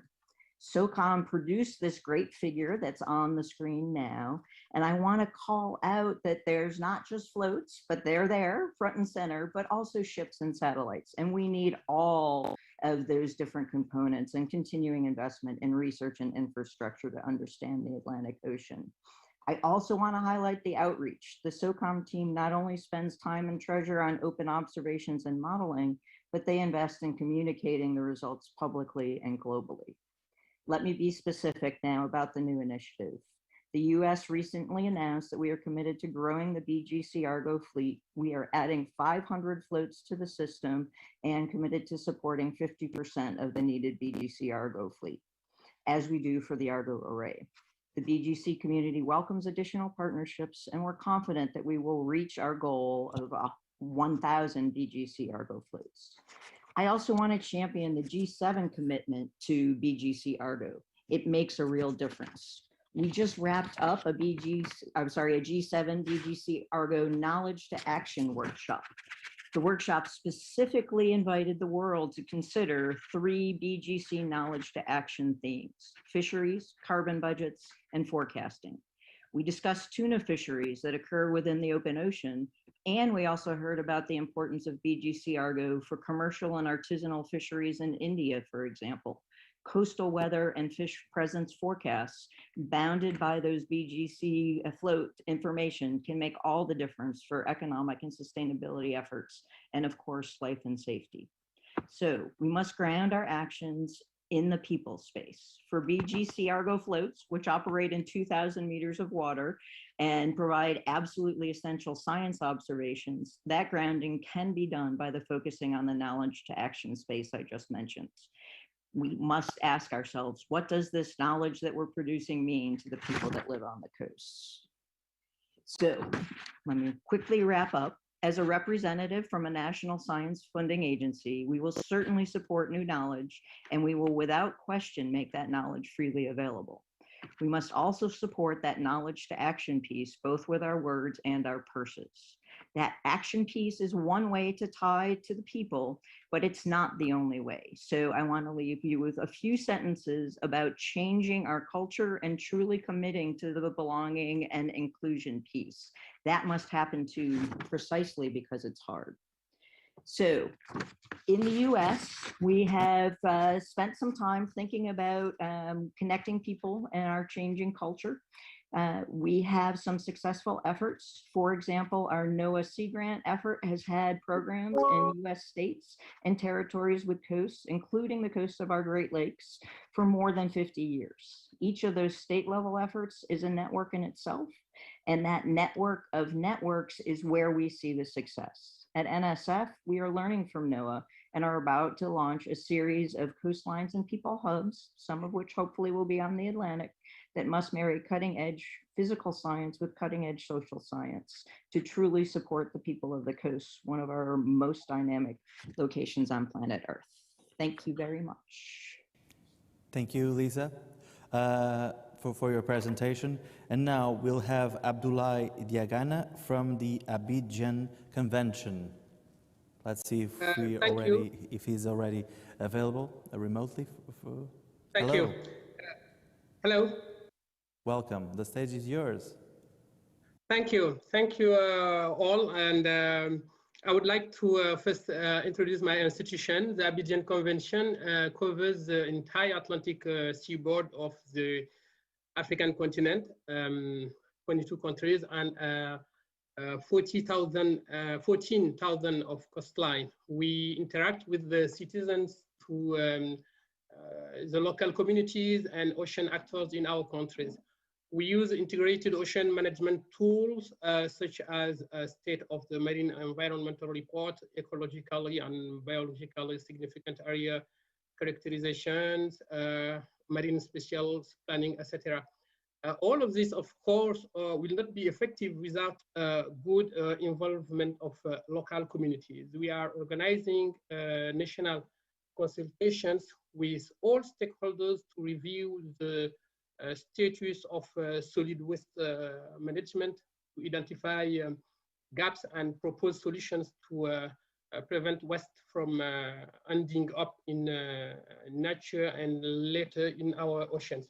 We believe that research and innovation need to involve local stakeholders in their approaches. Communities and stakeholders have to spontaneous and practical knowledge of their environment, but increasing pressure and competition for resources and research are pushing them, to adopt behaviors that are incomprehensible to the sustainable management of our oceans. Science and innovation must therefore integrate the daily concerns of local stakeholders and learn from them, from their experience. And I would like here to ask you to allow me to recall these observations. First of all, there are potential areas of research that are under the radar due to lack of coverage by the research community. We need to facilitate the access to data and to reduce the size of those white spots on the map of our planet for which data is scarce or non-existent. Secondly, we need to raise community awareness and involve local communities in identifying and managing challenges by enhancing the ocean literacy. This will raise not only the issue of information and data collection, but also that of dissemination and inclusion, especially through the youth.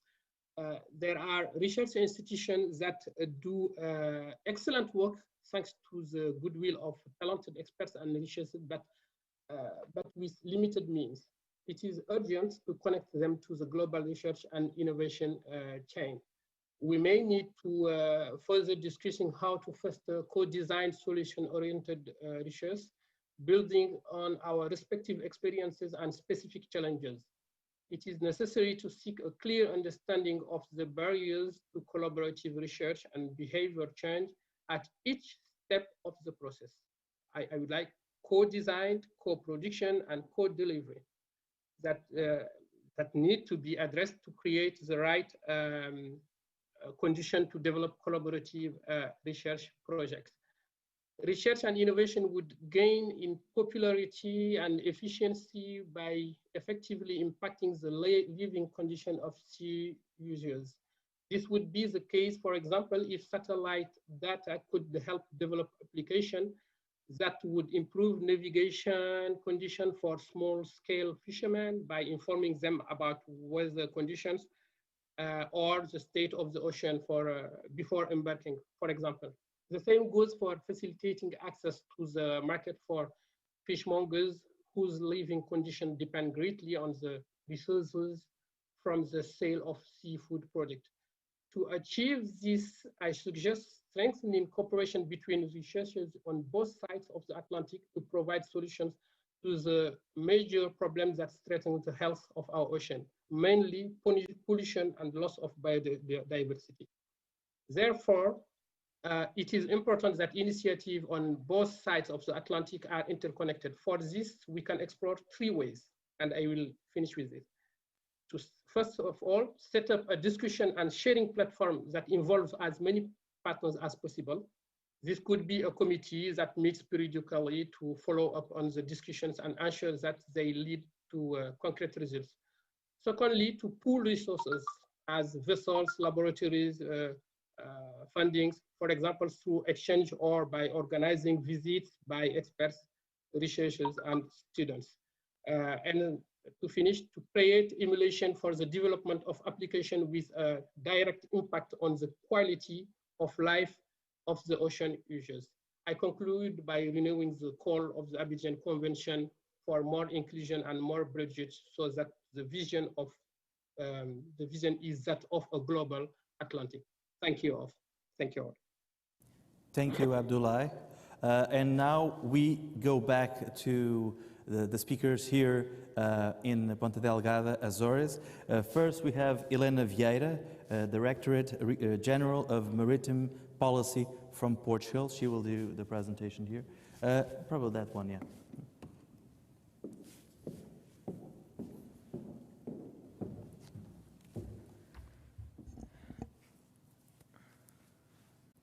Good afternoon. Can I have my slides on, please?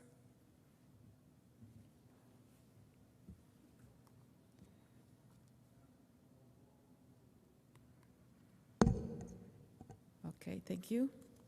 So I would like to, first of all, thank the organization for the invitation and welcome the Azorian government and all the ministers here present. First slide, please. Shall I move? Yeah. Okay, thank you. So I'd like to start by actually zooming in and then zooming out to make this link between national and Atlantic strategies. So as you probably most of you already know, the National Ocean Strategy 2030 of Portugal was just the third one, was just approved this last May, and actually it was today published in the Diário da República. And this document frames the public policy and the value chain actions of the ocean and ocean economy for the next 10 years for Portugal. And it's totally aligned with international guidelines on sustainability and ocean policy. This new national strategy, as you can see there on the slide, has gone one step further from its antecessors in laying a very innovative vision. So in this strategy, the vision gives priority to a healthy ocean as the only means to prosper economically, socially, and environmentally in the next decade. This was designed, you can see in the round figure there, around 10 strategic goals that tackle specific challenges for the decade that we face today and will face tomorrow, and then has a focus on 13 priority areas. All these intervention areas represent sectors where the ocean has a major impact, or at least can have a major role if we develop it further, helping to solve or helping to alleviate those challenges tackled in the 10 goals. So all of these, and the central figures tries to show that all of these goals and priority areas are interconnected, providing a holistic approach to ocean affairs. We can now look then broader into going from zooming in Portugal to zooming out to the Atlantic. And when we look at the maritime strategy for the Atlantic Ocean area adopted in 2011, this strategy acknowledges the challenges and opportunities of the second largest world ocean. Implementing an ecosystems approach, reducing Europe's carbon footprint, a sustainable use of the Atlantic seafloor natural resources, responding to threats and emergencies, and a socially inclusive growth. The Action Plan 2.0, adopted in July 2020, so quite recently, is a result of a long-term process with a midterm review, consultation with stakeholders and all the Atlantic member states. At the end, the Atlantic Action Plan is in line with the global commitments for sustainable development, notably the European Green Deal, and it's organized in 4 thematic pillars, all interconnected and trans-regional, so common interests to all the regions. The action plan is a contribution to achieve a greater territorial cooperation and cohesive in the EU-Atlantic area. Furthermore, I would say that the research activities implemented as part of the Galway and the Ballet Statements and the All-Atlantic Ocean Research Alliance also contribute to give this international dimension to the European Atlantic Action Plan. In this action plan, Portugal actually leads Pillar 2 of the ocean literacy through the coordination of, we heard already today, Ana Noronha of Ciência Viva with our full support. This Atlantic plan is has the ambition to mobilize not only the Atlantic area citizens, but all EU citizens to engage in ocean-related actions. In the next slide, what you see is what we tried to do was a matrix comparing how do we actually compare all these strategies, which is a question we are debating here today, and what are their similarities and their complementarities and differences. What we intend to show here, first of all, you will see in color the strategic goals of the National Ocean Strategy of Portugal, the new one, and in the first line you see the Atlantic Action Plan pillars, and you see that there is a perfect alignment between our National Ocean Strategy and the Atlantic Ocean Plan, reinforcing this notion of acting locally in order to impact globally at the Atlantic level. But we can go further on this matrix, and the next two columns, and I will skip back and forth, it's just a division because it doesn't fit all in a slide. What we did was we also included a comparison between the national level, the Atlantic level, and then the recently adopted Council conclusions on sustainable blue economy under the Portuguese presidency of the Council of the European Union, and also the just recently released communication of the Commission on a new approach for a sustainable blue economy. And when we compare these two documents with our national strategy, it is quite obvious that there are common goals. At least you see most of the squares actually have something written in them, even if you cannot read. Interesting, though, is to see that the Portuguese national strategy seems to be groundbreaking when considering that water supply and the links to the ocean and ocean economy, it's unique in the national policy framework. So this may be an area where EU and the Atlantic and its basins can actually go further in their next level strategies. Also, we can see that the relation between health, pandemic control, and oceans could be further explored in these EU multi-level strategies. This exercise that we've done is actually quite interesting and relevant to demonstrate synergies, but also specificities of each basin or nation. In Portugal, we are committed to focus on ocean health, and it's linked to the economic growth. At the Atlantic level, we clearly have identified ports as hubs of innovation, and literacy, ocean literacy, as moving motors. The ministers are just now going to do an ocean literacy movement where we believe it's very important, but we can actually go further on the Atlantic strategy as a whole and further explore the potential of the link between Atlantic Ocean, healthy and wealth contribution to the EU, and all the Atlantic space and its citizens. So at this, just to finish up, this matrix exercise identified several points in common between national, European and Atlantic plans. And this approach of looking at different strategies across countries, nations and oceans provides the adequate framework for us to build upon, and not on the side. So instead of every nation looking at their own issues, it's very relevant that you put your own issues on the broader matrix of scales. Focusing on this wider range of topics for an all-Atlantic strategy might be needed to make it more inclusive. Also, a truly global one-ocean strategy would require a global, multi-country approach.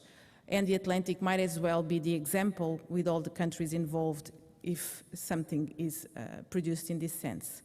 We in Portugal have taken this approach of trying to frame our national needs under the global EU and Atlantic frameworks, reinforcing the power, again, of acting locally to impact globally. With an Atlantic frame, we can aim to lead grand R&D and innovation projects and developments that can further boost also development in the Atlantic. Finally, allow me to invite you to virtually attend our conference, the Blue Agenda in the Green Deal, under the Portuguese presidency of the Council of the European Union, next week on the 8th of June, which is also the World's Ocean Day, and participate in the debate around the role of the blue economy sector to boost the European economy and at the same time maintaining intact the commitment to the EU Green Deal.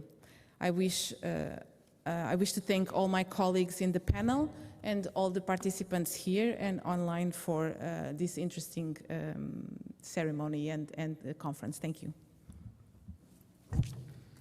Obrigado, Helena. Obrigado. And now we'll have Miguel Belo, that is also here, from the Atlantic International Research Center, or AIR Center. Good afternoon, Europe and Africa. Good morning, America. Let's have my presentation. But I'm Miguel Belo, the CEO of the Atlantic International Research Center, the AIR Center. Okay, it's there. Okay, my intervention, I would like to introduce briefly what the AIR Center is, then answer a set of questions that the organizer asked us to react, and then to derive some conclusion.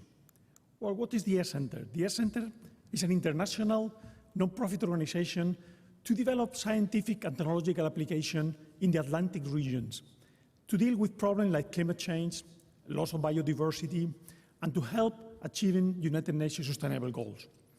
We are fostering the creation of jobs on the Atlantic regions, and we are dealing with different science. Basically, it's the combination of ocean, space, climate, and data sciences. We are working in different lines of activity. We work first setting up scientific and technological infrastructure. We have an ESA lab, a laboratory of the European Space Agency, with a specific agreement we have with ESA to deal on the Atlantic regions. We are also very proud to host the secretariat of the MBON. MBON is the Marine Biodiversity Observation Network. And we also set up the observation laboratory. It's Pedro Silva is our director, which is here. The Earth Observation Laboratory is based in Terinov. It's a technological park in Terceira, which is one of the Azore Islands. There we develop applications to solve real problems using satellite data. At that place, we are setting up an antenna to receive directly data from many satellites. We will receive data from NOAA, from NASA, from China, and we also can now receive in Azore data from the two new Portuguese satellites, GeoSat-1 and GeoSat-2. And the use of all this data will allow us, by artificial intelligence and by data science, to develop applications and solutions for the Atlantic region. All this is planned to be shared with all the countries, members of the AIR Center. The second activity are projects, are R&D projects. We are here to act. Then it's not everything done by the AIR Center. What we do, we set up teams. We call our stakeholders, which are companies, universities, research centers, to set up consortia to bid for different competitive calls at the European Union, in America, international call or national call. We did in the last year 70 proposals. Out of that, we were awarded with 20 projects of different nature. And the volume of those projects is about 35 million euros has been awarded, and means the creation of 120 new high-skilled jobs. This is the figure of merit that we are looking at. Not jobs at the AIR Center, jobs at our partners, jobs in all countries, in companies, universities, and research centers. What type of projects? We are having projects like Astral. Astral is a project that we are part of a team. It's led by Norway. It is to optimize multi-trophic aquaculture, a clean aquaculture where the waste of one species is used as food for the other species. This is one of the flagship projects. We also have Port of the Future. This is a project of the European Space Agency. It's a competitive project where we involve several Azorean institutions like Port of Azores, like companies like Amberjack, to develop technology for clean ports, for zero-emission ports. We also have projects like Magal. It's a project of a consortium of companies together with the Massachusetts Institute of Technology, with the MIT, to develop microsatellites for maritime application. This is standard R&D projects, but we also have flagship projects. Flagship projects are larger projects where we are looking for the collaboration of most of the countries along the Atlantic. As an example, we are promoting the Atlantic constellation in close collaboration with the Portuguese Space Agency. This is a project on the ocean.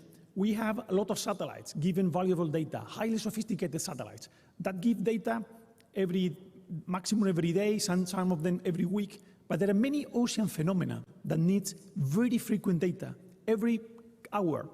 You cannot have a tsunami alert system of an alga bloom early warning system if you have data every 3 days. Then in order to solve this problem, we are proposing the Atlantic constellation. It's a constellation of 16 satellites to be built by different countries. Already 9 countries are engaged in the project. It is in Africa, South Africa and Nigeria. In America, Brazil and Mexico, and Canada. And in Europe, it's Portugal, Spain, United Kingdom, and Norway. This is how the satellite will look like with the 16 satellites given very frequent data of every corner of the Atlantic. And the last line of activity are network events. We are a network organization. We have offices in Brazil, in Africa, and we need to keep connected, especially during the pandemic. The pandemic has been a hard time because we have to connect communities which are living far away. We invented, our director of network, José Moutinho, invented the Networking Fridays. Networking Fridays is an event every Friday which joins experts on the oceans and which has participants from 120 countries. And thousands of people is getting connected every week to the Networking Fridays, helping us to get connected. But we also organize high-level events. We are co-organizer of this event, jointly with FCT, jointly with the regional government. And we have also our own high-level meeting. The last one was in Philadelphia last year, held virtually. Well, this is the type of activities that we are having at the Air Center. And let's go to what the organizer wants us to talk today, which is a set of questions. The organizer sent us this set of questions. The first one is how to link the many parallel ongoing initiatives, not in terms of inspiration, but in terms of implementation. Well, we believe that we need to articulate this body having a continuous link. This type of events, the All-Atlantic, is great events, happens once every year, but we need continuity in that. That what we propose is to put a mechanism to have an interconnection of all those international initiatives which have the same aim, the aim of the Atlantic. Then we have to ensure also the cross-fertilization between the different entities. Second question is, what needs to be done to ensure real commitment in terms of funding, empowerment of communities by co-creating knowledge with them, and ensure it is useful to them and use? Well, we can meet, that's very interesting, those meetings, but we have to demonstrate that international collaboration brings solutions. There are real problems on the Atlantic. We have coastal erosion, we have sea level rise. All these need to be tackled, and we need to demonstrate that this collaboration really helps to the community. Otherwise, we'll be not engaged. Then we should focus on practical application. We try to do that at the Air Center. We identify particular problems, and we tackle them to give a particular solution. Next question is, what is the necessary framework condition to ensure things happen? Well, for that, what we need is the support of policymakers. And we need the involvement of local communities. This is quite important. Otherwise, it's very difficult to do that. And which incentives at local and national level are needed? Well, we need political support, we need financial commitment, and we need to be innovative also on the way governments are doing things. We call it innovative public procurement. We cannot do things the same way it was done 40 years ago. We need the governments to be early adopters of technology. They have to go to get the upfront technology and science. It is a mechanism which is help to the industry and university to have anchor customers. That's why the government become anchor customer, and it is much easier to develop science and technology towards those problems. And the last question that organizers sent us is, who are the actors which are not yet involved? Well, there are actors which up to today were not much involved, which is the financial institution. Today we have a presentation for the European Investment Bank, which I think is very important to us, because many of the projects we're talking here, like that Atlantic Constellation, has to be financed. Then we need the financial institution to be there.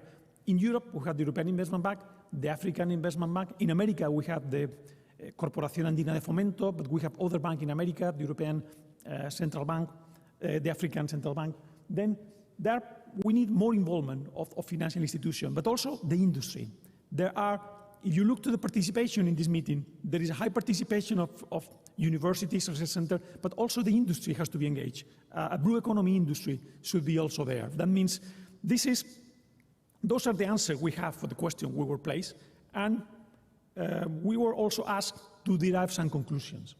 Well, it is just the reflection of the answers. We need to create a coordination committee, which should be not just something which happens once every year, something which is a continuous and which link all those initiatives, the All-Atlantic, the Air Center, the Benguela Current, the Abuja Current, all those bodies which are working on that should be coordinated and linked so that we assure this cross-fertilization.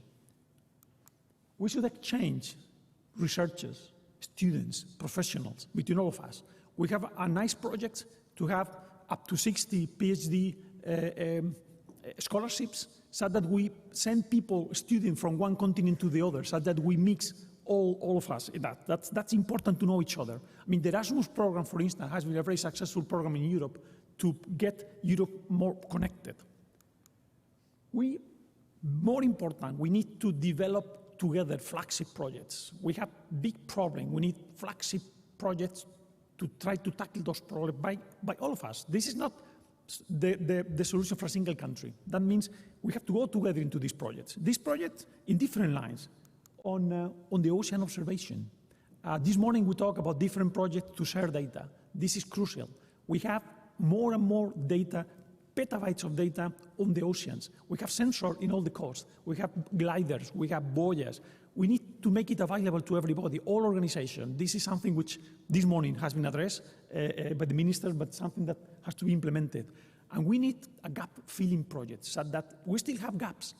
The one we detected, the one of the Atlantic constellation, is just to tackle the gap that there is no satellite data every few minutes. Then we should tackle this problem as well, all these gap-filling systems.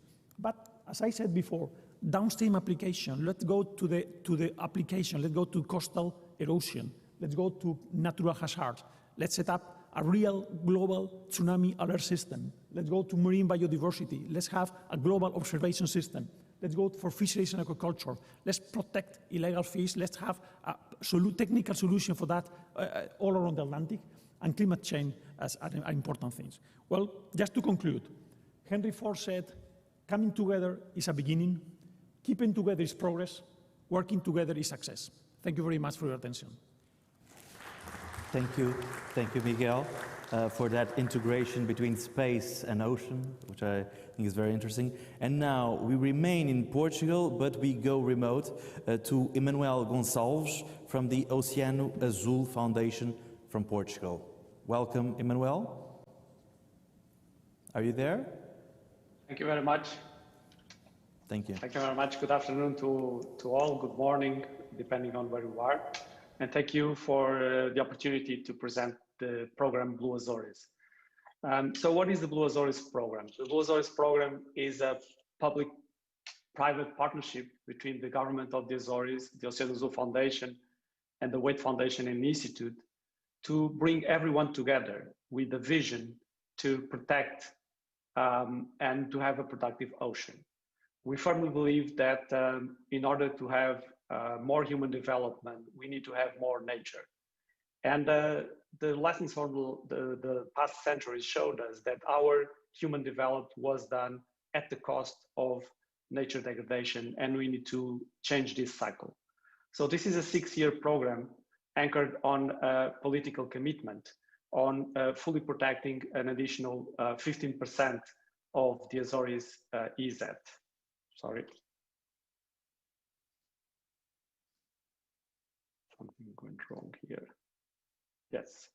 Okay. This target is to be fulfilled until 2022, but the program will continue for 3 more years. But this program is more than just a conservation program. It's a transformative approach to address the current existential challenges that we are facing. We know that we are facing a climate emergency, which is a triple threat to the ocean.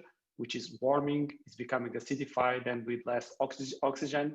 But we also know that we are facing a species extinction crisis with more than 1 million species at risk of extinction, and many which are still unknown to science.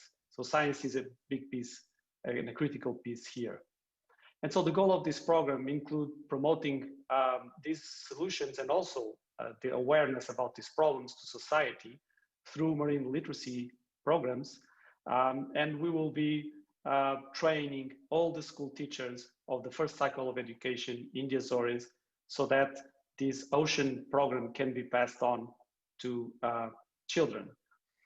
But we also believe that this program will allow to further value the sea, because more protection will mean more economy, because more protection will mean more life in the ocean will mean more tourism, namely ecotourism, sustainable fisheries that will benefit from that, and also the new bioeconomy, where we will need to find our solutions to disentangle the development of our societies from the degradation of the ocean. And the Blue Azores is a program strongly based on science. We have promoted a number of expeditions with the Azorean scientists and international colleagues, and it's very clearly centered on the challenges that we are facing.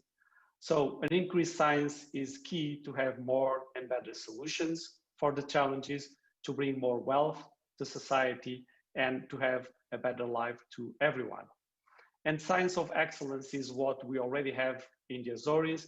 And this program is all about partnerships. It's about partnering those scientists, this type of solutions with an international network through this very focused program on bridging science with policy directly to the solutions. We firmly believe that we need change, and we need change now. And so the way that this program can benefit from the interconnectivity of the All-Atlantic Ocean Research Alliance, I believe it's obvious. Miguel Bello just explained to us very clearly also what can be done. But this alliance is a network. Being a network brings all these partners together around this solution. There is a very strong alignment of the Blue Azores goals and what the regional government of the Azores is trying to achieve on ocean sustainability with what we have heard about these, the goals of this alliance. And also cooperation is already a reality. The Atlas project, for instance, is a project run by the Azorean scientists as well, where we have promoted this cooperation and bring that information to the solutions, for instance, on identifying the areas that will benefit from protection in the Azores. And so there are a number of applications, from ocean mapping to surveillance to ocean observation to how to translate science to society and how that science can drive policy, that the Blue Azores program could be a partner of these different types of initiatives. So I will conclude with our main goal of this program, which is to protect, to promote, and to value the blue natural capital of the Azores, centered on this idea that we have very clear challenges in front of us, and we need to act now with solutions to solve those problems. For this action to happen and for the policy to be driven, we need the best science. And we believe that with these partnerships, we'll be able to provide that science to the policymakers so that these solutions can become a reality.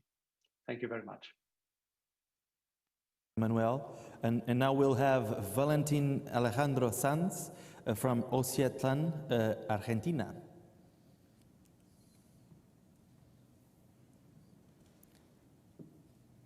Are you there, Valentin? Let's see if we have Valentin. There it is. Hola. I think you have to unmute yourself. A common situation in these times. Okay. Yeah, that's it. Okay. Hola. Hola. Thank you very much for the organizers for giving us the opportunity to share our vision and thoughts. Please, could you launch my presentation. Thank you. Ladies and gentlemen, good morning. I am Commodore Valentin San Rodriguez, Director of the Navy Hydrographic Service of Argentina and Chair of the Regional Alliance in Oceanography for the Upper Southwest and Tropical Atlantic All-Atlantic.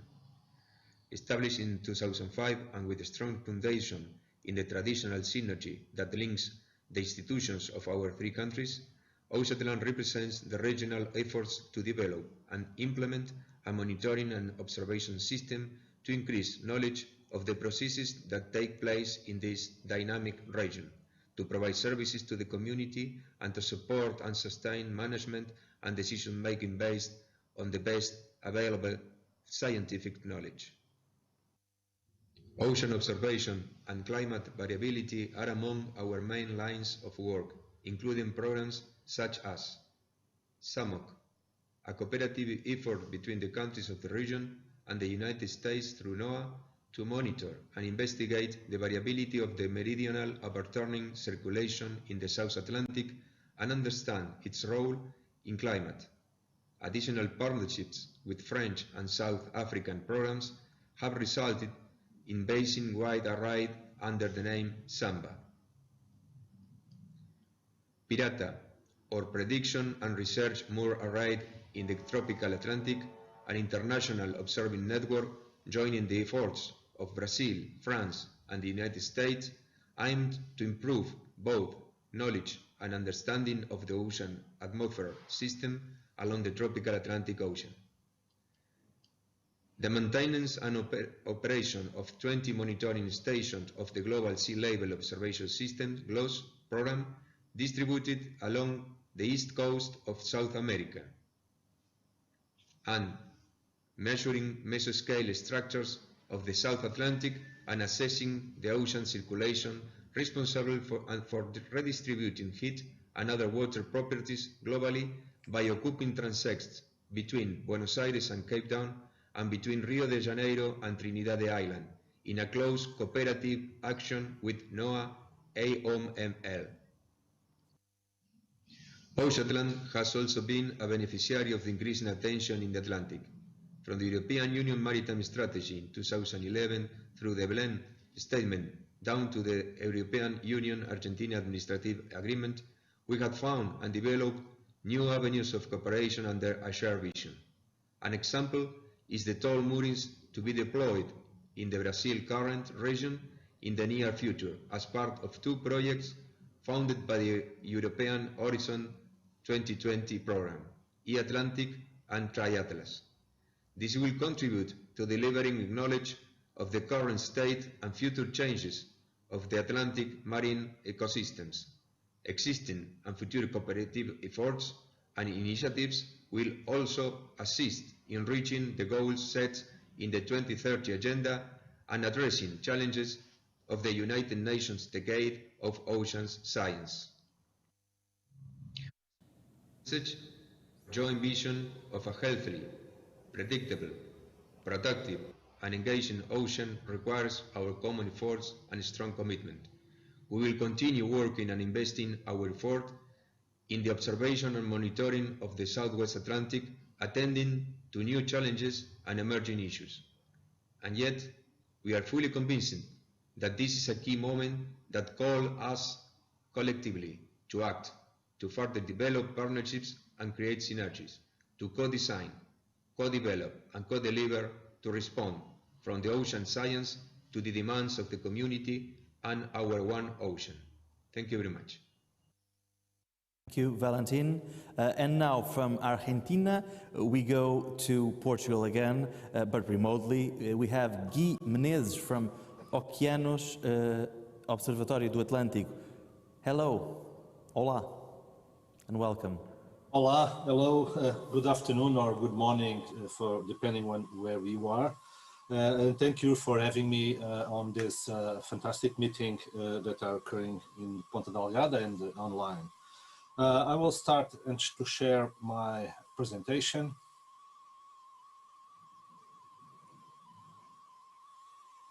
I hope you are seeing the presentation now.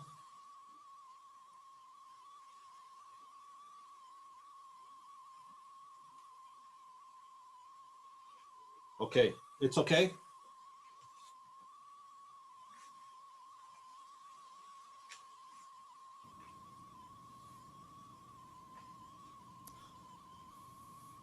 Okay, so my name is Gülnez, I'm a researcher. Sorry, it's better for you to do the swap, display settings, for us to see. We're seeing, but it's better to see in the full picture. I already put it in full picture. Yeah, because of the notes, yeah. Display settings. Yeah, this is in the presenter view picture.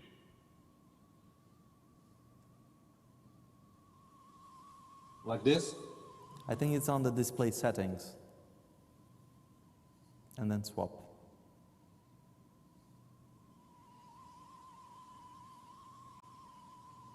Well, I don't think. That's it? Below. Here? No, below, at the other side. No, to the right twice, to the right twice, to the little display. Presentation mode. That's the one. Okay. No, and now on the top of the screen, display settings. On top of the screen, you have the display settings. If you go there, you can choose a better visualization. You were in the right part. Here. But we can see it like this. So okay. If you want to advance, yeah. Thank you. Okay, sorry for this. Anyway, I will start very briefly to give you some curiosities and interesting characteristics of the Atlantic, because we are talking about the Atlantic on this context. The Atlantic covers about 20% of the world's total surface of the Earth. It's about 106 million kilometers square and a water volume of about 310 cubic kilometers of volume of the volume of Earth's ocean, including its marginal seas, of course. The deepest portion of the water in the Atlantic is the Milwaukee Deep with 1,700 meters depth, and the average depth is about 3,600 meters. The Mid-Atlantic Ridge is the longest mountain range of the planet, and the biggest seas in the Atlantic Ocean are, among others, the Mediterranean Sea, the Gulf of Mexico, or the Norwegian Sea. The Atlantic has a huge geostrategic importance. It's surrounded by 140 countries, including 34 territories bordering the Atlantic Ocean, including the marginal seas, of course. And this, of course, calls for a lot of cooperation. Millions of people live in coastal zones, and millions of people depend from the sea of the Atlantic. The Atlantic Ocean was the first to ever been crossed by ship and flow over by a plane, linking the New World to the Old World. And among many other things, the Atlantic harbors petroleum, gas fields, and the fisheries in the Atlantic are the second most important in the world, about 26.8%. The Atlantic has also diverse water masses, 4 upper water masses, 5 intermediate water masses, and 3 deep water masses. And this also influences the biodiversity and distribution of a lot of species in the Atlantic. Gyres, the clockwise warm water North Atlantic Gyre and the counterclockwise warm water in the South Atlantic Gyre. This influences very well the climate in the Atlantic and the European countries and the countries that surround the Atlantic. The Gulf Stream and, of course, the thermohaline circulations influences the climate at larger scales. Many services are given by the Atlantic, but of course we have many environmental issues nowadays, and a lot of pressures: pollution, climate change, acidification, etc. In Portugal, we are starting as a Portugal initiative that is in preparation, which is the Atlantic Observatory, which intends to collect essential variables and to join different entities. The Observatory of Atlantic is being prepared and is being negotiated, let's say, and will be a part of the, it will be a node of the Air Center in Portugal. What is the objectives is to improve the knowledge, to better plan and predict, and also for better solutions, to find better solutions.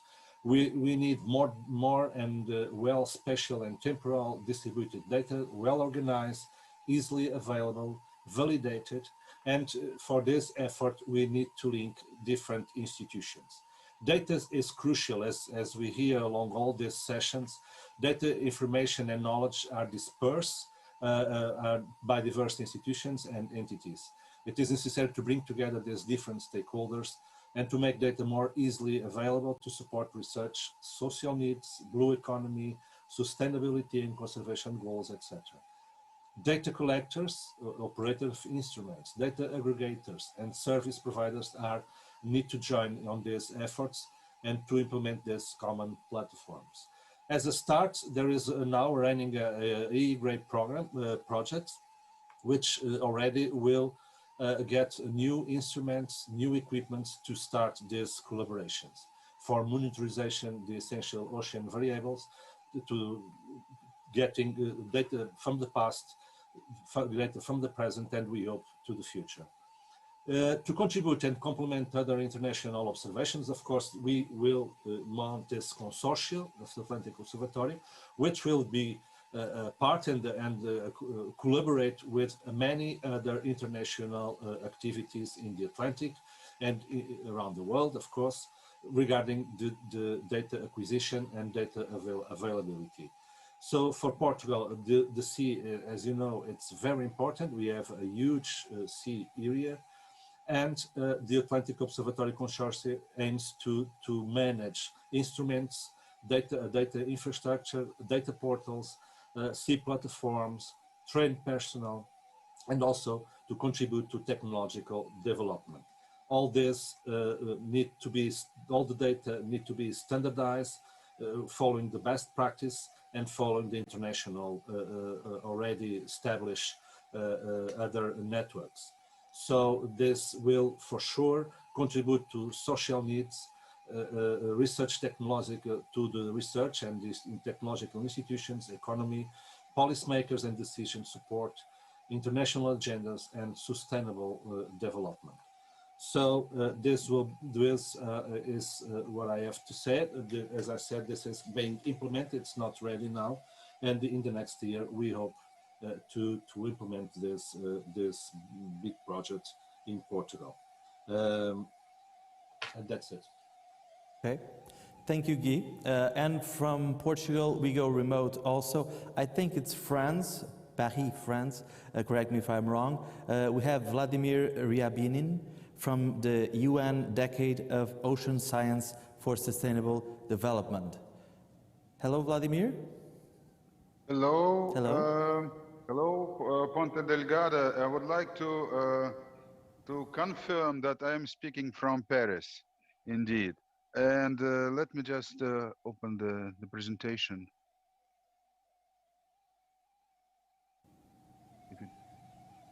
Yes, it is there. And I will minimize. All right, so I know that I'm now based between you and the last session. I don't want to spend a lot of your time, but I think I'm really braced to respond to the key question that you are asking. Several Atlantic initiatives exist and others will come, and how we can ensure that they're all sufficiently connected and they complement each other. So that is indeed the purpose of my presentation, and would like to introduce to you a mechanism that unites us all, and the mechanism is called United Nations Decade of Ocean Science for Sustainable Development, 2021-2030. So, you know, with this decade was already mentioned by several speakers.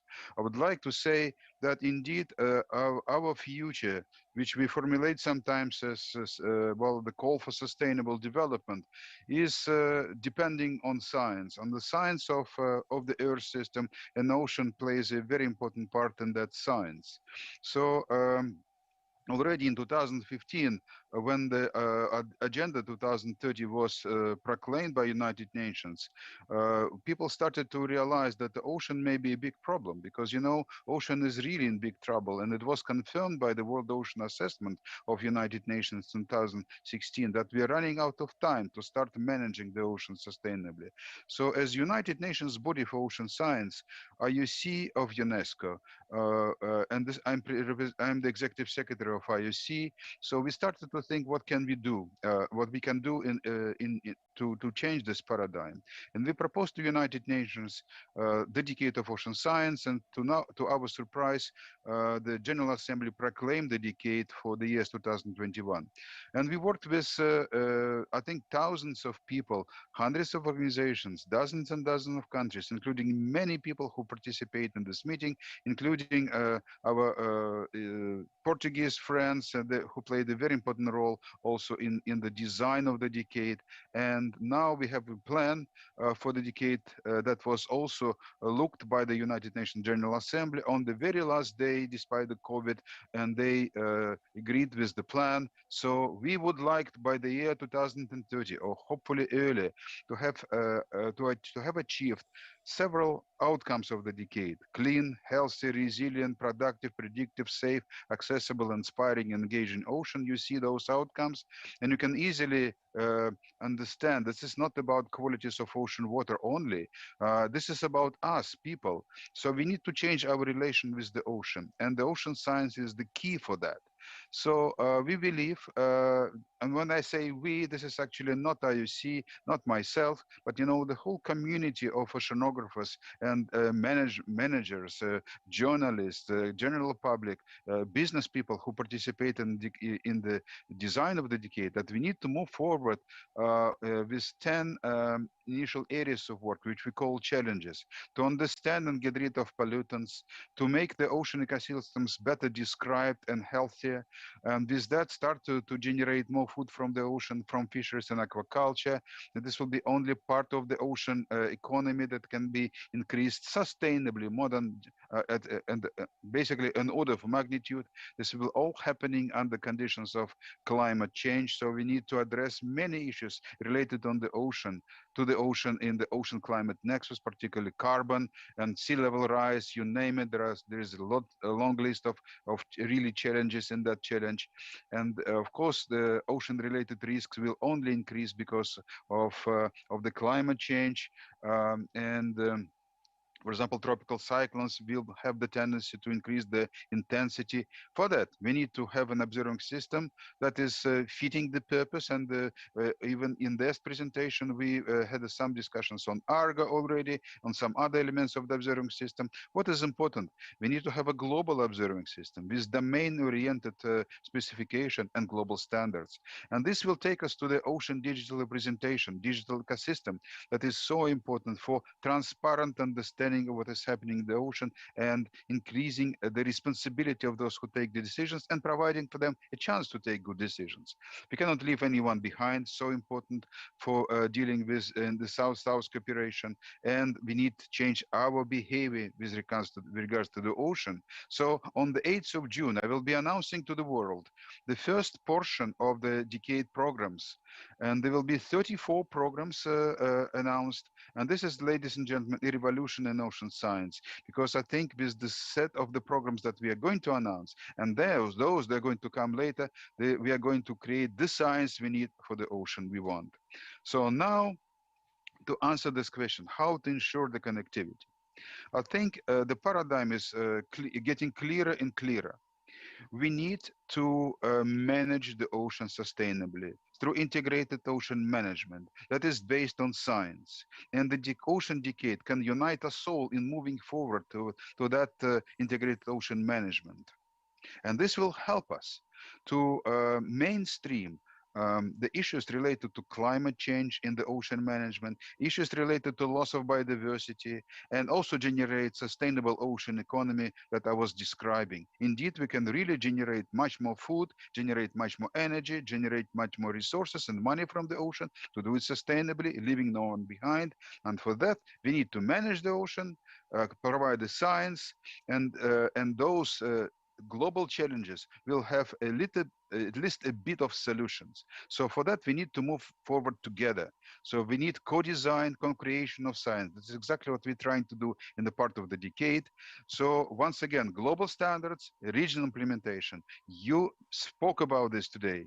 And I think the scale and the quality and what is happening in the Atlantic can take you in the lead position to provide best practices globally. I really invite you to do so. So basically, my very short presentation should end up with your this invitation to you, Atlantic, to welcome you to the global decade and make you a very strong contribution. You can really make it, and it will be precious for all. Thank you very much for your attention. Thank you, Vladimir. So this is a wrap for this session. Thank you, Elena. Thank you, Miguel. We'll try to reconvene for the next session in the next seconds. Stay with us.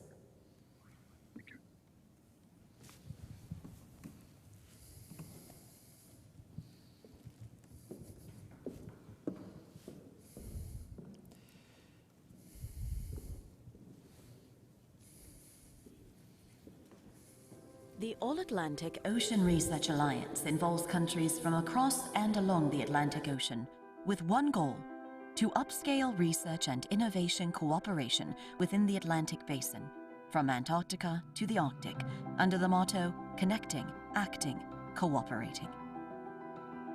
Based on the ideas of co-design, alignment, and use of existing resources, 6 ambitious and long-term collaborative pilot joint actions will be developed, supporting the implementation of the Galway and Belém statements. All-Atlantic Ocean Capacity Development and Training Platform. All-Atlantic Aquaculture Technology and Innovation Platform. All-Atlantic Marine Biotechnology Initiative. All-Atlantic Data Enterprise 2030. All-Atlantic Blue Schools Network. All-Atlantic Marine Research Infrastructure Network.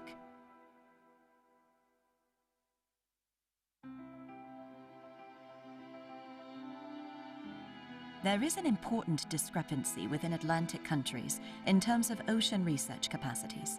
The Pilot Joint Action on Ocean Capacity Development plans to establish the All-Atlantic Training Platform, AATP, as a tool to identify training needs, gaps and initiatives, and create workshops, summer schools, and floating universities for the benefit of early career scientists and technicians in ocean science. Streamline and bring together existing training measures, adapt contents to new challenges, and find new and attractive formats to include all stakeholders is essential to provide the best possible education for young talents. A broad road of capacity development at all levels is the only way to create the science we need for the ocean we want.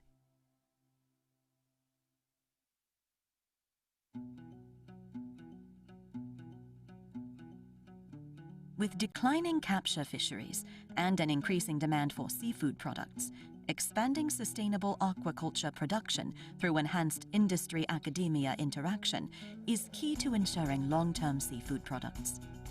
Based upon the European experience of the establishment of ETIP, the European Aquaculture Technology and Innovation Platform, and now using the Brazilian aquaculture sector as a case study, and applying the same methodology to other all-Atlantic national aquaculture sectors, this pilot joint action will consider the steps required in the design, implementation, and management of a multi-stakeholder All-Atlantic Aquaculture Technology and Innovation Platform, AATIP, following the principles of collaboration, cooperation, and shared ocean resources.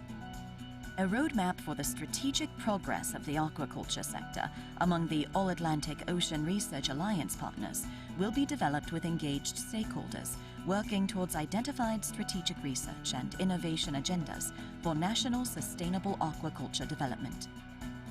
Working towards an All-Atlantic Aquaculture Technology and Innovation Platform will seek to safeguard a sustainable source of seafood in harmony with the aquatic ecosystem and climate objectives, ensuring a dynamic and expanding Atlantic blue bioeconomy.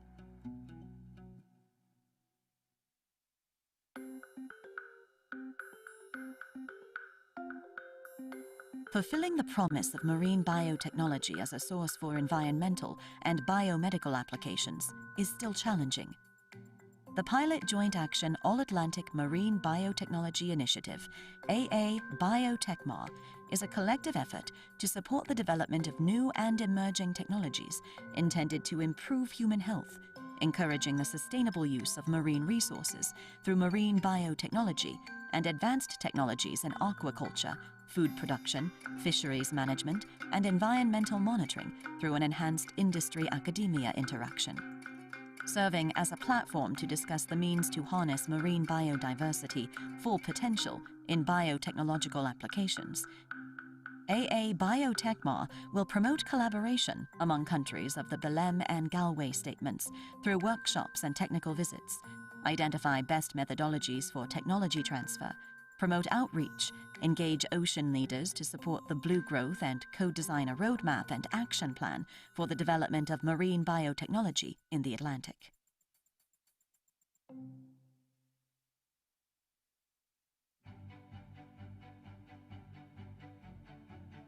Designing innovative and effective policies for ocean sustainability requires accurate observations and scientific knowledge. Co-responsibility, co-ownership, and co-implementation of scientific data will be the pillars for addressing key common areas of interest. All-Atlantic Data Enterprise 2030 Pilot Joint Action aims at creating a one-stop, user-friendly transatlantic platform for gathering natural, social, and humanistic scientific data, the All-Atlantic Ocean Data Space, AAODS. Through the implementation of guidelines and legislation regarding Atlantic data processing, the All-Atlantic Data Enterprise 2030 will support transatlantic information and data sharing in the spirit of open science and the fair care principles. The establishment of the All-Atlantic Ocean Data Space will ensure that in the future, all stakeholders have free access to relevant data, thus safeguarding sustainable stewardship of the Atlantic Ocean.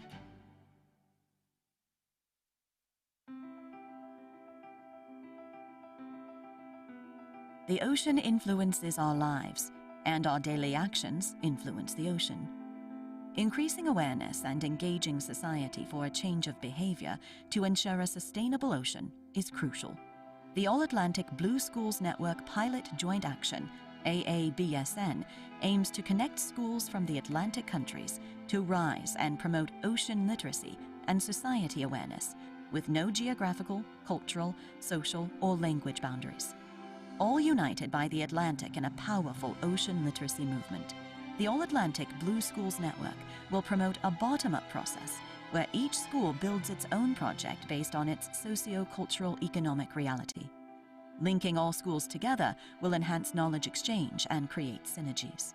Any sector of the society can be part of this process, supporting with educational resources, knowledge, ideas, and hereby helping to generate responsible and active generations that contribute to the ocean's sustainability towards the Generation Ocean.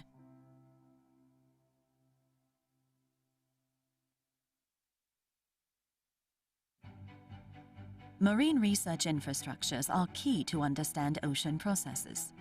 They give access to the necessary knowledge for a sustainable development of sea-related activities.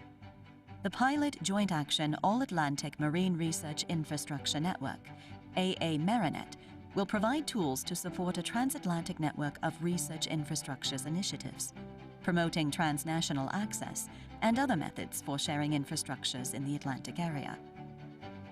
AA Marinet will work as a platform where stakeholders can share information about planned observation activities and available spare capacities, creating a forum where thematic networking and synergies will bring a better articulation of infrastructure-related activities in the Atlantic Basin, improving the support of multidisciplinary science to address global societal challenges.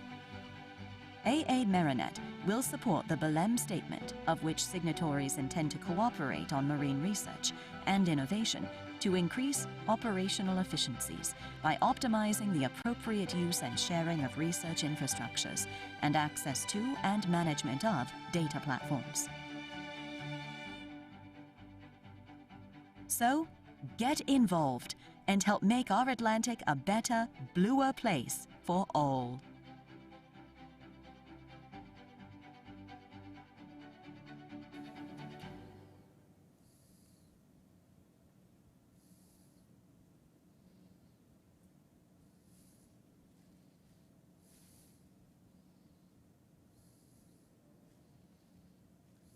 So the video that we all watched now is all about the Anchor Joint Pilot Actions, as you saw. The next session is all about this Joint Pilot Actions as a collaborative research and innovation effort. This is a project that is supporting the implementation of the All-Atlantic Ocean Research Alliance Cooperation. So the key question here is what are the Atlantic local communities and initiatives needs to strengthen marine and research and innovation cooperation, and how can they be addressed by the Anchor Joint Pilot Actions?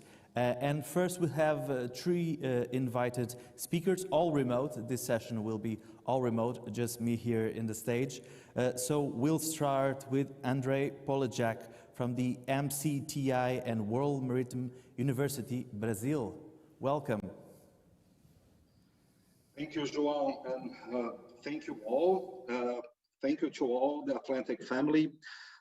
Thank you for having me here today in this panel, which for me is the hands-on part of the program, so keen to all of us. So the All-Atlantic Ocean Research Alliance is a dream come true. It was built from the demands and inputs of researchers throughout the basin that work together with policymakers, industry, and society at large. As we have heard today, in many of the high-level speeches, this alliance is an ocean science diplomacy beautiful example. It is science diplomacy because the alliance bridges communities that have a diversity of values and imperatives that not always go along naturally. So the alliance bridges more than countries and their research communities, but also bridges people. But how? How does it do that? The ongoing projects are key to this. So from microbes to integrated ecosystem assessments, these projects are the ones doing science diplomacy and linking those communities. The joint actions that were just presented right now to us are critical to advance the Belém and Galway statements. And by doing so, they are critical also to foster our joint voice and promote equal opportunities. That includes opportunities such as the access and sharing of research infrastructure, but also capacity building at large, all to unveil the Atlantic unknowns we have today. To us, from the South Atlantic, providing the opportunities and equal contribution to advancing our knowledge means actually recovering from centuries of inequalities to finally be capable to manage our ocean based on the best available knowledge, scientific, local, traditional, indigenous. We must work together and respect our differences, building the holistic knowledge needed to save the blue planet we have left until today, just as Vladimir brilliantly presented at the opportunity of the UN Decade of Ocean Science. Therefore, my pledge to the joint actions is to pursue cooperation, but also equality, mutual respect, and the sense of belonging to a broader community of Atlantic citizens supporting our decisions with sound science, as well as co-owning this effort as your own. So thank you very much. Obrigado. Obrigado, André. And now we'll have from Morocco, Othman Sherkawi Dekaki. It's the All-Atlantic Youth Ambassador from Morocco. Hello, Othman. Hello, Joao. Thank you so much welcome. for giving me this opportunity to speak. Thank you for the All-Atlantic 21 organizers. So today I'm going to just share my presentation and shows you what I prepared for you all. Yes. So the All-Atlantic Ocean Youth Ambassadors. So I'm representing today the All-Atlantic Youth Ambassadors. So I'm one of them, and you can see their beautiful faces smiling next to me on the left. And yeah, we're All-Atlantic Ocean Youth Ambassadors. We are 25 from 14 different countries. And this is what youth engagement is about, gathering youth and having them engage on topics like ocean-related topics.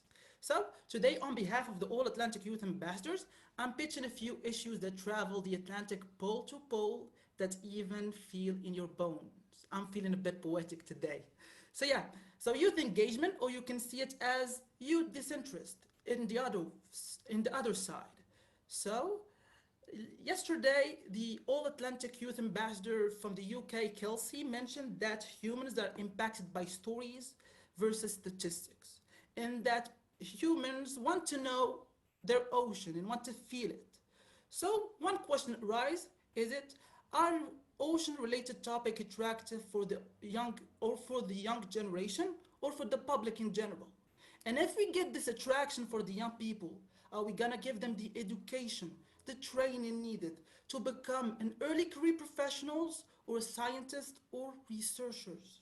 And if we're gonna go to that stage, are we gonna involve youth in discussions or decision makings around ocean related topics? This is all about youth engagement on the first side.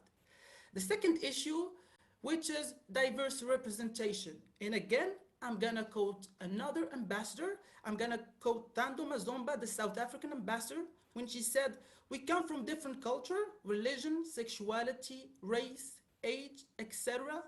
Everyone has different experience. Everyone has a role to play at different scales."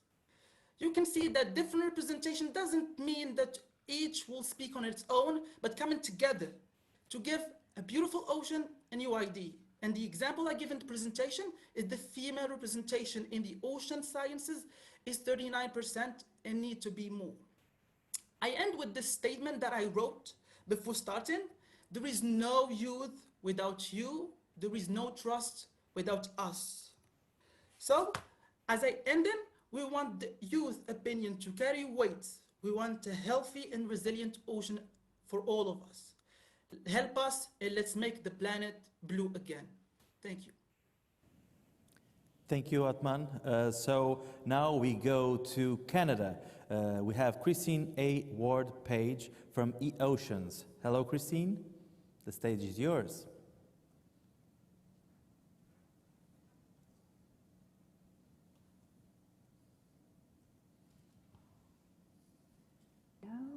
There we go. I think you can hear me. And share my, is that working for you? Yeah, it's working fine. Thank you. Excellent, thank you. And I can't seem to change my slide. There we go. Hello, everyone. I'm here to represent Entrepreneur. I'm an entrepreneur and scientist, so I wear two hats. Ocean assets are valued at $24 trillion. Providing essential products and services to billions of people who have invested interest in ocean health. Climate change, plastic pollution, overfishing, misuse, and many other threats are rapidly eroding this value. On the other hand, there is ample opportunity to celebrate. Billions have been spent on conservation. Species have come back from the brink of extinction. Fisheries have improved, biodiversity has value, protected areas have grown. Everything we know about the world's oceans and its influence on society depends on the important discoveries made by marine scientists. The problem is that science is manual, siloed, and slow, lagging years to decades behind business, society, and ocean change. Researchers and managers, understandably, focus their limited attention and resources on their priorities, so we can't answer all the questions that matter to people. I'll give 3 examples. As a marine scientist, I always meet fishers who complain that a fishery closed at the wrong time, in the wrong place, or with the wrong strategy. They claim that we don't have their data, so that we can't make informed decisions. Example 2, tourism guides notice a lot of change, distribution, timing, and numbers of species and their threats. They record these observations often in handwritten logbooks, but very few of these observations are ever used in science. And third, marine protected areas are growing, but how they are doing from a socioeconomic perspective, their selling features, is still a guessing game. I built E-Oceans to fix these problems. E-Oceans is a professional, multi-stakeholder platform software that automates collaborative ocean science and disseminates cross-sector information in real time to all interested stakeholders and rights holders. It has my expertise embedded in the back end for real-time analysis and works for everything from MPA design and assessment tracking the blue economy, endangered or invasive species, precision fishing, and dynamic management. We have a goal of gathering billion observations a day and generating 1 million analytics per month to put real information into the hands of stakeholders. The problem remaining in my mind is the acceptance and integration of co-generated science by researchers and managers. One study found that the public provides $2.5 billion of in-kind data to science, but only 12% are used. At a time when science understanding and acceptance is at an all-time low, and when ocean change is happening fast, science needs to be real-time, inclusive, and accessible to all. And we need this shift to happen for right now. Our motto is for the oceans, for us. Thank you. Thank you, Christine. We'll now have some questions to the Anchor Joint Pilot Action leaders regarding some of the issues that came up in the three presentations that we had. We'll start with Werner Eckau from the German Leibniz Center for Tropic Research. He's the leader of the All-Atlantic Ocean Capacity Development and Training Platform. I will start first. Werner, are you there? Welcome. Yes, I'm here. Welcome. So I will start with the question, what is the added value of your joint pilot action in terms of the capacity development and training activities in the Atlantic realm, really? Well, the joint pilot action is focusing on possibilities to improve the offer of training to the next generation of our ocean scientists, researchers, and technicians. There are many training programs available around the world and also around the Atlantic, but information where to get what is often difficult to explore, and not always is the offered training that what is really needed in the local or regional context. And to address these shortcomings and make existing programs more accessible and more effective, we are designing in this joint pilot action the All-Atlantic training platform, which is a kind of a hub or marketplace for existing training programs, training applicants, and training providers, and for networking among stakeholders. So to really bring people together and create synergies and make it more efficient. Because I mean, the youth, young people, early career researchers, so they are the future. They will have to solve the problems. And of course, and we have to be aware of that young people must be engaged. Let's go now to Brazil. We have Fabiano Thompson from the Federal University of Rio de Janeiro. He's the leader of Biotech MAR, a joint marine biotechnology initiative for the Atlantic. Hello, Fabiano. Hola. Hello, everyone. Hello. So I will dig right into it with a question. What is the role of marine biotechnology in the bioeconomy and a cleaner ocean development? How will the joint pilot action you are leading address this issue in terms of cross-sectoral collaboration also? So thank you so much for the question. And I send my greetings to all of you from the wonderful city of Rio de Janeiro in Brazil. As Andre mentioned, we are looking towards mutual collaboration, cooperation in embracing Atlantic. And we concur also with Dr. Vladimir UNESCO. Our ocean is in a big trouble, and we need to change the current economic paradigm based on this dirt, oil and gas economy, as developed countries are doing towards a low carbon economy, clean energy, and the bioeconomy. And marine biotechnology can contribute to the development of bioeconomy through the use of endemic biodiversity from different hotspots of biodiversity in the Atlantic. Just as an example, we discovered a gigantic reef off the mouth of the Amazon a few years back, and incidentally is on the top of oil and gas blocks. It's a very large area that requires attention by all the nations, because it's connected to the Amazon. It's a large biome. And specifically for our joint action, we will how we will promote sustainable use of the mega biome. We will promote the development of workshops on marine biotechnology, aquaculture, microbiomes. We will also develop startup accelerator workshops and contribute to a roadmap for marine biotechnology. Thank you, Fabiano. Let's go to Scotland. I think it's Scotland. David Bassett, leader of the initiation toward a Brazilian aquacultural technology and innovation platform, a first step toward an all-Atlantic aquaculture platform. Hello, David, are you there? I am indeed, and greetings from Scotland, correct. Thank God I was correct.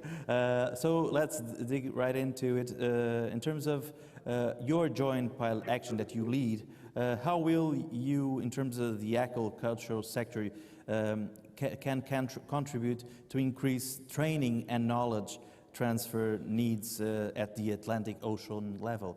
How can your sector, your joint pilot action can contribute really? Thank you. So yes, to recap from the video clip, our joint action was considering the establishment of a multi-stakeholder platform for aquaculture. And those multi-stakeholders will be drawn from industry, academia, and research communities, along with interested civil society groups, or at least that's the intention of the joint action. So considerations will be given to priorities for action within the context of developing a strategic research and innovation agenda. And within that, I can only imagine, although it's not actually my place to say so, as it will be the stakeholders themselves that will reach these priorities. Knowledge and training needs will be highlighted. That was certainly the case in Europe when we've undertaken these exercises. And indeed, projects and collaborations have arisen through that with regards to education and training. In terms of knowledge, the areas that would most likely cover, in our experience, would be aquatic animal health and welfare, the biological life cycle of fish, shellfish, and algae, farm management, environmental management, the sustainability agenda, and a wider understanding of the socioeconomics and governance and management that affect aquaculture. In terms of training, it would be more applied, but applied aspects of husbandry, the use of technology, the application of data and digital technology within the industry, and business development skills. And that would be across the industry level, at all aspects of the industry sector, at different career levels, at different ages and stages of professional development, and would also involve universities and research clusters and training providers in that. Thank you, David. So from Scotland, let's go back to Brazil. Olga Sato from the University of São Paulo. She's the leader of the joint pilot action of how will of All-Atlantic Data Enterprise 2030. Hello, Olga. Hi, hello. Hola. How will your joint pilot action help to promote ocean literacy in these involved countries, given that your area is very specific, data? Data, yeah. Well, thank you, first of all, for the opportunity to be here. So in Anchor, I'm representing a group of experts working on the All-Atlantic Data Enterprise 2030. And our main goal is to make sure that the data, the principle of findable, accessible, interoperable, and reusable. And that means to make the data available to everyone, starting from science and connecting to different sectors of the society that involves the public, the private sectors, industry, government, policymakers, education among others.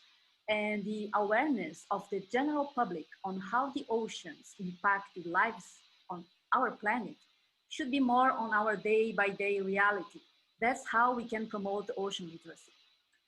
Our efforts are focused on the creation of the All-Atlantic Ocean Data Space, a unique transatlantic platform for natural, social, and scientific data.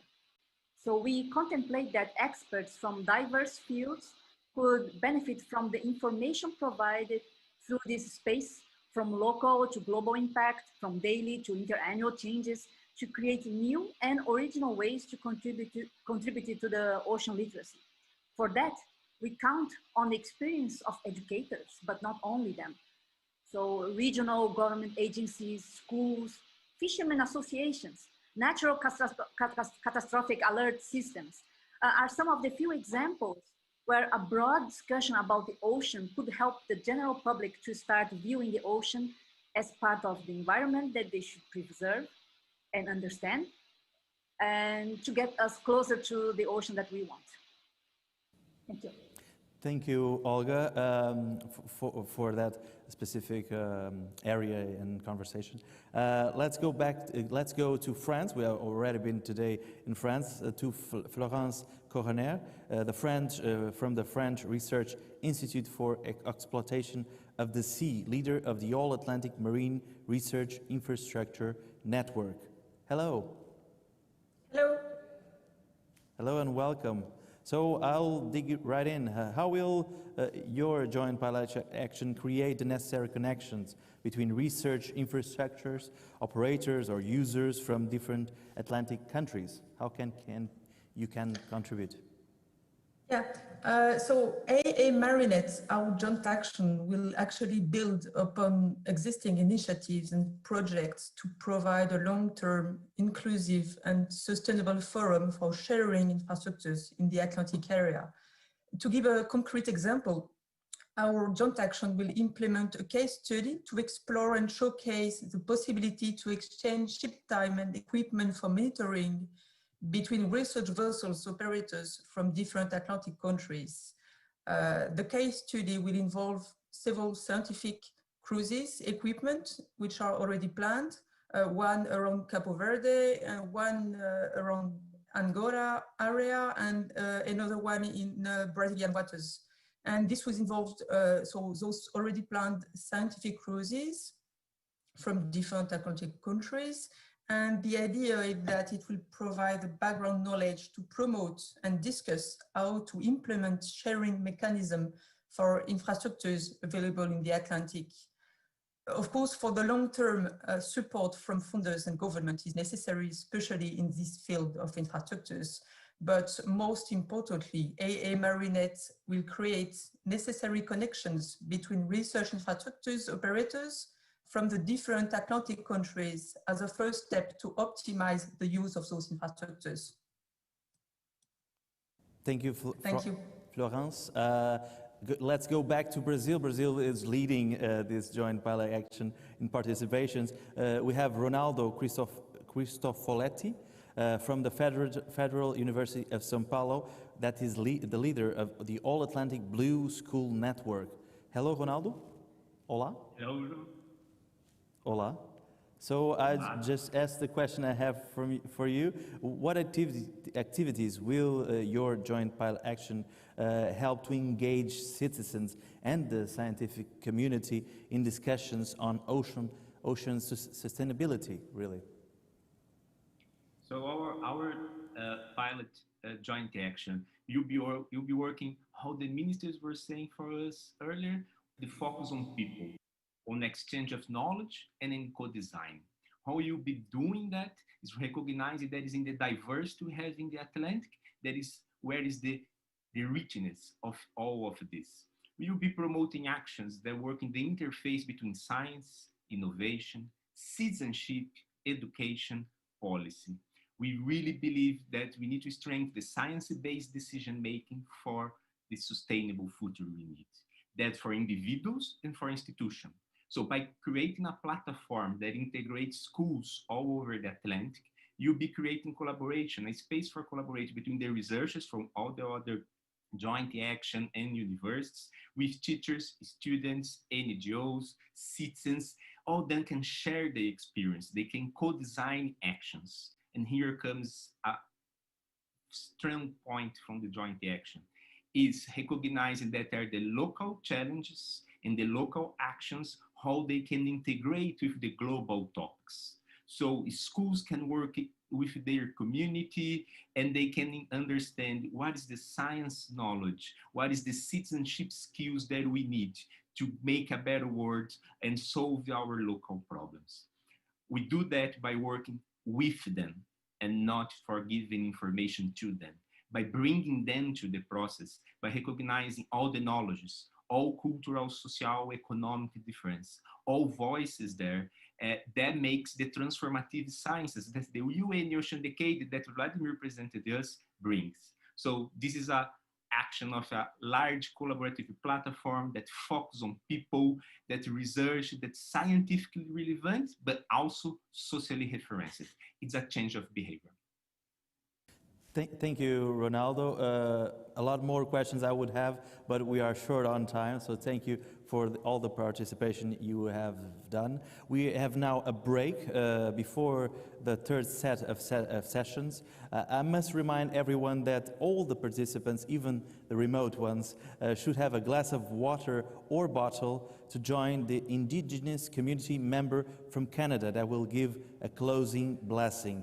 Everyone here in Ponta Delgada Azores in our theater can use this bottle that was given to fill it and participate in the blessing in the end. So now we have a break of 15 minutes and we see you in 15 minutes.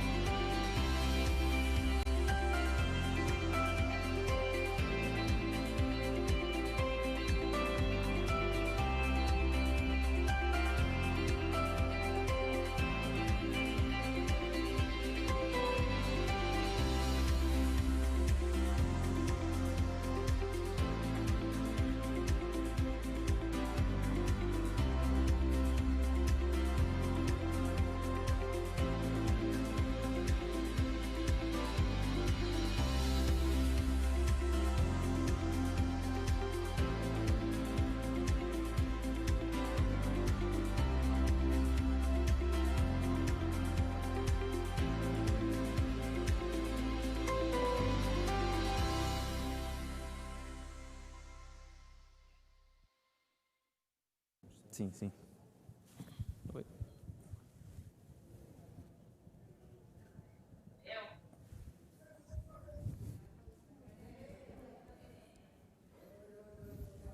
Hello, everyone, and welcome. We are back. And with us already, we have Francisco Wallenstein, that is from the Azores Space Mission. And this session, this is the third set of sessions. We are trying to promote the development of new technologies, impactful solutions, and disruptive innovation. The session that we are starting now is Coasts, Oceans, Climates, and Space, the Digital Ocean. The key question here will be, how can communities profit from new digital technologies and innovations, the digital ocean, and what type of skills are needed? First, the moderator for this session, it would be Humbalani Mudau from South Africa. He couldn't make it, he would do it remotely, so I'm filling in. First, we'll have a keynote speaker from Germany, Martin Wiesbeck from the Helmholtz Center for Ocean Research, Kiel. Hello, Martin, are you there? Yes, I am. Great to see everybody.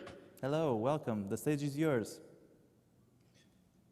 All right, colleagues, I'm going to share with you my presentation. First of all, thank you very much to the organizers for this fantastic All-Atlantic event. I really seen so many inspiring presentations, talks, and activities across the Atlantic. And it's just so great to see all of you and all of your ideas moving forward. What I would like to do in my intervention here is give you a little bit of a perspective of where I see the possibility of a digital ocean, digital twins of the ocean, as an opportunity to connect science and society. So when I say that, what do I mean by that? Let me just see if, so the way I look at it, we have made great progress, and we heard a lot in several interventions also today about the possibilities of observing the ocean. So there are some, and what I think the challenge is how we go from the observations that we have through the data system, so that we have models, assessments, AI, new technologies, data fusions. So we fuse observations, models, theories, ideas, and then turn all of this into knowledge and make that knowledge available to citizens, stakeholders, and the like. Now, in the European and Atlantic system, let me just give you some examples of what I mean. So on the left here, you see the increasing number of remote sensing and satellite observation. We heard some great suggestions also from the Air Center about small sets. Some large satellites are coming online. It's just a fantastic time to be a marine scientist where more and more observation from space come in. But at the same time, they need to be supplemented by in situ systems. So programs like Atlantos, the European Ocean Observing System, NOAA, Brazil, South Africa, Cape Verde, all of you are active in this space to really get more in situ robotic and human operated systems. And then we take this data and bring them together to databases. Europe has EMODNet. We have similar databases in Brazil, Argentina, South Africa, US, and Canada. And then out of these, we have service providers. The European version is the Copernicus Marine Service, but there are similar service providers, in particular in South Africa, Canada, and the United States, but also emerging ones in Argentina, Brazil, and others of our partner countries. In an increasing digital world, we're talking about this all-Atlantic digital space. We had a great side event yesterday where we discussed this, so blue cloud type of computing, data sharing, making that information available is happening. It's a reality. And then the challenge is, how can we benefit from that, from each of the citizens, the stakeholders, the decision makers part of perspective, and how can they really interact with this increasingly digital environment? So I'm giving you now two perspectives on that. About a year ago when we met, I talked about this Ocean 5D idea, sort of towards a digital twin ocean. And when I talked about Ocean 5D, I just wanted to capture your interest in the 5D. So what is 5D? It means that we want digital information of the ocean in a 5-dimensional manner. 4 dimensions to the first of time, 3 are space, so north, south, east, west, and depths of the ocean. And then, so these are 4, but what's the 5th dimension? And the 5th dimension to me is the one of issue. It's the one about where is the fish, about how safe is it to go swimming, where can I build a wind park, you know, where is the shortest and most energy efficient routing from place A, place B across the Atlantic, you know, is this a tsunami stricken place, you know, where are the sargassum invasions happening, things like that. So it's not a variable, it's really a dimension of information. So this information, which I call Ocean 5D, really connects those who are in government, those who are in civil society, the private sector, but also international science, as well as ocean literacy, education, and citizen. So it's that connectivity that the increasingly digital world allowed. Now, we have advanced these types of thinking also in the mission of the ocean. We call it Mission Starfish here. And that mission we heard about yesterday and this morning already also calls for a global digital twin of all oceans and waters in an operational manner by 2030. At the same time, the UN Decade of Ocean Science for Sustainable Development that Vladimir most recently spoke about has some of these programs, and a team of us have submitted a concept, a program about digital twin of the oceans, which we call DITO. And it's these type of ideas that are out there, but some of the questions that I always get, so Martin, then what is a digital twin of the ocean? So here's the beginnings of an understanding of a definition.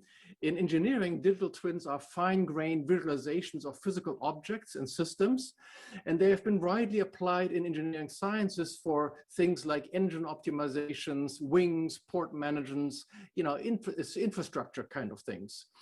But as a concept, this digital twinning is gaining momentum in earth and ocean sciences as a particular way to intuitively bundle and provide easy access to the marine data, the models and simulations. So we're taking that engineering approach and putting it into the ocean sciences, the earth sciences, the ocean application, earth application type of surroundings. So in a well-constructed digital twin of the ocean, probably regional, probably issue focused, will enable a wide range of users and stakeholders to interact with this digital asset to explore current and future scenarios, and in particular, when it is about human intervention. And let me give you some way to think about that. When we talk about ocean observing systems, we use quite often this value chain approach where we have societal needs for information on the top here, and then we have networks observing systems on the left. We go through data portals, forecast centers, assessment centers towards prediction and information dissemination, and then we feed that information back to society. So quite often you answer questions like, what is the state of the ocean? How will it change tomorrow? In mathematics or computer science, you call this initial value problem. You try to understand very well the state today, and then you carry the knowledge of systems evolution, of ocean dynamics, ecosystem understanding forwards into the future. So that's the typical value chain of ocean prediction like that. In digital twins, it's a little different. There's some similar things, but here what we're trying to do, you have observation, sensors, data, and models, but the big step is one of intervention. And intervention means human interventions. It's sustainable development, the green-blue action. And digital twins are helping us to answer what if scenario questions. How will the ocean change if human acts in a good or a bad way? And certainly we want to optimize our pathways towards sustainable development, sustainability, sustainable human-ocean interactions. This is not fundamentally new in our community. For example, digital twin prototypes, I'm going to give you 3 of them. One is the very well-known one to understand how the climate will change as a function of CO2 emission pathways into the atmosphere. This is a well-known frame, and the digital twin in this case is an Earth system climate model. You change the CO2 function by assuming some inputs from humans, and you come up with an answer of what the annual mean temperature might look like, and then you can decide whether this outcome is desirable or not. And we really want this number to be low. So we're talking about low carbon futures. Another digital twin prototype may be more applicable to coastal scenarios is now, given that the ocean is warming and given that sea level is rising, you might have a question, so what intervention protection strategies do I want in the coast? And here, your digital twin is probably a coastal model fed by global models with regional, local, right down to the coast. And you want to answer questions like, what if I protect my coast by a dike, by some sort of nature-based solution, let's say salt marshes, oyster bed, mangroves, or by sandbars, barriers, area islands that I can put forward. And you're really trying to optimize that adaptation intervention to deal with some of the challenges. And you can explore these scenarios in a digital world, so you optimize engineering activities before you happen to do them in the real world. The third example I'm going to give you is what is the most sustainable way to capture wild fish. And here we're using fishery community-based models quite often that we use to set quotas already. Quite often they're limited a bit in scope. They could be more complete, but they're using fish stocks and they're asking the question, what catch can I allow, when to fish, where to protect the ocean, to really end up with this maximum sustainable yield function. You want to optimize that. So it's informing fishery decisions. Again, these are type of digital twin prototypes. We at GEOMA have the ambition to take that knowledge and bring it to a small island state community like the Cape Verde Islands. And there we want to combine citizen data, high-tech data from researchers, satellites, in situ observation, and to inform things like fisheries, upwelling dynamics, interventions like artificial upwelling, but also really how can we best harvest sustainably in such upwelling system. Again, very ambitional, very exciting innovation, new technology. And the next step about a digital twin is how can we take that digital twin information and actually deliver it back to citizens. So there are things like decision-making theaters. So in GEOMA, we have something that we call Arena 2. It's an immersive three-dimensional spheres like a planetarium where we can show our digital representation of the seabed of ocean model scenarios and talk to scientists, decision makers, stakeholders, and the general public, and just give them an idea to immersively be in the ocean and digitally experience that ocean. Obviously, museums are very interested and many others. But also we need browser-based systems. We have some of those, Jupyter notebooks, but also these 3D immersive environments. So there's many ways where we can use innovation, where we can use technology from the gaming industry to make that digital twin of the ocean more experiential, easy accessible, and really speaking to the stakeholder needs. So colleagues, I'm going to end my intervention with 2 points. So where are the opportunities for the All-Atlantic community in this idea of a digital ocean and digital twin ocean? First, I would say it is about time to fully embrace all the opportunities that come with the digital revolution and that will shape the future of the digital knowledge ecosystem to be one that is collaborative, shared, and equitable. We quite often heard here, leave nobody behind. So it's a question of education, not only in those areas where we have access to supercomputing, but we use the cloud to make that available to everyone, but also to have education with our stakeholders, citizens, and collaborators so they can access those digital knowledges that are out there already and more to come. And second, I would say we have the opportunity to establish an all-Atlantic digital ocean community and a community building process. And that would build on the momentum of things like the UN Decade of Ocean Science for Sustainable Development, some of the actions from the G7 group that talk about digital twins of the ocean as an opportunity to really move forward, some of the Green Deal action, Mission Starfish, and really global, regional, and national initiatives. And I can tell you there's a number of these initiatives out there. Fugro has some of those. Esri has a digital twin of the Port of Rotterdam. There's digital twins of wind farm installations, fishery farming. So there's a lot of knowledge already there. It is about time to bring that together and really build up that all-Atlantic digital ocean community to really harvest all the benefits that the digital revolution allows us and to inform societies, inform public on how we can develop this human-ocean relationship in a much more sustainable way. Thank you very much. Thank you, Martin, for that interesting analysis, I will say. And now we'll have a small conversation with specialists from Portugal, also Canada, Brazil, and United States. The first question will be for all the participants. And the question, of course, is which is the perspective of your region of what digital digital ocean really is, and how could communities profit from it? We have here Francisco Wallenstein from the Azores Space Mission. Of course, your region is Portugal, the Azores. What is really the mission here? Thank you for the invitation to be here and for the question.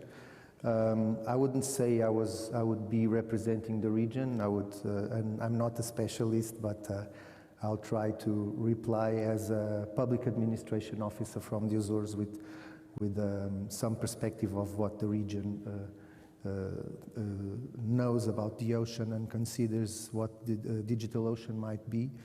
And I think it can be considered as a sink of information with a powerful data processing capacity that needs to be fed. So in that perspective, it needs allocation of resources, it needs human resources, it needs storage and processing capacity, it needs communications.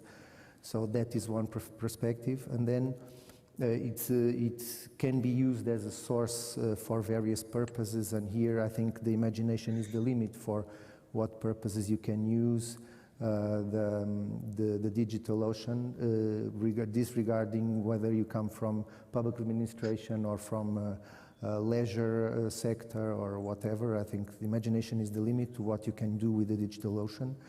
And you need to really harvest it. You need to take advantage of this very, very powerful thing that is being built. And based on my experience as someone that has been accompanying the efforts of Copernicus uptake promotion, Copernicus is the Europe's Earth observation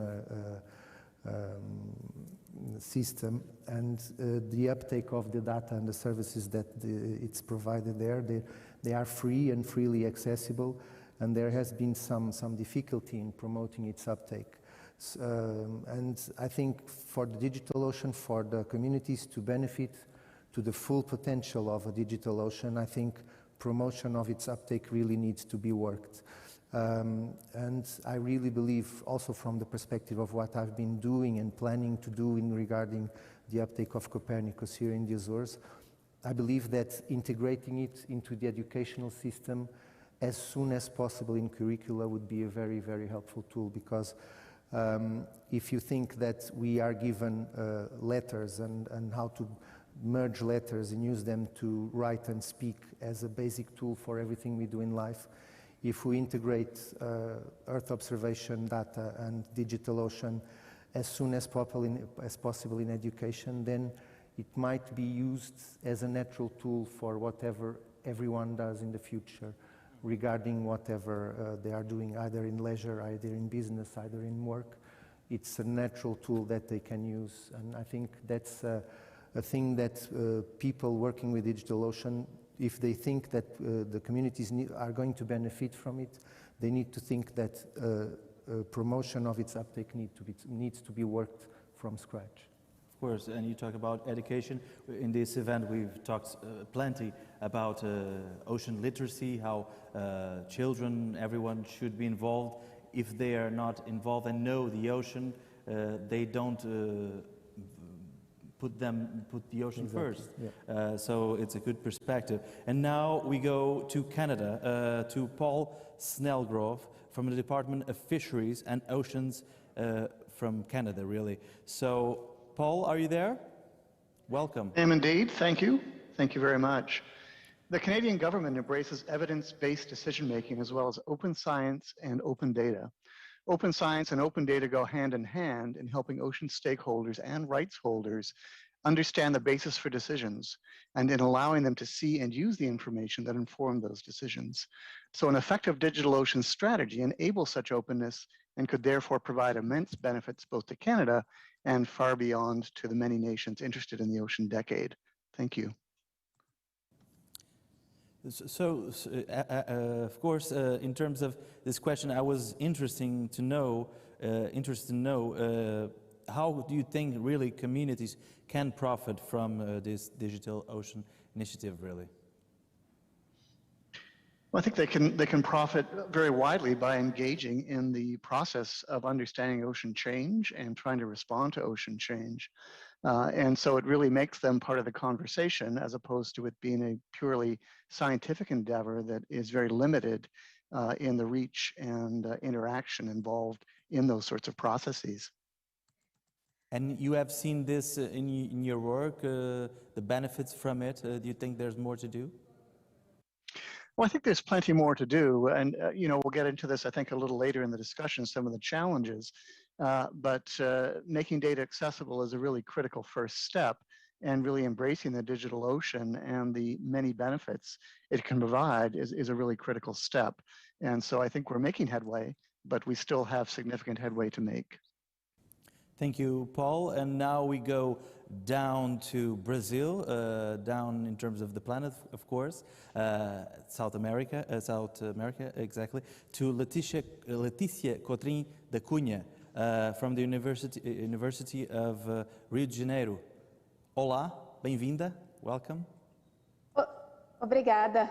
Olá, well, we can come from down, but you can also go up if you look at my map here. It depends on the way you see the globe. And then, yeah, so on a regional perspective, it's very interesting. I have the feeling that regionally here in Brazil, this idea of having more data and having this digital ocean is slowly, I mean, I heard talks yesterday from the National Oceanography Association, and they were discussing, well, for ocean science, but they were discussing the importance of having everything connected and how easy it is to access the data, different types of data you need.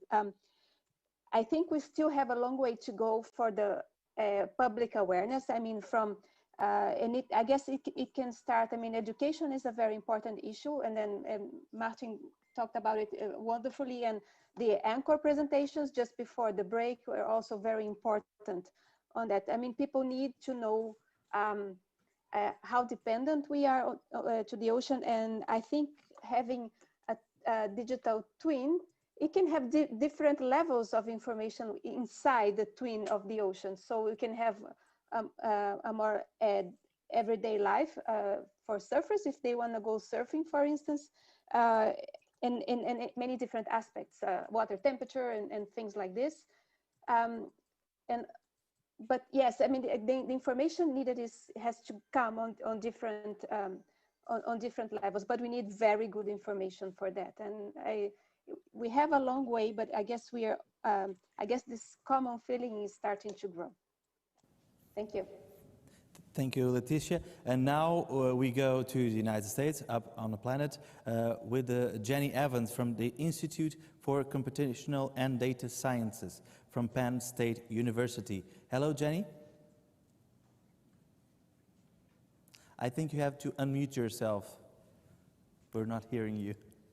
I apologize. That's okay. I will sit with Leticia. I'm originally Australian, and so I think that the world can be up in either direction. So in addition to many ways that we benefit from the ocean and ocean services, the US, along with many nations, is increasingly vulnerable to ocean extremes. And I have to say, I'm Penn State, so I can't speak for the US government, but I'm speaking from a researcher perspective. So expansion in capabilities to forecast near-term threats and to develop informed projections of future vulnerabilities will keep our residents safe. And I think this is a critical aspect. Many speakers have already highlighted the need to bring people from many professions together to translate the digital ocean and to create these societal benefits. These days, we can't make these advances without the deluge of data, big data, I call it a deluge, capturing and processing it with advanced computational and data science. And so they maybe are the other digital ocean. Building the societal resilience we need requires multinational and multidimensional partnerships along with these new tools and technologies. And I think I'll follow Paul. The multinational must include open access and data sharing. And so that requires collaboration such as we have here today to make that happen. Thank you. Thank you, Jenny. And now I have another question now for Paul Snellgrove. Paul, are you there? I am absolutely here.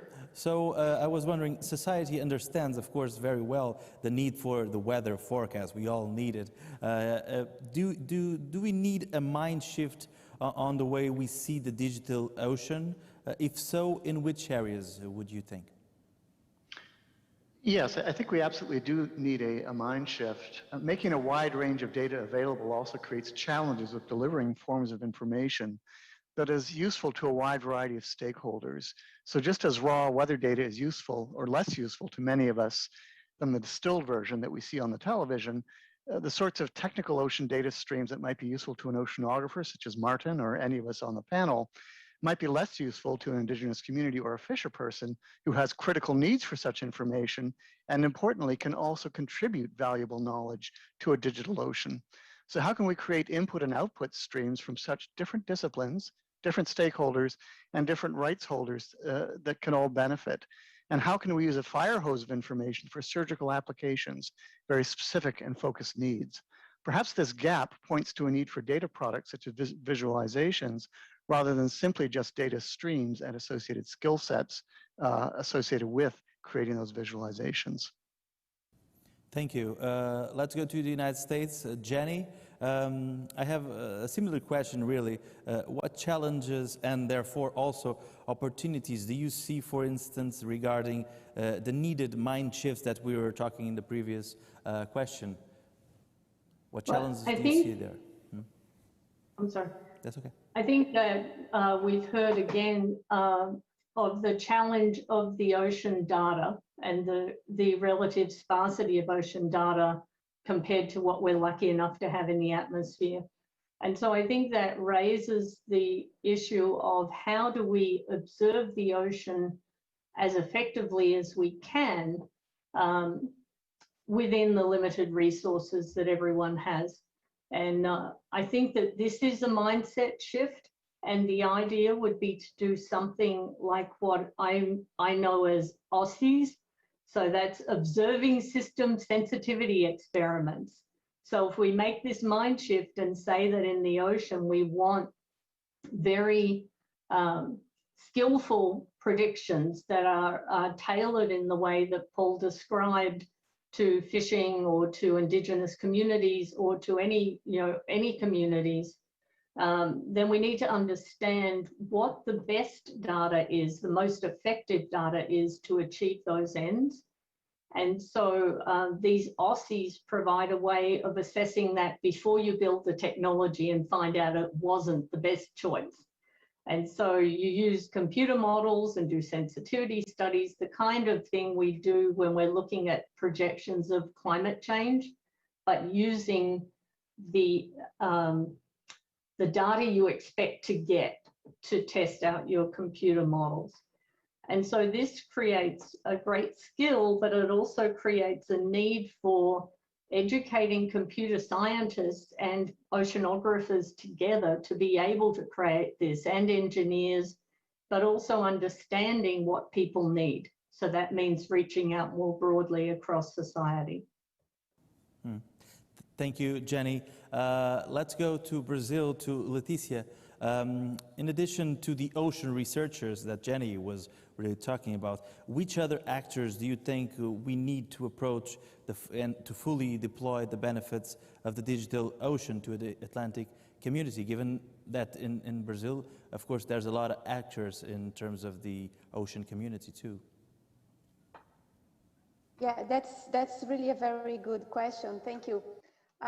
Well, I mean, apart from the ocean science community, my idea is that we need to approach the fishing community. The fishermen that go out to sea with boats, but also all the aquaculture community. And then I heard the experiments within this networking within Anchor earlier today. That was very good.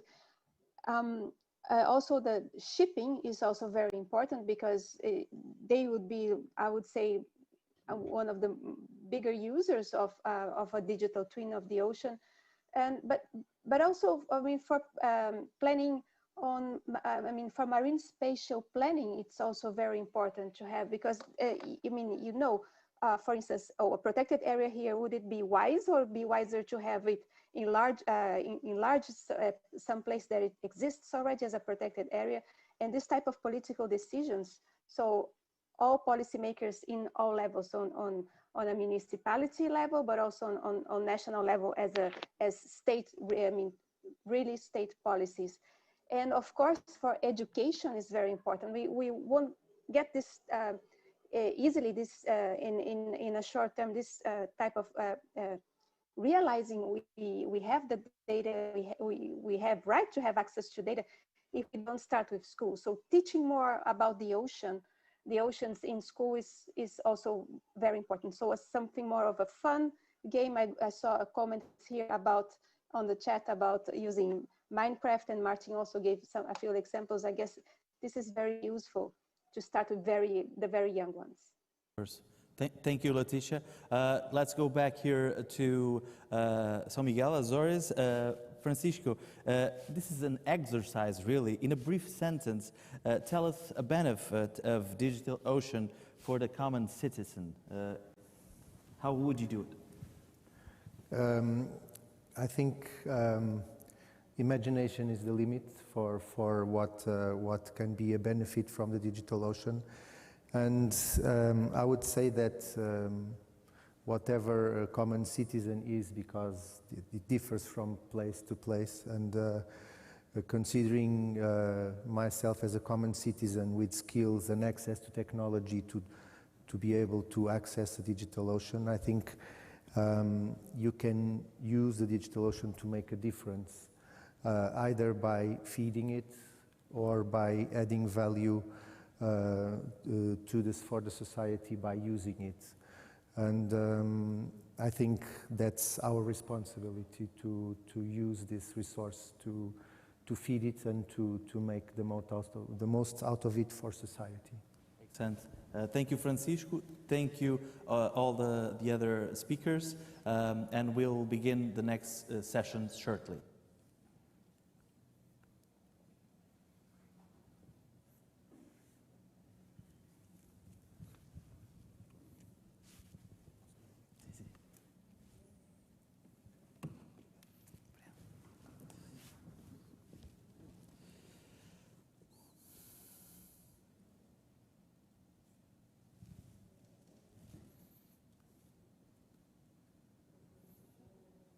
So we're back for the next session, Research and Innovation Solutions for a Sustainable Blue Economy. The key question here is development of affordable technologies for comprehensive ocean and coastal observation, food security, and marine renewable energies.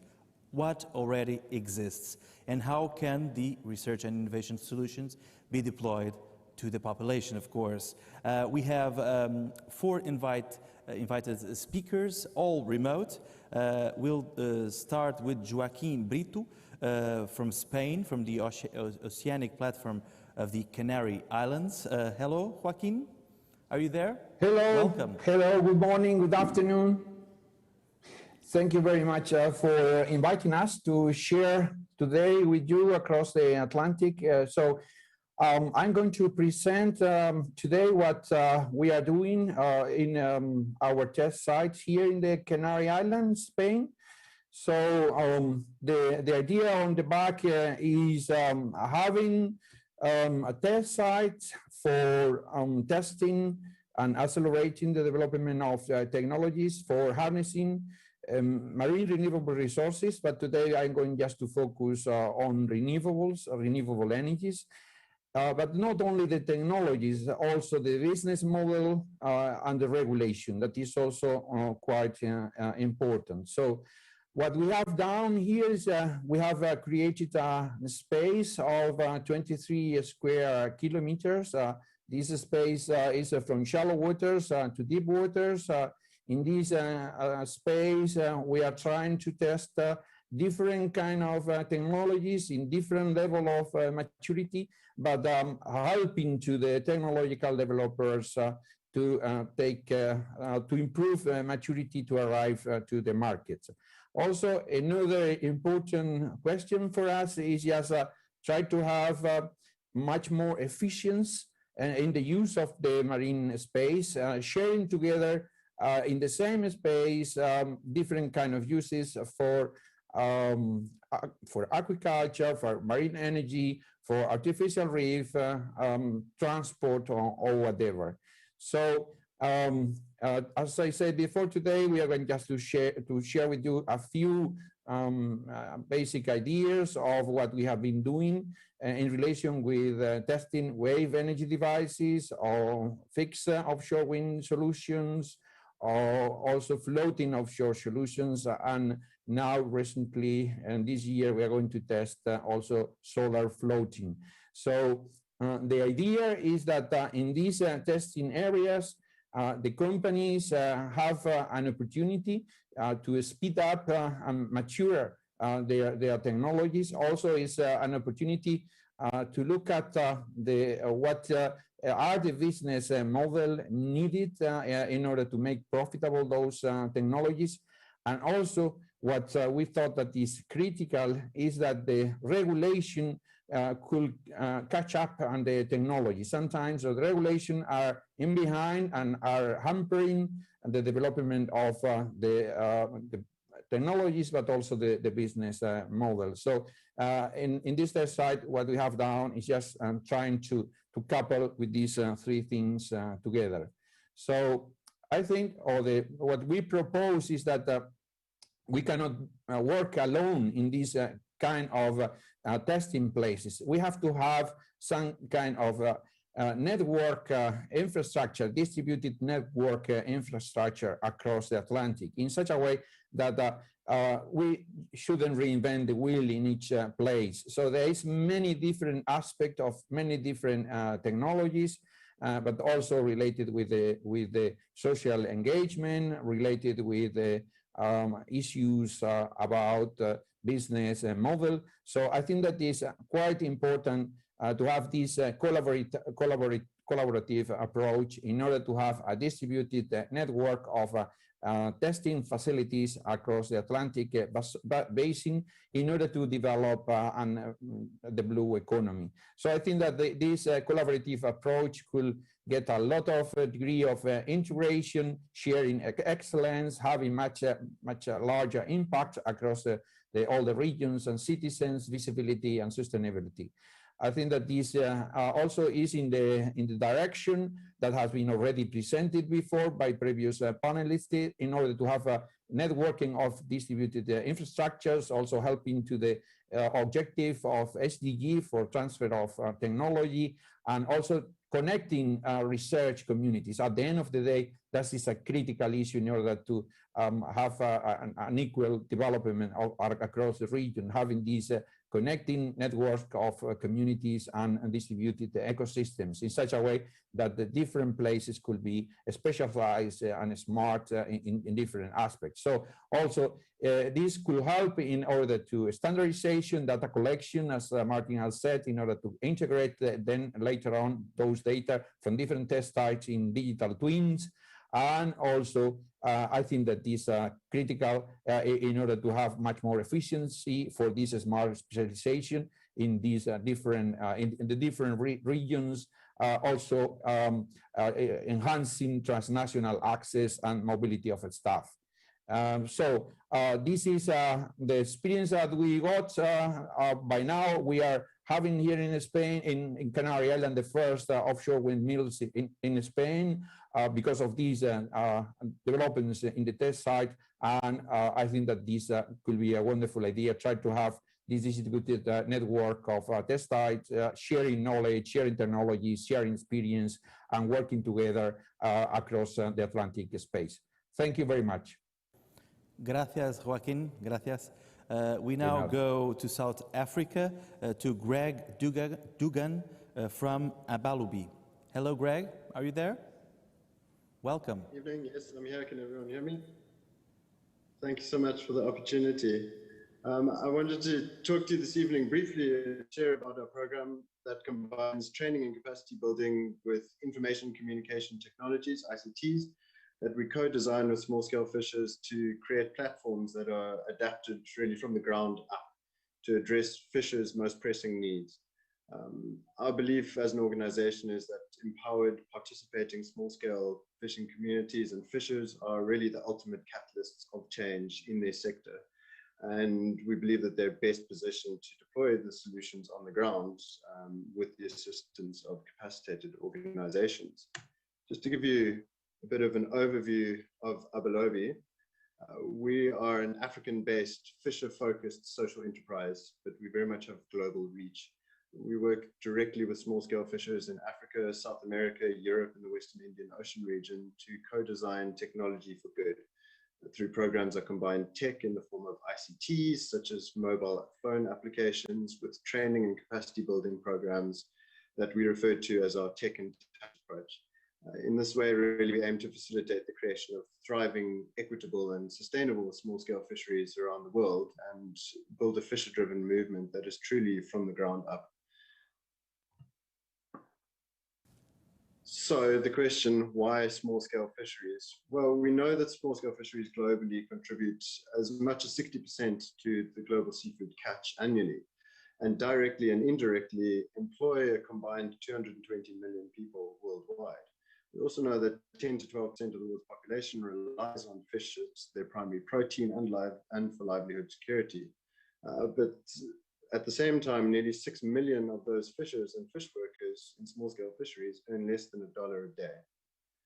Further, we know that their largely informal status and lack of access to technology, infrastructure, and data means most small-scale fishers around the world remain marginalized, whether it's in governance and management structures, being overlooked by sustainable development initiatives, and they largely remain price takers in the market. We aim to address these challenges through our suite of interconnected mobile applications, combined with our unique community development, training, and capacity building programs that I mentioned earlier. Those are really designed to empower fishers with the training, the tools, and the knowledge to participate in markets and governance spheres on an equal footing. Just to give you a bit of background, the foundation of our program is the Abelobi Fisher app. So this is a mobile smartphone application co-designed with small-scale fishers from the ground up. It gives them access for free to a suite of powerful, simple tools, enabling them to, for example, log their catches and their expenses, access reliable forecasting, sea state data, view simple analytics and data visualizations related to their livelihood. This in turn enables them to create a digital identity that can really be used to formalize their livelihood and enhance their participation in both management and markets. Our marketplace platform further enhances fishers' market participation and presence, providing them access to a digital seafood marketplace that connects small-scale fishers directly to end consumers across the retail, wholesale, and home consumer spaces. The platform is paired with infrastructure and training and cold chains, logistics, supply chains. It really creates a sort of ultra-local supply network paired with a very robust and transparent traceability chain that ultimately provides fishers and their customers with peace of mind. Through this program, we've seen an average 4-fold increase in fisher income, as well as greatly enhanced formal recognition. We also place great emphasis on the recognition and remuneration of women in fisheries, whose roles are so often overlooked, under-recognized, or inequitably remunerated. Overall, our programs and platforms enable small-scale fishers, collectives, and communities to greatly enhance their visibility, their formal status, and their participation in the fourth industrial revolution on an equal footing, empowered and underpinned by fisher-owned data. So in answer to the session question, how do we deploy solutions to the population? Our answer would be simple: co-design is key. This means working with end users from the very beginning, constantly gathering feedback and iterating according to their needs and context. It means being flexible and adaptable and working with people in the co-creation of tools that are truly fit for purpose, accessible, and flexible. In turn, the result is a suite of interventions that in our experience are effective, are readily taken up by the local users, and are really further supported by community-based champions who can drive further uptake, adaptation, adoption, and change from the ground up. That's all from me. Thank you. Thank you, Greg. We now come back to Portugal, but remotely. We have César Silva from Fish Metrics. Hello, César. Hola.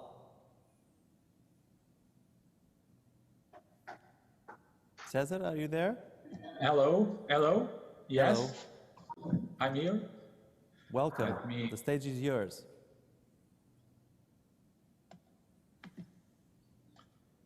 Okay, let me share the screen. Okay, I'll start for the beginning. Okay, my name is César Silva, and I'm here representing Fish Metrics. Is a startup company which has developed automatic fish measure technology for the last years from Azores. The Fish Metrics has proposed a patented automatic system which consists of a device placed over a fish box responsible for the acquisition of 3D data composed of a RHD HB camera, an infrared depth sensor, and a computer. So the automatic system uploads the data to a remote database where samplers can access the data and measure the fish. This cloud application can also keep all the relevant metadata, including the fish identification, vessel identification, capture location, and more. The fish monitoring effort has been increasing due to the conservation and management requests, demanding more accurate data and consequently raising costs. This is an important challenge because, especially for remote dispersed locations where fish sampling poses unbearable costs. So Fish Metrics wants to find some solutions for this problem.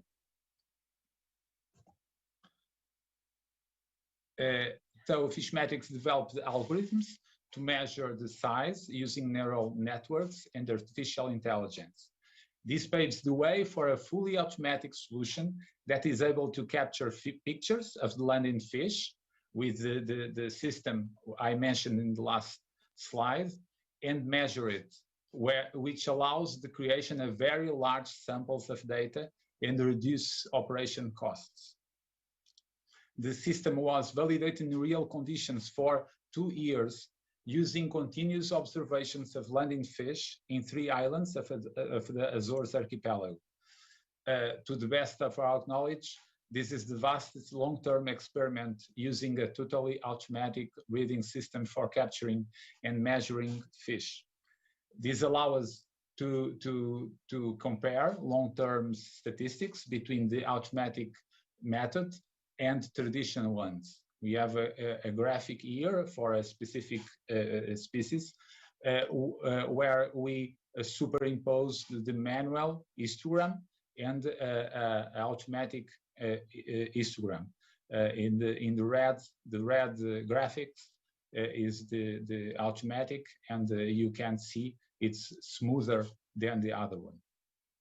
So this method generated a more representative and robust sample of the captured fish, and this is particularly valid for species or sizes that are often undersampled due to the limited number of occasional landings.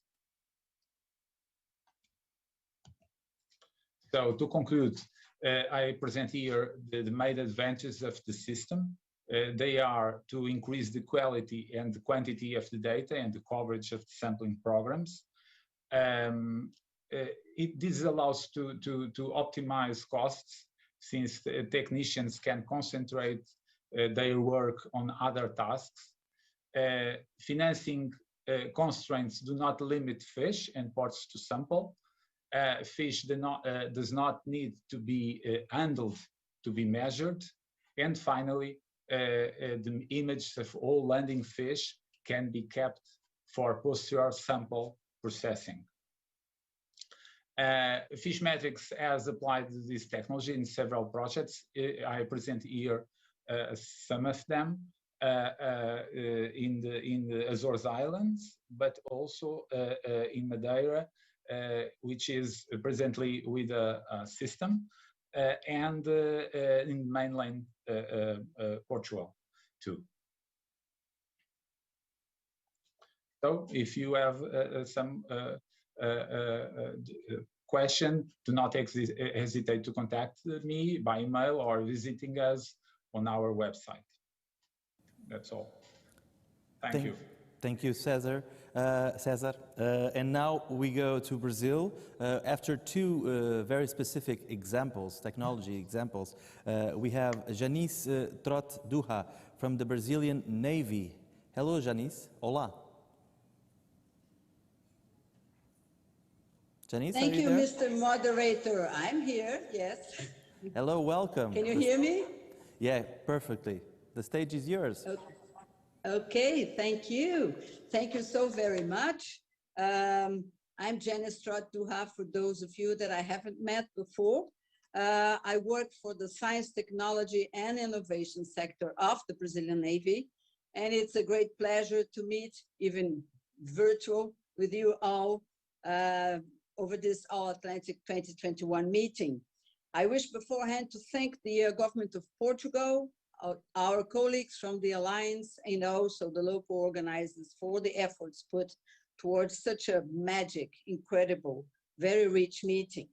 I will start addressing to you, why is the Navy so interested in marine pollution? Well, first of all, the commander of the Navy is also the maritime authority in our country. And most of you may have heard about a major oil spill that we had back in 2019 in our coasts. We had a huge amount of oil, crude oil reaching our coasts, and an operation has been launched by the Brazilian Navy called Mar Limpo é Vida. And as a consequence to that, a memorandum has been signed with regards to the idea that we should expand the participation of the Maritime Authority in the context of fulfilling the first national plan to combat waste at sea. And as a consequence to that, an advisory board has been set, and that's the Technical and Scientific Commission, has a huge name. I'll just mention the acronym, Contact Paul Olio, to serve as an important science advisory board for the Maritime Authority. In this regard, we have been organizing webinars. The last one that we had was on marine pollution by plastics. It's been held on the 14th of April. And in that webinar, we were faced with a huge amount of information and also information on initiatives going on in our country. And I just want to leave some of them to you on the screen. 70% of marine debris are made by plastics. Of those, 80% come from land. So it's upstream. It's an upstream problem. Just in Brazil, we have 325 million tons of plastics, thousands of tons of plastics entering the ocean. Just in Guanabara Bay, you can see a small picture in the up right corner. We have 7,000 tons reaching the oceans every year. So this is really impressive. And we have some NGOs already operating in the country in that regard. One Earth, One Ocean from Germany. They're dealing with the fisheries community, and I think they are very important. We're talking about co-designing. This is one way to go. We also have Oceana, based in the US, with a very strong branch in Brazil, Blue Keepers, etc. How can we bring solution to the local community? Well, first of all, prove the concept of what I just mentioned to you here. We need to combat upstream. So we need to go to the source. We need to get to the local stakeholders, riverine and coastal populations, but not only asking for them to cope and collaborate, but benefiting, making some sort of benefits to them with this innovative idea of the use of discarded plastics. And what I'm talking here is we are able to convert plastic residues into clean energy through a process of low temperature conservation gasification, no emission whatsoever. This is what we call the white hydrogen. We do not have time to dwell upon the details of that, but I'll be at your disposal. And apart from ideas, we have to put in practice what we have been thinking. So we've been thinking on the possibility of developing a pilot project in Guanabara Bay where we have the figures in hand and where we know on average 20 tons of plastics are thrown daily. 80% remains afloat. Could you imagine if we can convert 20 tons of plastics into clean energy? Would it be feasible? Shall we try it? How would that look like in 2030 when we end up the ocean decade? So what's next? Clean energy source initiatives in Brazil is a big business these days. We have green hydrogen hub initiatives going on, one in the port of Pecém, Ceará, the other one in Porto of Açu, Rio de Janeiro. And we are thinking, disruptively thinking, whether we could generate hydrogen out of plastic debris as well. So if that comes to reality, I believe Brazil is an unlimited feedstock for such an innovative project. A new relationship with plastics is going on in Brazil, in Europe, in Australia. It's changing from bad boy into a possible good for the local communities. But we need to, again, co-design together, get the entrepreneurial sector engaged, and never forget the Belém statements. We have a birth of collaboration that we should benefit from. And I was particularly impressed after I read the emission starfish document. And I kept thinking that we could scale up our ambitions, we could go beyond our objectives, we could improve time frame for measurable results by proposing new actions and acting internationally as we have been doing in the past years. So would it be feasible to think of a small-scale joint project to convert plastic debris into clean energy? This is the question that I wish to leave with you. I also wish to stress Pascal Lamy's statement yesterday when he talked about science and the need of more passion. And I would add, if Pascal allow me, innovation. We can regenerate the hydrosphere. Mar limpo é vida. Thank you very much. Thank you, Janice. Obrigado. And from Brazil, we go to the other side of the ocean Atlantic, to Cabo Verde. Malik Lopes from the Instituto do Mar. Welcome. The stage is yours. Are you there? Hi there. Yes, João, I'm here. Thank you very much.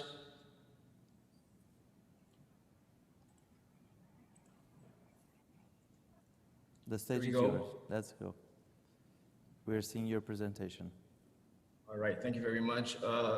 First of all, thank you. I would like to greet everyone, all of the speakers, everyone who is watching us online as well, and say that we are very thankful for this opportunity to take part in this All-Atlantic 2021 conference, which is very important in this opportunity for us to take part in this panel and give some insight or a showcase on Cabo Verde's initiatives and answer the question that is, for example, how the RNI solutions can be deployed to local and also in this case will show international communities.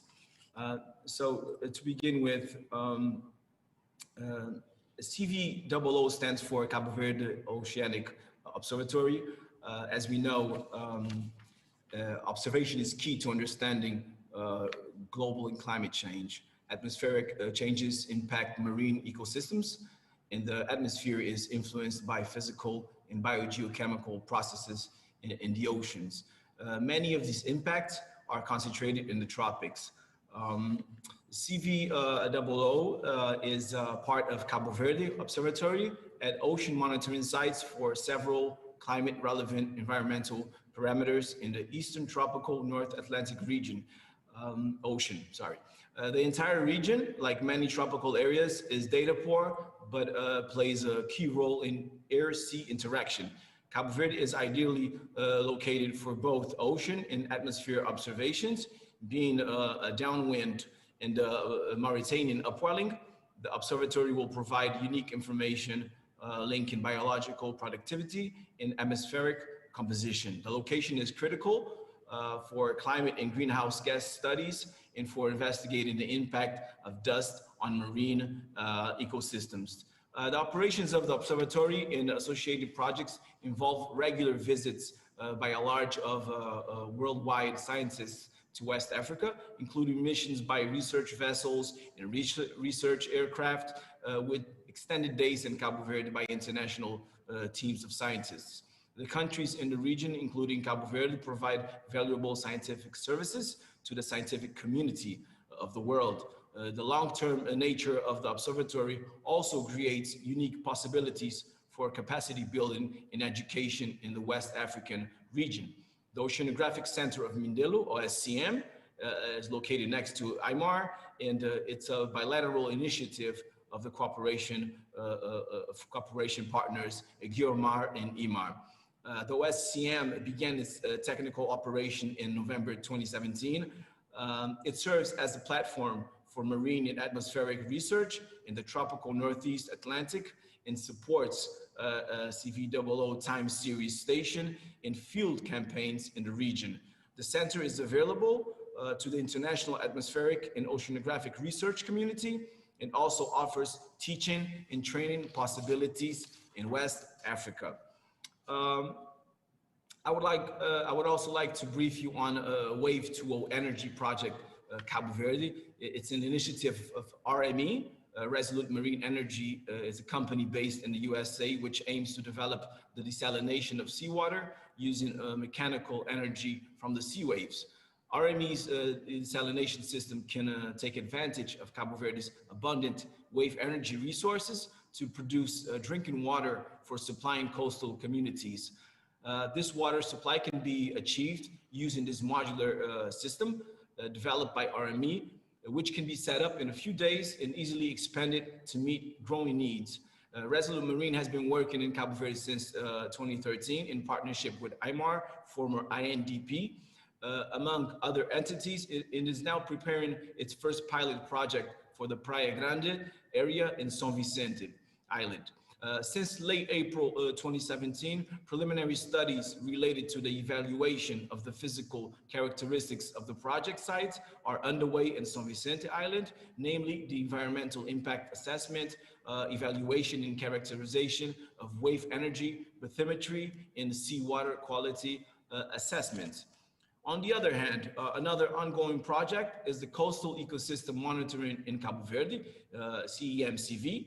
This project will be developed between research and academic institutions from Cabo Verde in Germany that have established cooperation on marine and oceanographic research in Cabo Verde for several years. Through a participatory approach, the idea is to meet the needs of the local population by implementing a coastal monitoring program, making use of the state-of-art technologies. The main goals, just to give a few examples, our main goals will be to develop a model for a coastal ecosystem monitoring program that meets the needs of local stakeholders and provides decision makers with valuable information for decision-making processes based on scientific evidence. Also, to apply an active co-design approach involving relevant partners and decision makers in the project development process from the beginning. To build capacity in terms of training partners, strengthening university programs, and promoting institutional capacities, as well as simultaneously improving data accessibility in order to allow the model to become a long-term sustained program.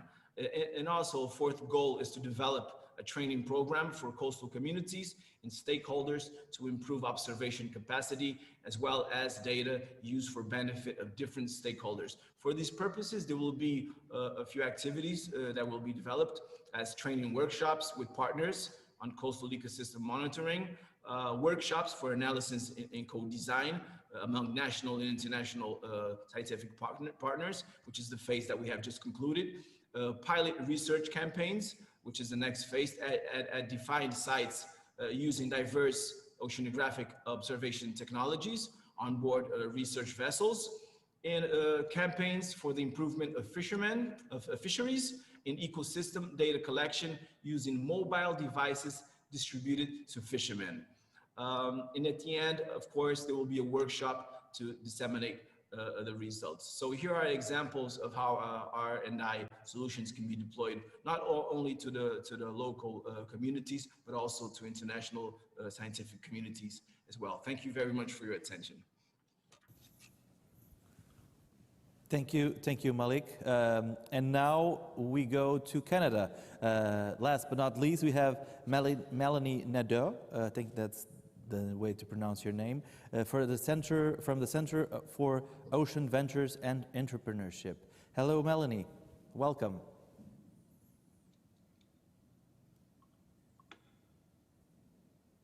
Hi there. We are already seeing your presentation.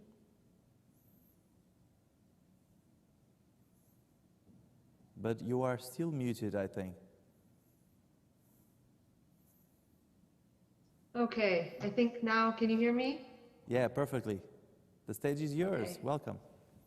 Great. Thank you very much for the opportunity to speak at this conference. It's quite a very strong program and so international in nature, so I'm very pleased to be here. So as was mentioned, I lead the Center for Ocean Ventures and Entrepreneurship, COVE, which is located in Atlantic Canada, in Halifax, the Halifax Harbor, which is right downtown in our core here within the city. And we have an onshore facility that houses about 60 companies, anywhere from startups all the way to global enterprises. And our mission is really around accelerating and commercializing ocean technologies. And what we're finding, and I'll speak to this a little bit here, is that here you go, this is the site right here on this slide. And so we have this onshore facility that's collaborative in nature. We also have really programs as well that we run around workforce development, developing different skills, developing pipelines for talent that will go into the ocean sector, and more so on the kind of the innovation spectrum of the ocean sector. We also have programs around onshore and offshore infrastructure, where we look at shared infrastructure for the commercialization of ocean tech. And we work really as a central hub for a lot of Canada and the ocean tech space, and work with a lot of partners, not only in Canada, but overseas as well. And really, as we focus on our mission, we have we really look at 5 different verticals of the ocean economy. So from marine transportation, defense and security, fisheries and aquaculture, marine ecotourism, and offshore renewable energy. So a lot of our companies work in these spaces, as well as ourselves through our programming. And as you can see here as well, we have access to onshore facility, but we also have access to the waterfront and the ocean, and that's the harbor that goes out into the Atlantic Ocean.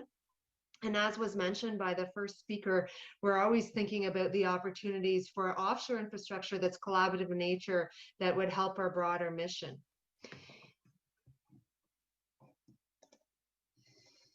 And I've covered a bit of this, but really what I wanted to take the time today to talk about is a project that I feel sort of fits that mandate of community scale, our research and innovation that we're developing. And this is part of our testing, evaluation, and demonstration program. We've developed this offshore infrastructure platform, which is called the Multi-Sensor Seabed Platform, also known as Stella Maris. And the impetus for this type of project was that you know, we've developed over time definitely a cluster around sensors, robotics, and digital ocean, which to a large extent is different technology, but also the data and the output that comes from that. And so this platform that we've designed and built is about demonstrating, testing different types of sensors, even imagery. For example, we have different video cameras on this platform that are producing or developing technologies that collect data in very different forms and that are used across many of the different subsectors or verticals that I talked about in the ocean economy.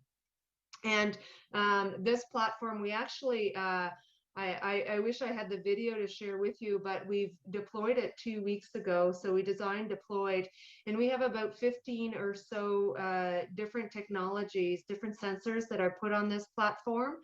And they allow different data streams to be collected. And at our facility, we've established an onshore operations center where we operate and manage the data streams that are coming in and can control this offshore platform that's really situated about 100 meters off our waterfront. And anyways, and we have companies that come in and look at their tech and are you know, we're in the commissioning stages, but we anticipate that they will be continuously looking at product development through this platform because they're able to deploy right in saltwater conditions. And some of the sensors that are on this platform are quite interesting. For example, there's a sensor on here called from a company that we work with that's used to track the sustainability of fisheries.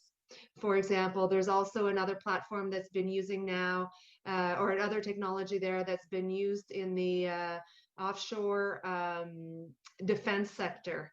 We've got another one that's from another company that's about detecting the carbon, the amount of carbon in the ocean. So there's quite a vast array of different sensors that are on here, and these are different technologies that are being developed by many of the companies that we work with. And so what I'd like to say is for those that are interested in this kind of concept and using a shared platform to accelerate the commercialization of different technology that is being used to improve operations in the ocean environment, but also to collect a multitude of data. Now, this project, we're just in the commissioning stages of it. As I said, it's been deployed in the last 2 weeks, and we're really not even sure yet, if you will, all the data and how it will be used. So we are developing a strong housing mechanism to store all the data, but we're also engaging with the research community to fully understand how that data can operate in a collective way and what else it could be used for. So that's going to be a really interesting facet to it. And we also have integrated through our workforce development programming, we have an internship program, and we're getting younger people, younger students involved in this, and also looking at creative ways of how we'll be able to operate this platform.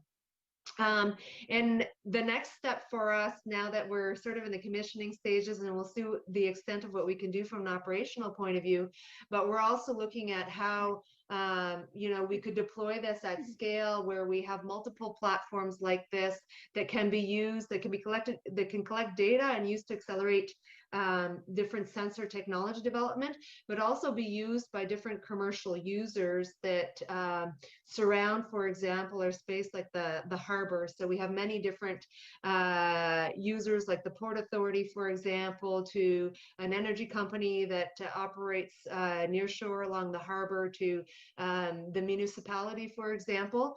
So that's sort of the next phase. We're looking at how we can use this model that we've done with the platform and scale it up so that and we can really understand how we can combine all those different facets into you know, a much broader project.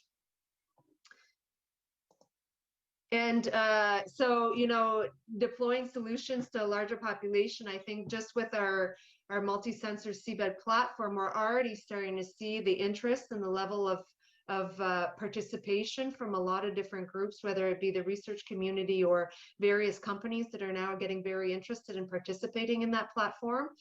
And then, you know, we could deploy these platforms in areas where, you know, there's commercial interest, for example, or potentially there's research interest in specific regions of Nova Scotia or Canada or anywhere else really in the world. So that's it for me. Thank you for the time. And again, if you want to learn more about this platform and what we're doing in terms of shared infrastructure, we're releasing our full demonstration of the platform and the launch of it into the ocean, and that will be shared next week at a full demo day that we're hosting at the H2O conference. So if you want any information on that, please feel free to reach out. Thank you. Thank you, Melanie. And that's the wrap for this session. And now we're on the final stages now. We'll have the closing keynote speech on All-Atlantic and Research and Innovation Solutions funding. And with us we have Ricardo Mourinho Felix, Vice President from the European Investment Bank. Ricardo, I think Ricardo is here with us. He's preparing.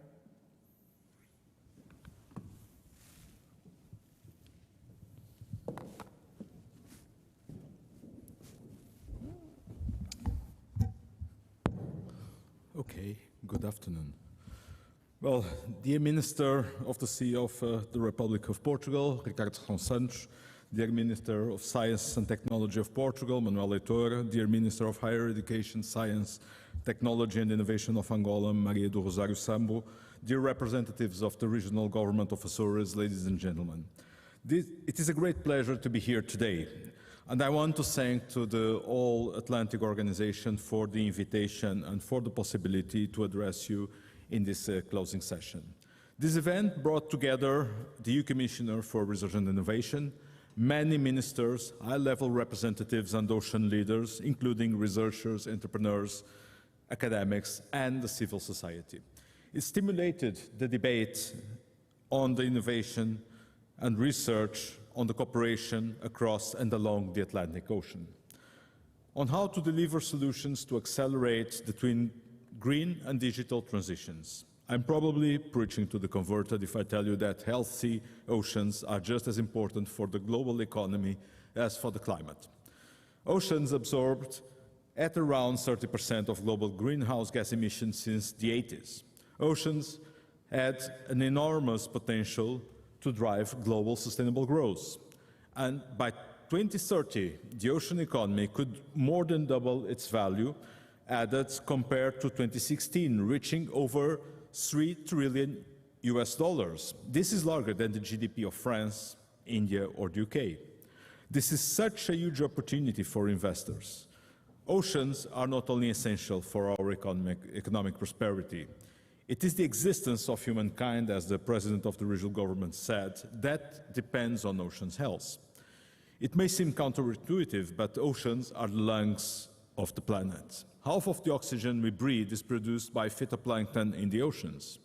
And oceans cushioned the effects of climate change by absorbing excess heat and carbon dioxide, but their capacity has its limits. Climate change is causing rising sea levels and acidification. Oceans are warming at an alarming rate, and this trend will continue.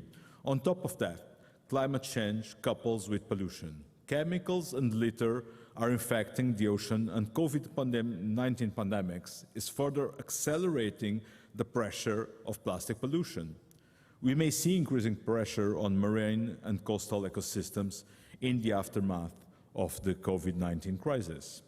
Ladies and gentlemen, the time is running out and pressing challenges remain ahead. Challenges that require multilateral action, that require novel approaches. I cannot stress enough how research and innovation are essential for us to protect the marine environment, to predict the impact of climate change on our oceans, to create the blue economy of the future, to create a sustainable blue economy. Let me first highlight that to manage properly, one needs to measure it right in the first place. There is no good policy without good data, and we need to keep working together to model and predict the climate trends. The IB has recently financed the construction of a new oceanographic research vessel by the Atlantic Research for Marine Research. This vessel will explore both continental shallow waters and the deep sea. The data it will gather will feed our researchers with new and high quality information from which we can learn to do more and to do better.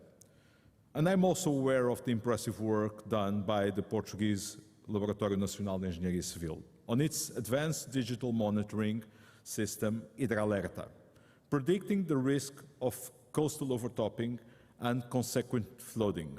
The system allows decision makers, for example here in Azores, to schedule loading and unloading of ships, but also allows to implement protective measures during the storms and in other climate catastrophe situations that allow us to protect people.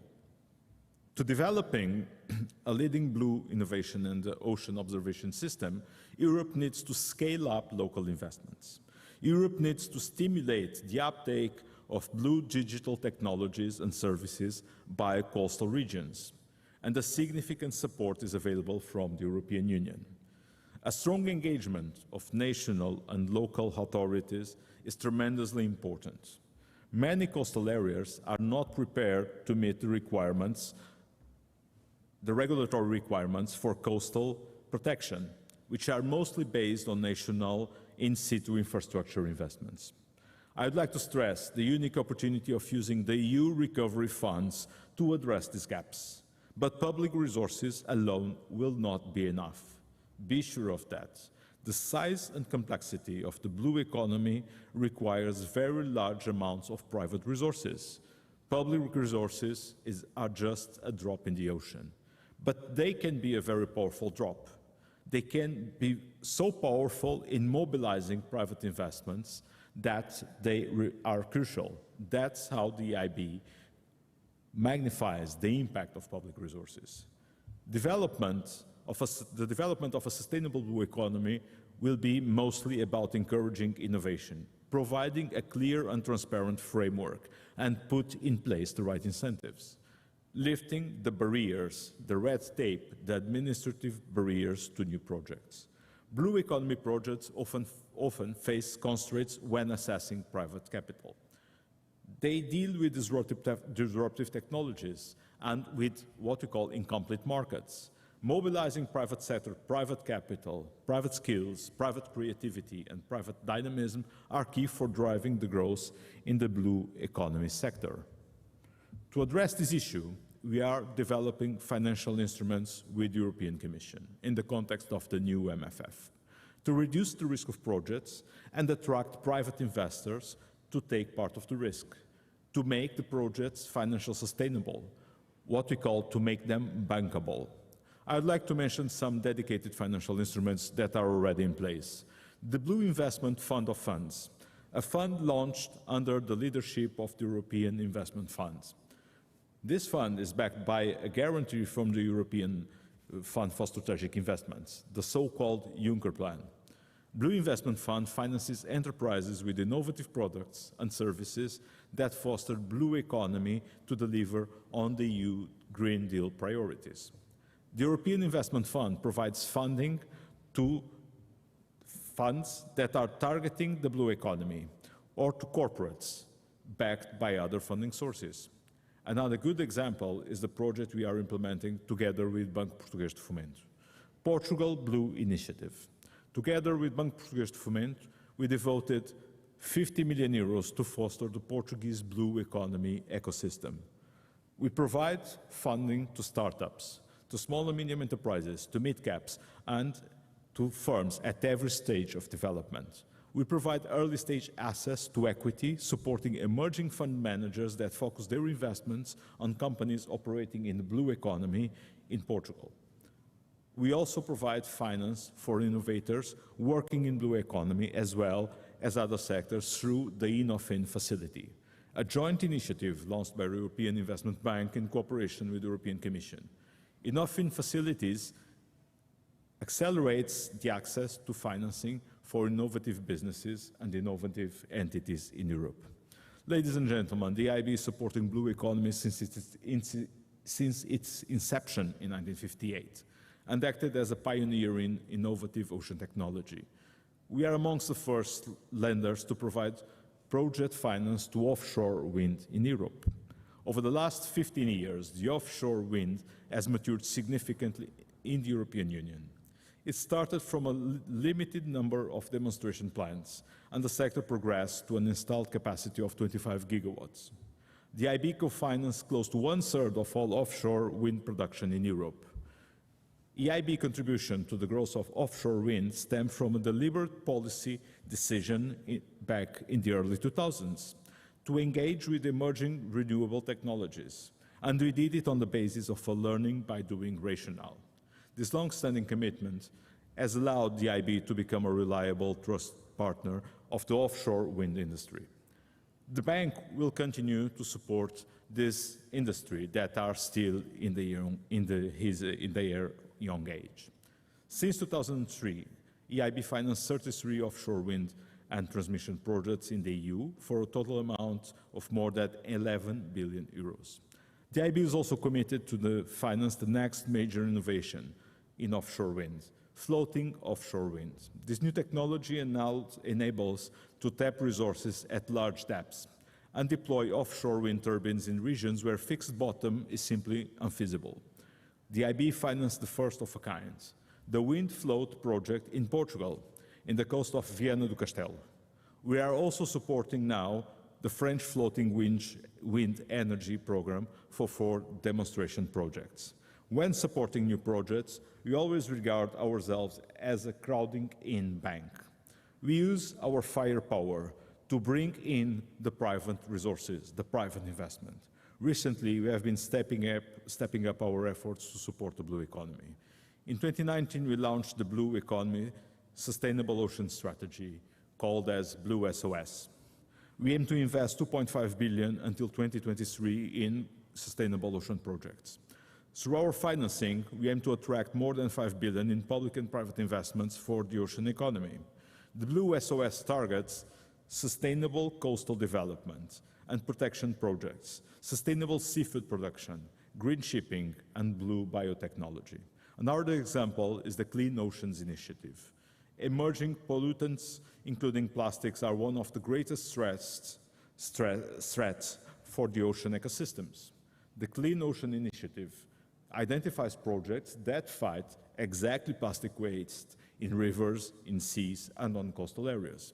The goal is to finance 2 billion in public and private sector projects till 2023. And I'm happy to tell you that we have already signed about 70% of the targeted amount. A good governance of the oceans is essential. The contribution of national governments and international financial institutions will be crucial to increase the awareness and the participation of private sector and of policymakers regarding the economic case for blue investments in the blue economy. To increase the financing available for the blue economy, governments, donors, financial institutions are crucial in driving the ocean sustainability agenda.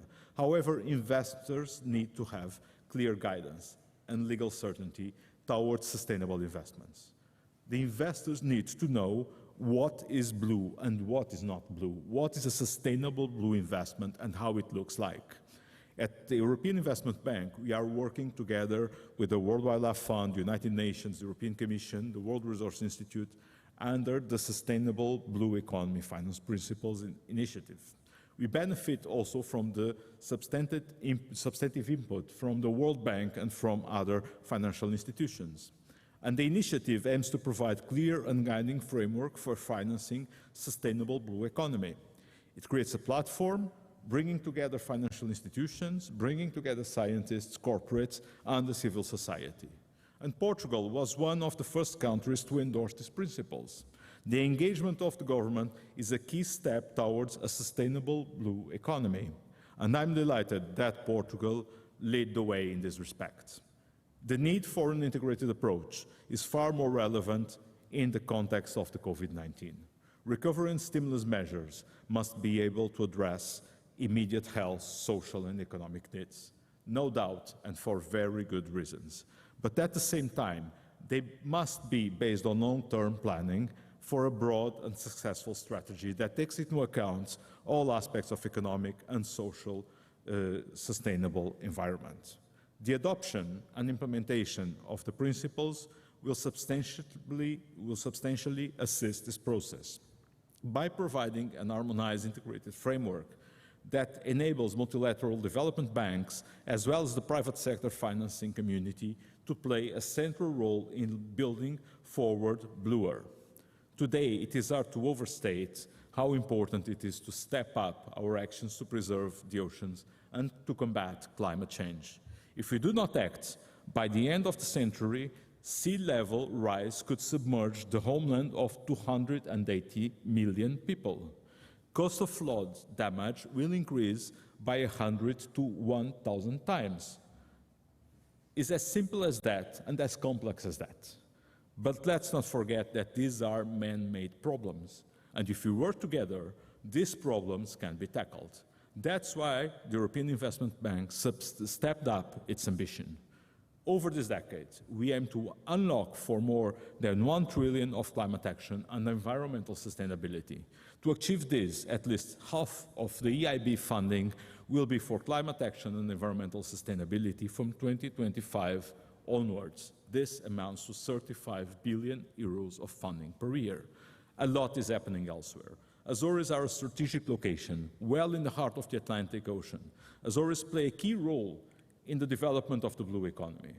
That's the perfect place to congratulate Portugal in approving last month a new national ocean strategy. It is enshrining the commitment to protect the ocean and to ensure its sustainable development.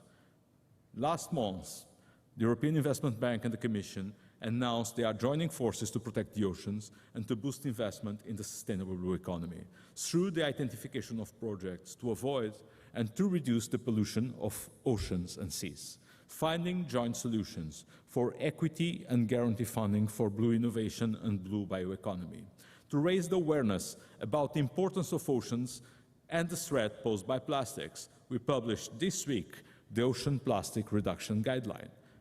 This guide is intended to inspire action and change among planners, policymakers and project promoters.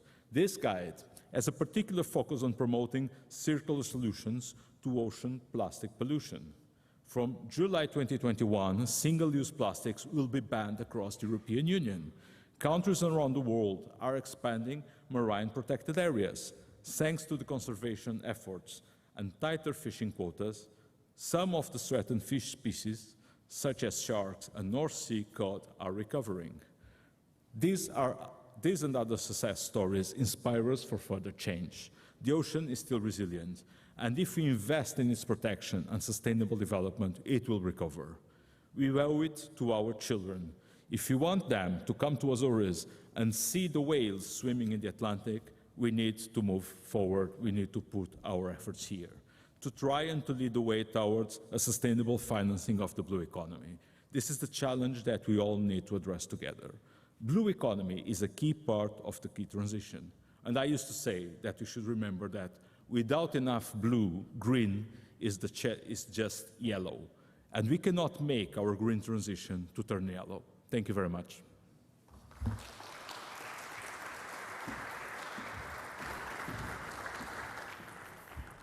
Thank you, Mr. Vice President. And now we'll have the closing ceremony. We'll have 3 guests will join us remotely. And here we'll have Suzette Amaro and Manuel Heitor that will be here that I invite to come on stage. For the closing ceremony, first I will ask John Bell, Director of Healthy Planet from the Directorate General for Research and Innovation of the European Commission. Well, Muito obrigado, João. Gostaria de agradecer aos ministros Heitor e Serrao Santos e ao Governo Regional das Açores por este evento ambicioso e de sucesso.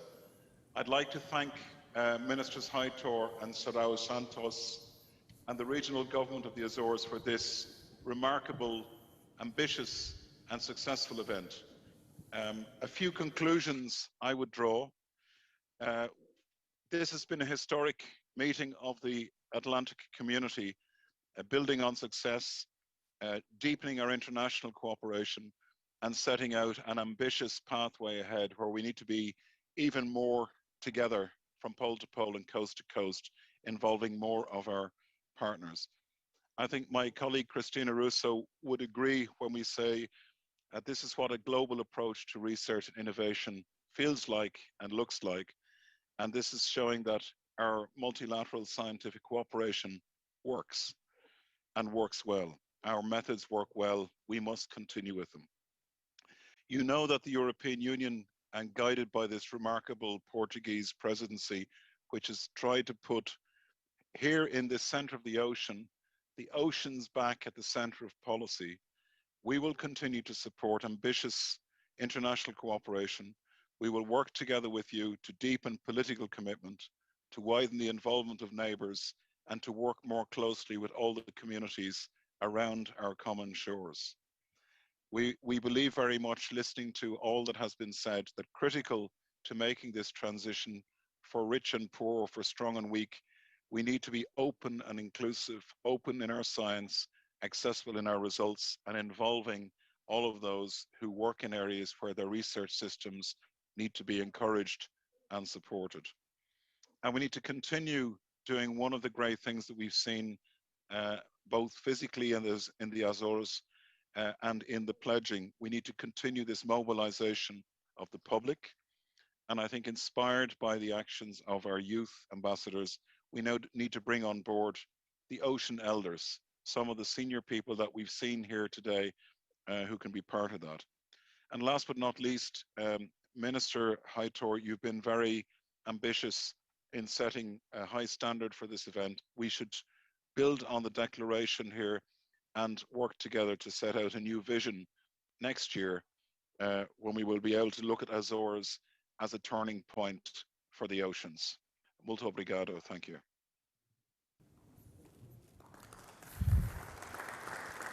Thank you, John. And now we'll have Cristina Russo, Director for International Cooperation in Research and Innovation, also from the European Commission. The stage is yours. Thank you very much. Boa tarde to everybody. I do not pretend to speak as good Portuguese as my colleague and friend John, but certainly I would like to thank Minister Heitor and Minister Serrao Santos for this fantastic event, the opportunities that we have also to present the broader international cooperation strategy of the European Union. I would like also to thank and welcome all participants to this event. And it has been said already several times, international cooperation is very important in research and innovation. It is very important for the advancement of scientific knowledge, but it is also very important in this changing world, a world which is characterized by growing tensions. It is a tool also for bringing together people to work together for the better good of the world and the society. In this respect, I think that, as it was said, the All-Atlantic Ocean Alliance is a very good example of a very successful initiative which has brought and is bringing together a very high scientific significance, but also has managed to put scientists from different sides of the Atlantic to work together on a common project, bringing really knowledge in strategic areas to be shared and to be pulled together for the benefits of the humanity. As the Commissioner for Research and Innovation, Mrs. Gabriel, mentioned this morning, the European Commission has reviewed its strategy for international cooperation in research and innovation, and it has adopted a communication some weeks ago, a communication on a global approach to research and innovation, which also my dear friend and colleague John mentioned in his words earlier on. And in fact, what I would like to say here is that this communication, which really gives the strategic framework for international cooperation in research and innovation at the EU level, is really built on this fantastic example of the All-Atlantic Research Alliance. What we want to do is taking inspiration from this alliance is to promote multilateral alliances at global level in the field of research and innovation, in order also to promote at a global level the reaching the EU's objective in such important strategic areas as the one of the Green Deal, as the one of the digital transition, and also as the one of global health. We want to use this fantastic example to strengthen the existing alliances and to build new ones where there is ground to work together, to share expertise, knowledge, experience, and willingness for putting our research and innovation together for a better world.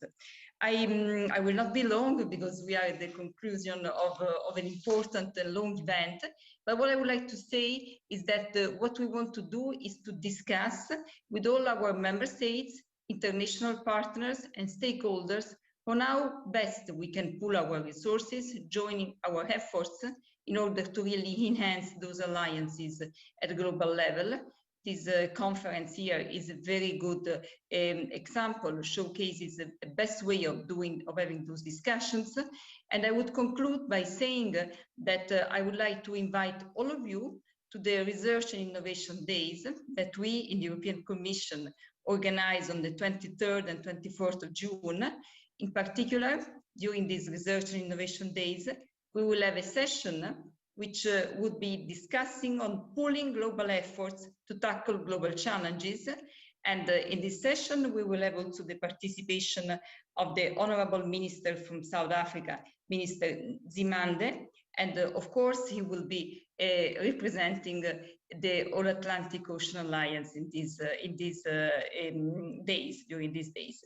Of course, we will continue to work with the Portuguese presidency of the Council of the Minister in order to really follow up of the different engagements that have been highlighted in the declaration, especially as far as the global dimension of the research and innovation is concerned. And with those words, I thank you very much, and I really wish you a nice end of this very fruitful and interesting event.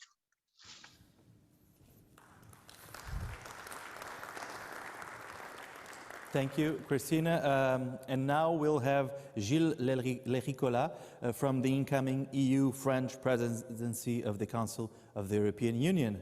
Hello, Gilles. Hello, thank you very much. And thank you, Minister Etter, and thank you, Minister Serrano Santos. It's a little bit difficult to conclude and pass just after John and Christina. We already say the right words and really appreciate. I would like to thank all the participants who did a very good job to yesterday and today, and really demonstrate that this cooperation is very good. But having been engaged in the initial discussion on setting up the All-Atlantic Research and Innovation for a Sustainable Ocean Basis, I can tell, delighted to be able to say a few words today at the conclusion of this conference. First of all, I thank the Portuguese presidency of the Council of the European Union for their invitation. In agreement with the French Ministry of Research and Innovation, I can say that I'm happy to see that the work developed by the All-Atlantic Ocean Research Alliance has created a strong synergy in strengthening research and innovation cooperation across and along the Atlantic Ocean, as you have stated throughout these 2 days from pole to pole. I will say that the All-Atlantic 2021 Ministerial High-Level and Stakeholder Conference demonstrate that it is possible to bring together ministries, high-level representatives, and ocean leaders, but including researchers, young people, entrepreneurs, academic and civil society, to propose solutions to accelerate the twin green and digital transition in the Atlantic Ocean. a natural and essential ally in tackling the climate and biodiversity crisis the world is facing today. Collaborative international research and innovation will contribute to bring solutions for the whole Atlantic Ocean, the Atlantic Ocean we need for the future we want to recall the decades and the world from Vladimir Ryabinin. And as a geologist in my career, I can't resist telling you about the future of the Atlantic Ocean by quoting a newly discovered crack in the Earth's crust, which could pull North America and Europe together and cause the Atlantic Ocean to vanish. But this about 200 million years. So this leaves us time to work together in implementing the new action plan for the Atlantic that the European Commission adopted on July 23rd, 2020, but also the new approach for a sustainable blue economy in the Europe, published by the European Commission on May 17, 2021, with the ambition to contribute to achieving the objective of the European Green Deal and the UN Sustainable Development Goals, Go Blue for being green. The Atlantic Ocean is comprised of many interconnected physical, biological, and chemical systems that are essential to maintain life both within and beyond the region. These include atmospheric and climatic systems, fish stocks, migratory species, freshwater resources and river basin, as well as shared environmental commons like atmospheric factors, icy and deep sea bed. It is of our remit to consolidate the knowledge produced by the All-Atlantic Ocean Research Islands and presented today, this through cooperation and partnership with the proposed instrument, especially I will quote the European one, the Atlantic 2.0 Action Plan, a new approach for sustainable blue economy in the EU, the mission for healthy ocean seas, coastal and inland waters, a climate neutral, sustainable and productive blue economy partnership. Together with all the Atlantic seaboard country engaged in the UN Decade of Ocean Science for Sustainable Development, the All-Atlantic Research and Innovation will contribute to better monitoring and forecasting capacity, aiming to a digital twin of the ocean, improve safety at sea, human health and well-being, achieve a sustainable use of marine resources, create new and emergency technology to service societal needs and new value chain, and encourage ocean engaged citizens through enhanced ocean literacy activity. And I can confirm that France, who will soon take in charge the presidency of the Council of the European Union in 2022, will continue to support this effort. And quoting Ricardo Serrano Santos, my friend, other has given priority to the moon or to Mars. Like him, France and I, we choose to go to the ocean. Thank you to all, muito obrigado, and congratulations to this very important delivery of this All-Atlantic Ocean 2021. Muito obrigado. Merci, merci Gil. And now here we'll have Suzette Amaro from the Regional Secretariat for Culture, Science and Digital Transition from Portugal. The stage is yours.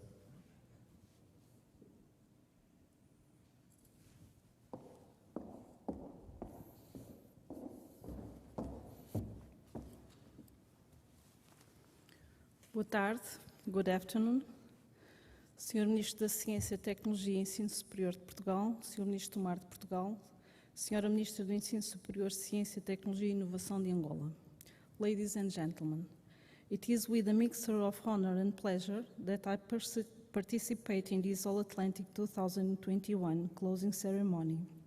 This event was the perfect melting pot between the singularity of the Azores as a central position on the Atlantic Ocean and the global vision for a step forward in the strategic cooperation between international research and innovation, institutions and stakeholders, pledging and acting for a better and more consistent ocean as we can deliver one of our more important values to the upcoming generations.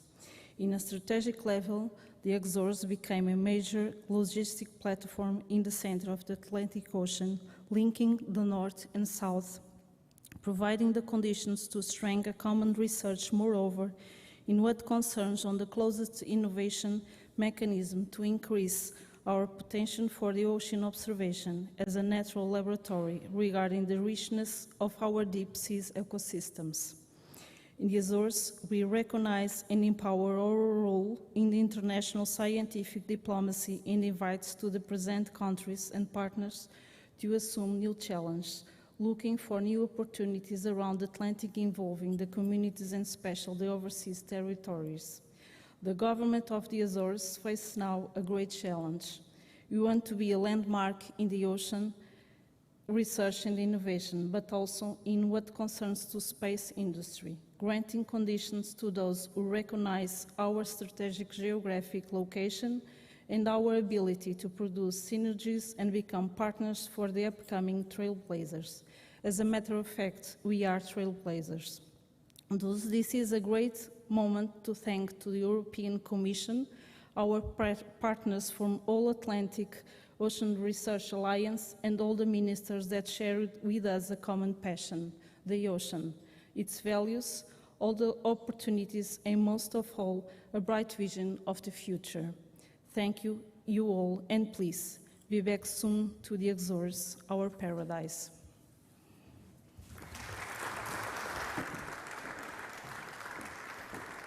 Thank you. And now we'll have Manuel Heitor, that is also this way.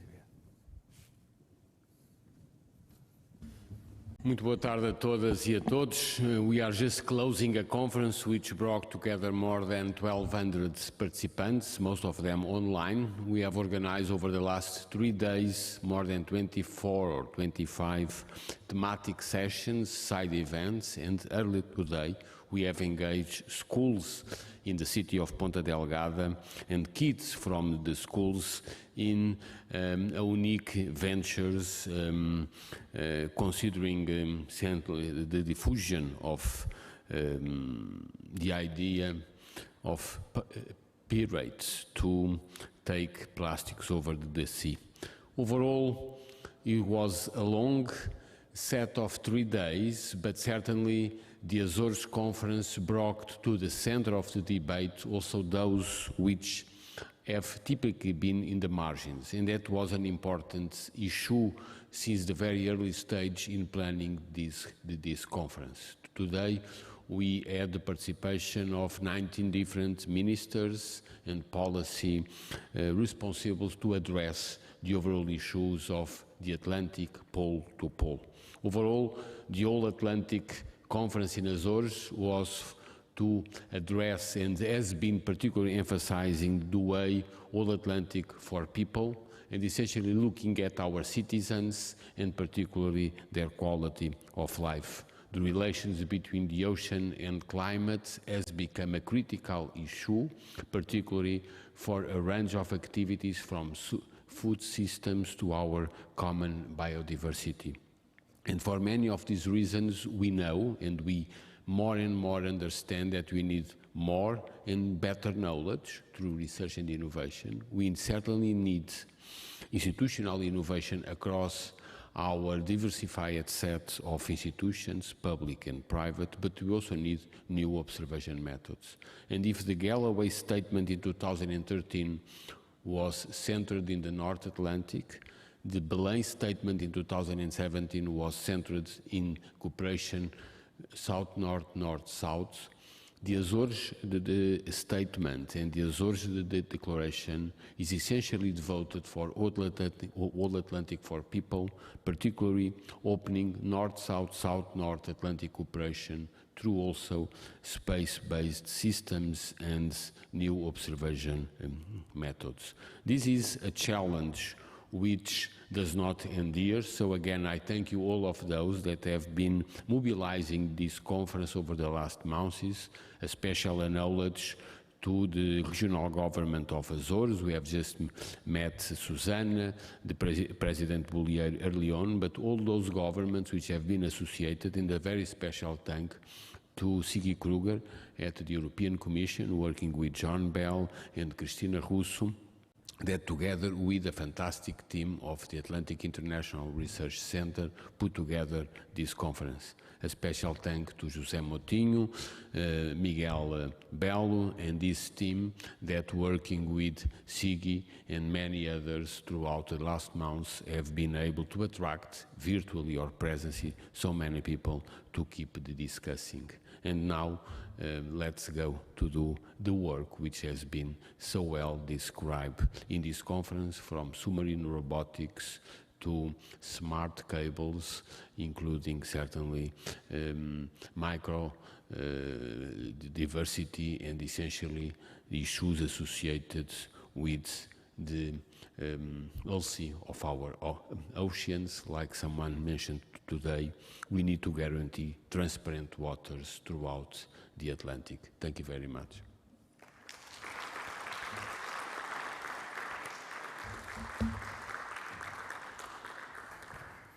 Thank you, Minister. And now we'll have the closing blessing from the Canadian Indigenous community member. We talked in this session that we, of course, invited everyone to have a glass of water or a bottle nearby, and this is the reason. We'll have now the closing blessing from the Canadian Indigenous community member. Let's see what they have in store for us.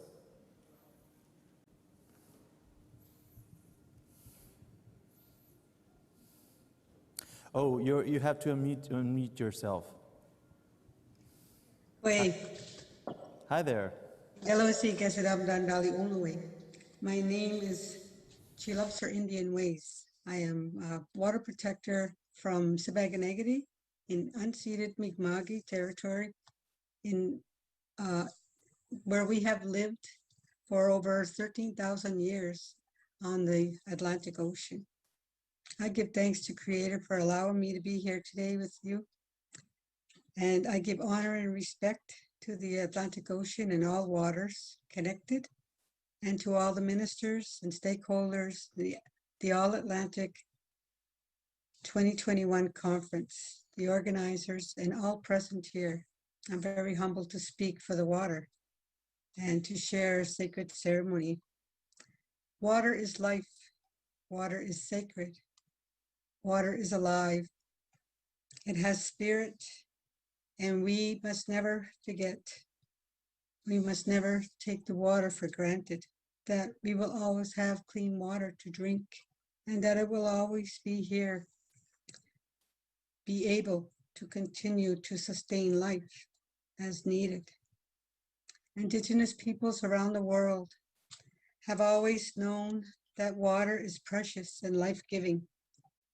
Indigenous peoples have learned to develop a sacred relationship with the water from our ancestors, from the beginning of time, passed down through the generations of our grandmothers and our mothers, that water is a gift of Mother Earth to all life, and it is needed to live. We are taught that we are a part of creation, all life having spirit interconnected to all life that is. Women are gifted with the ability to carry life forward. Water is our first world in the womb, surrounded by water, protected by the water. We drink the water, we breathe the water, we are the water. We are over 75% water. When we come into this world through the water, we carry the spirit of the water inside of us. Women have a sacred relationship with the water as life givers and nurturers. To care for the water, we cook, clean, wash. We speak for the water. Women have also been given the responsibility to protect the water for the children and their future generations. and all life that is needed to live. The women are the protectors of the water on Mother Earth. My elder and teacher, Anishinaabe grandmother Josephine Mandamin, Mother Earth water walker, left behind a legacy of this water ceremony. She walked around the Great Lakes and across Turtle Island in North America to raise awareness about the state of abuse and the pollution of the water on Mother Earth. She wanted the people to realize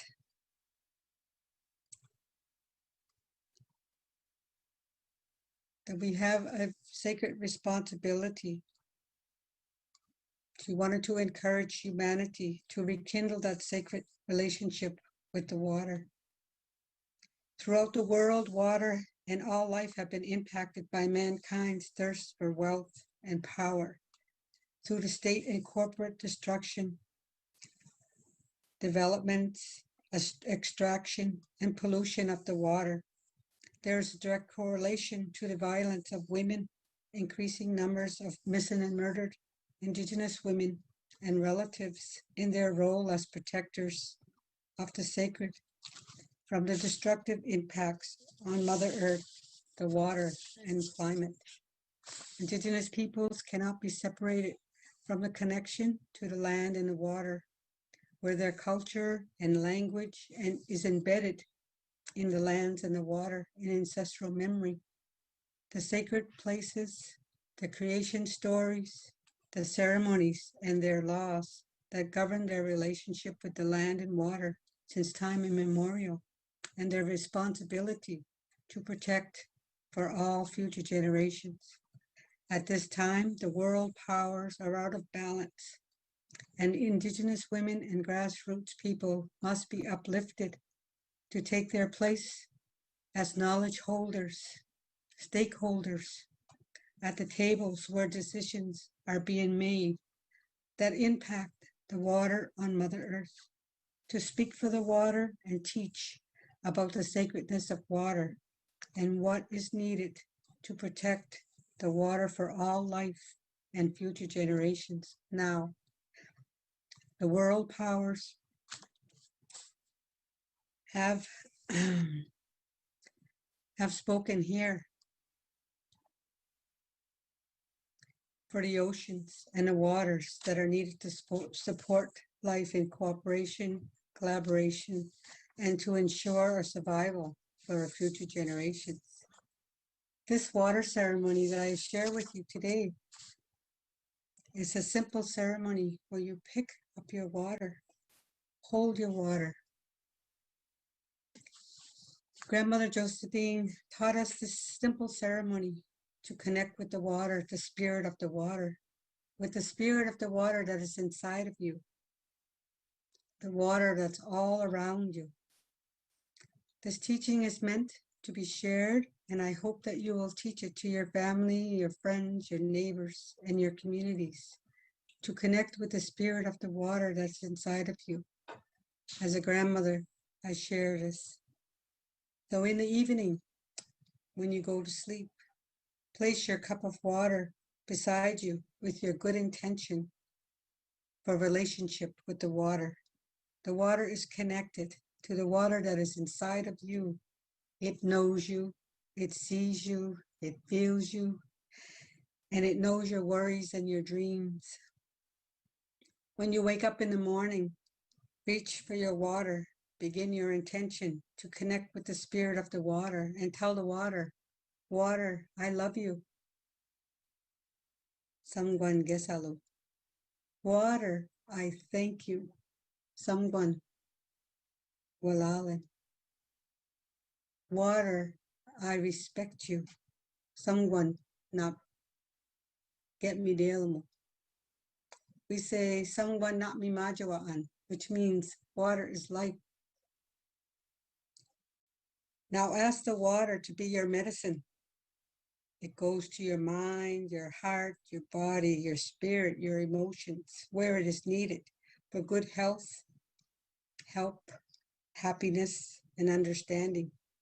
Make a small offering of tobacco or cornmeal to put on to Mother Earth to give thanks for the water. When you drink your water, your first medicine to begin your day, I always acknowledge Creator, our Gisul, and the ancestors, the grandmothers and grandfathers, and all our relatives in creation when I end my ceremony. I want to sing a verse of this song. We usually say it 4 times, but I will just sing it once. Samguan Gesalu, Samguan Welalin, Samguan Get Me Delmu. Water, I love you, I thank you, I respect you. Msit Nogama, Welalin, thank you.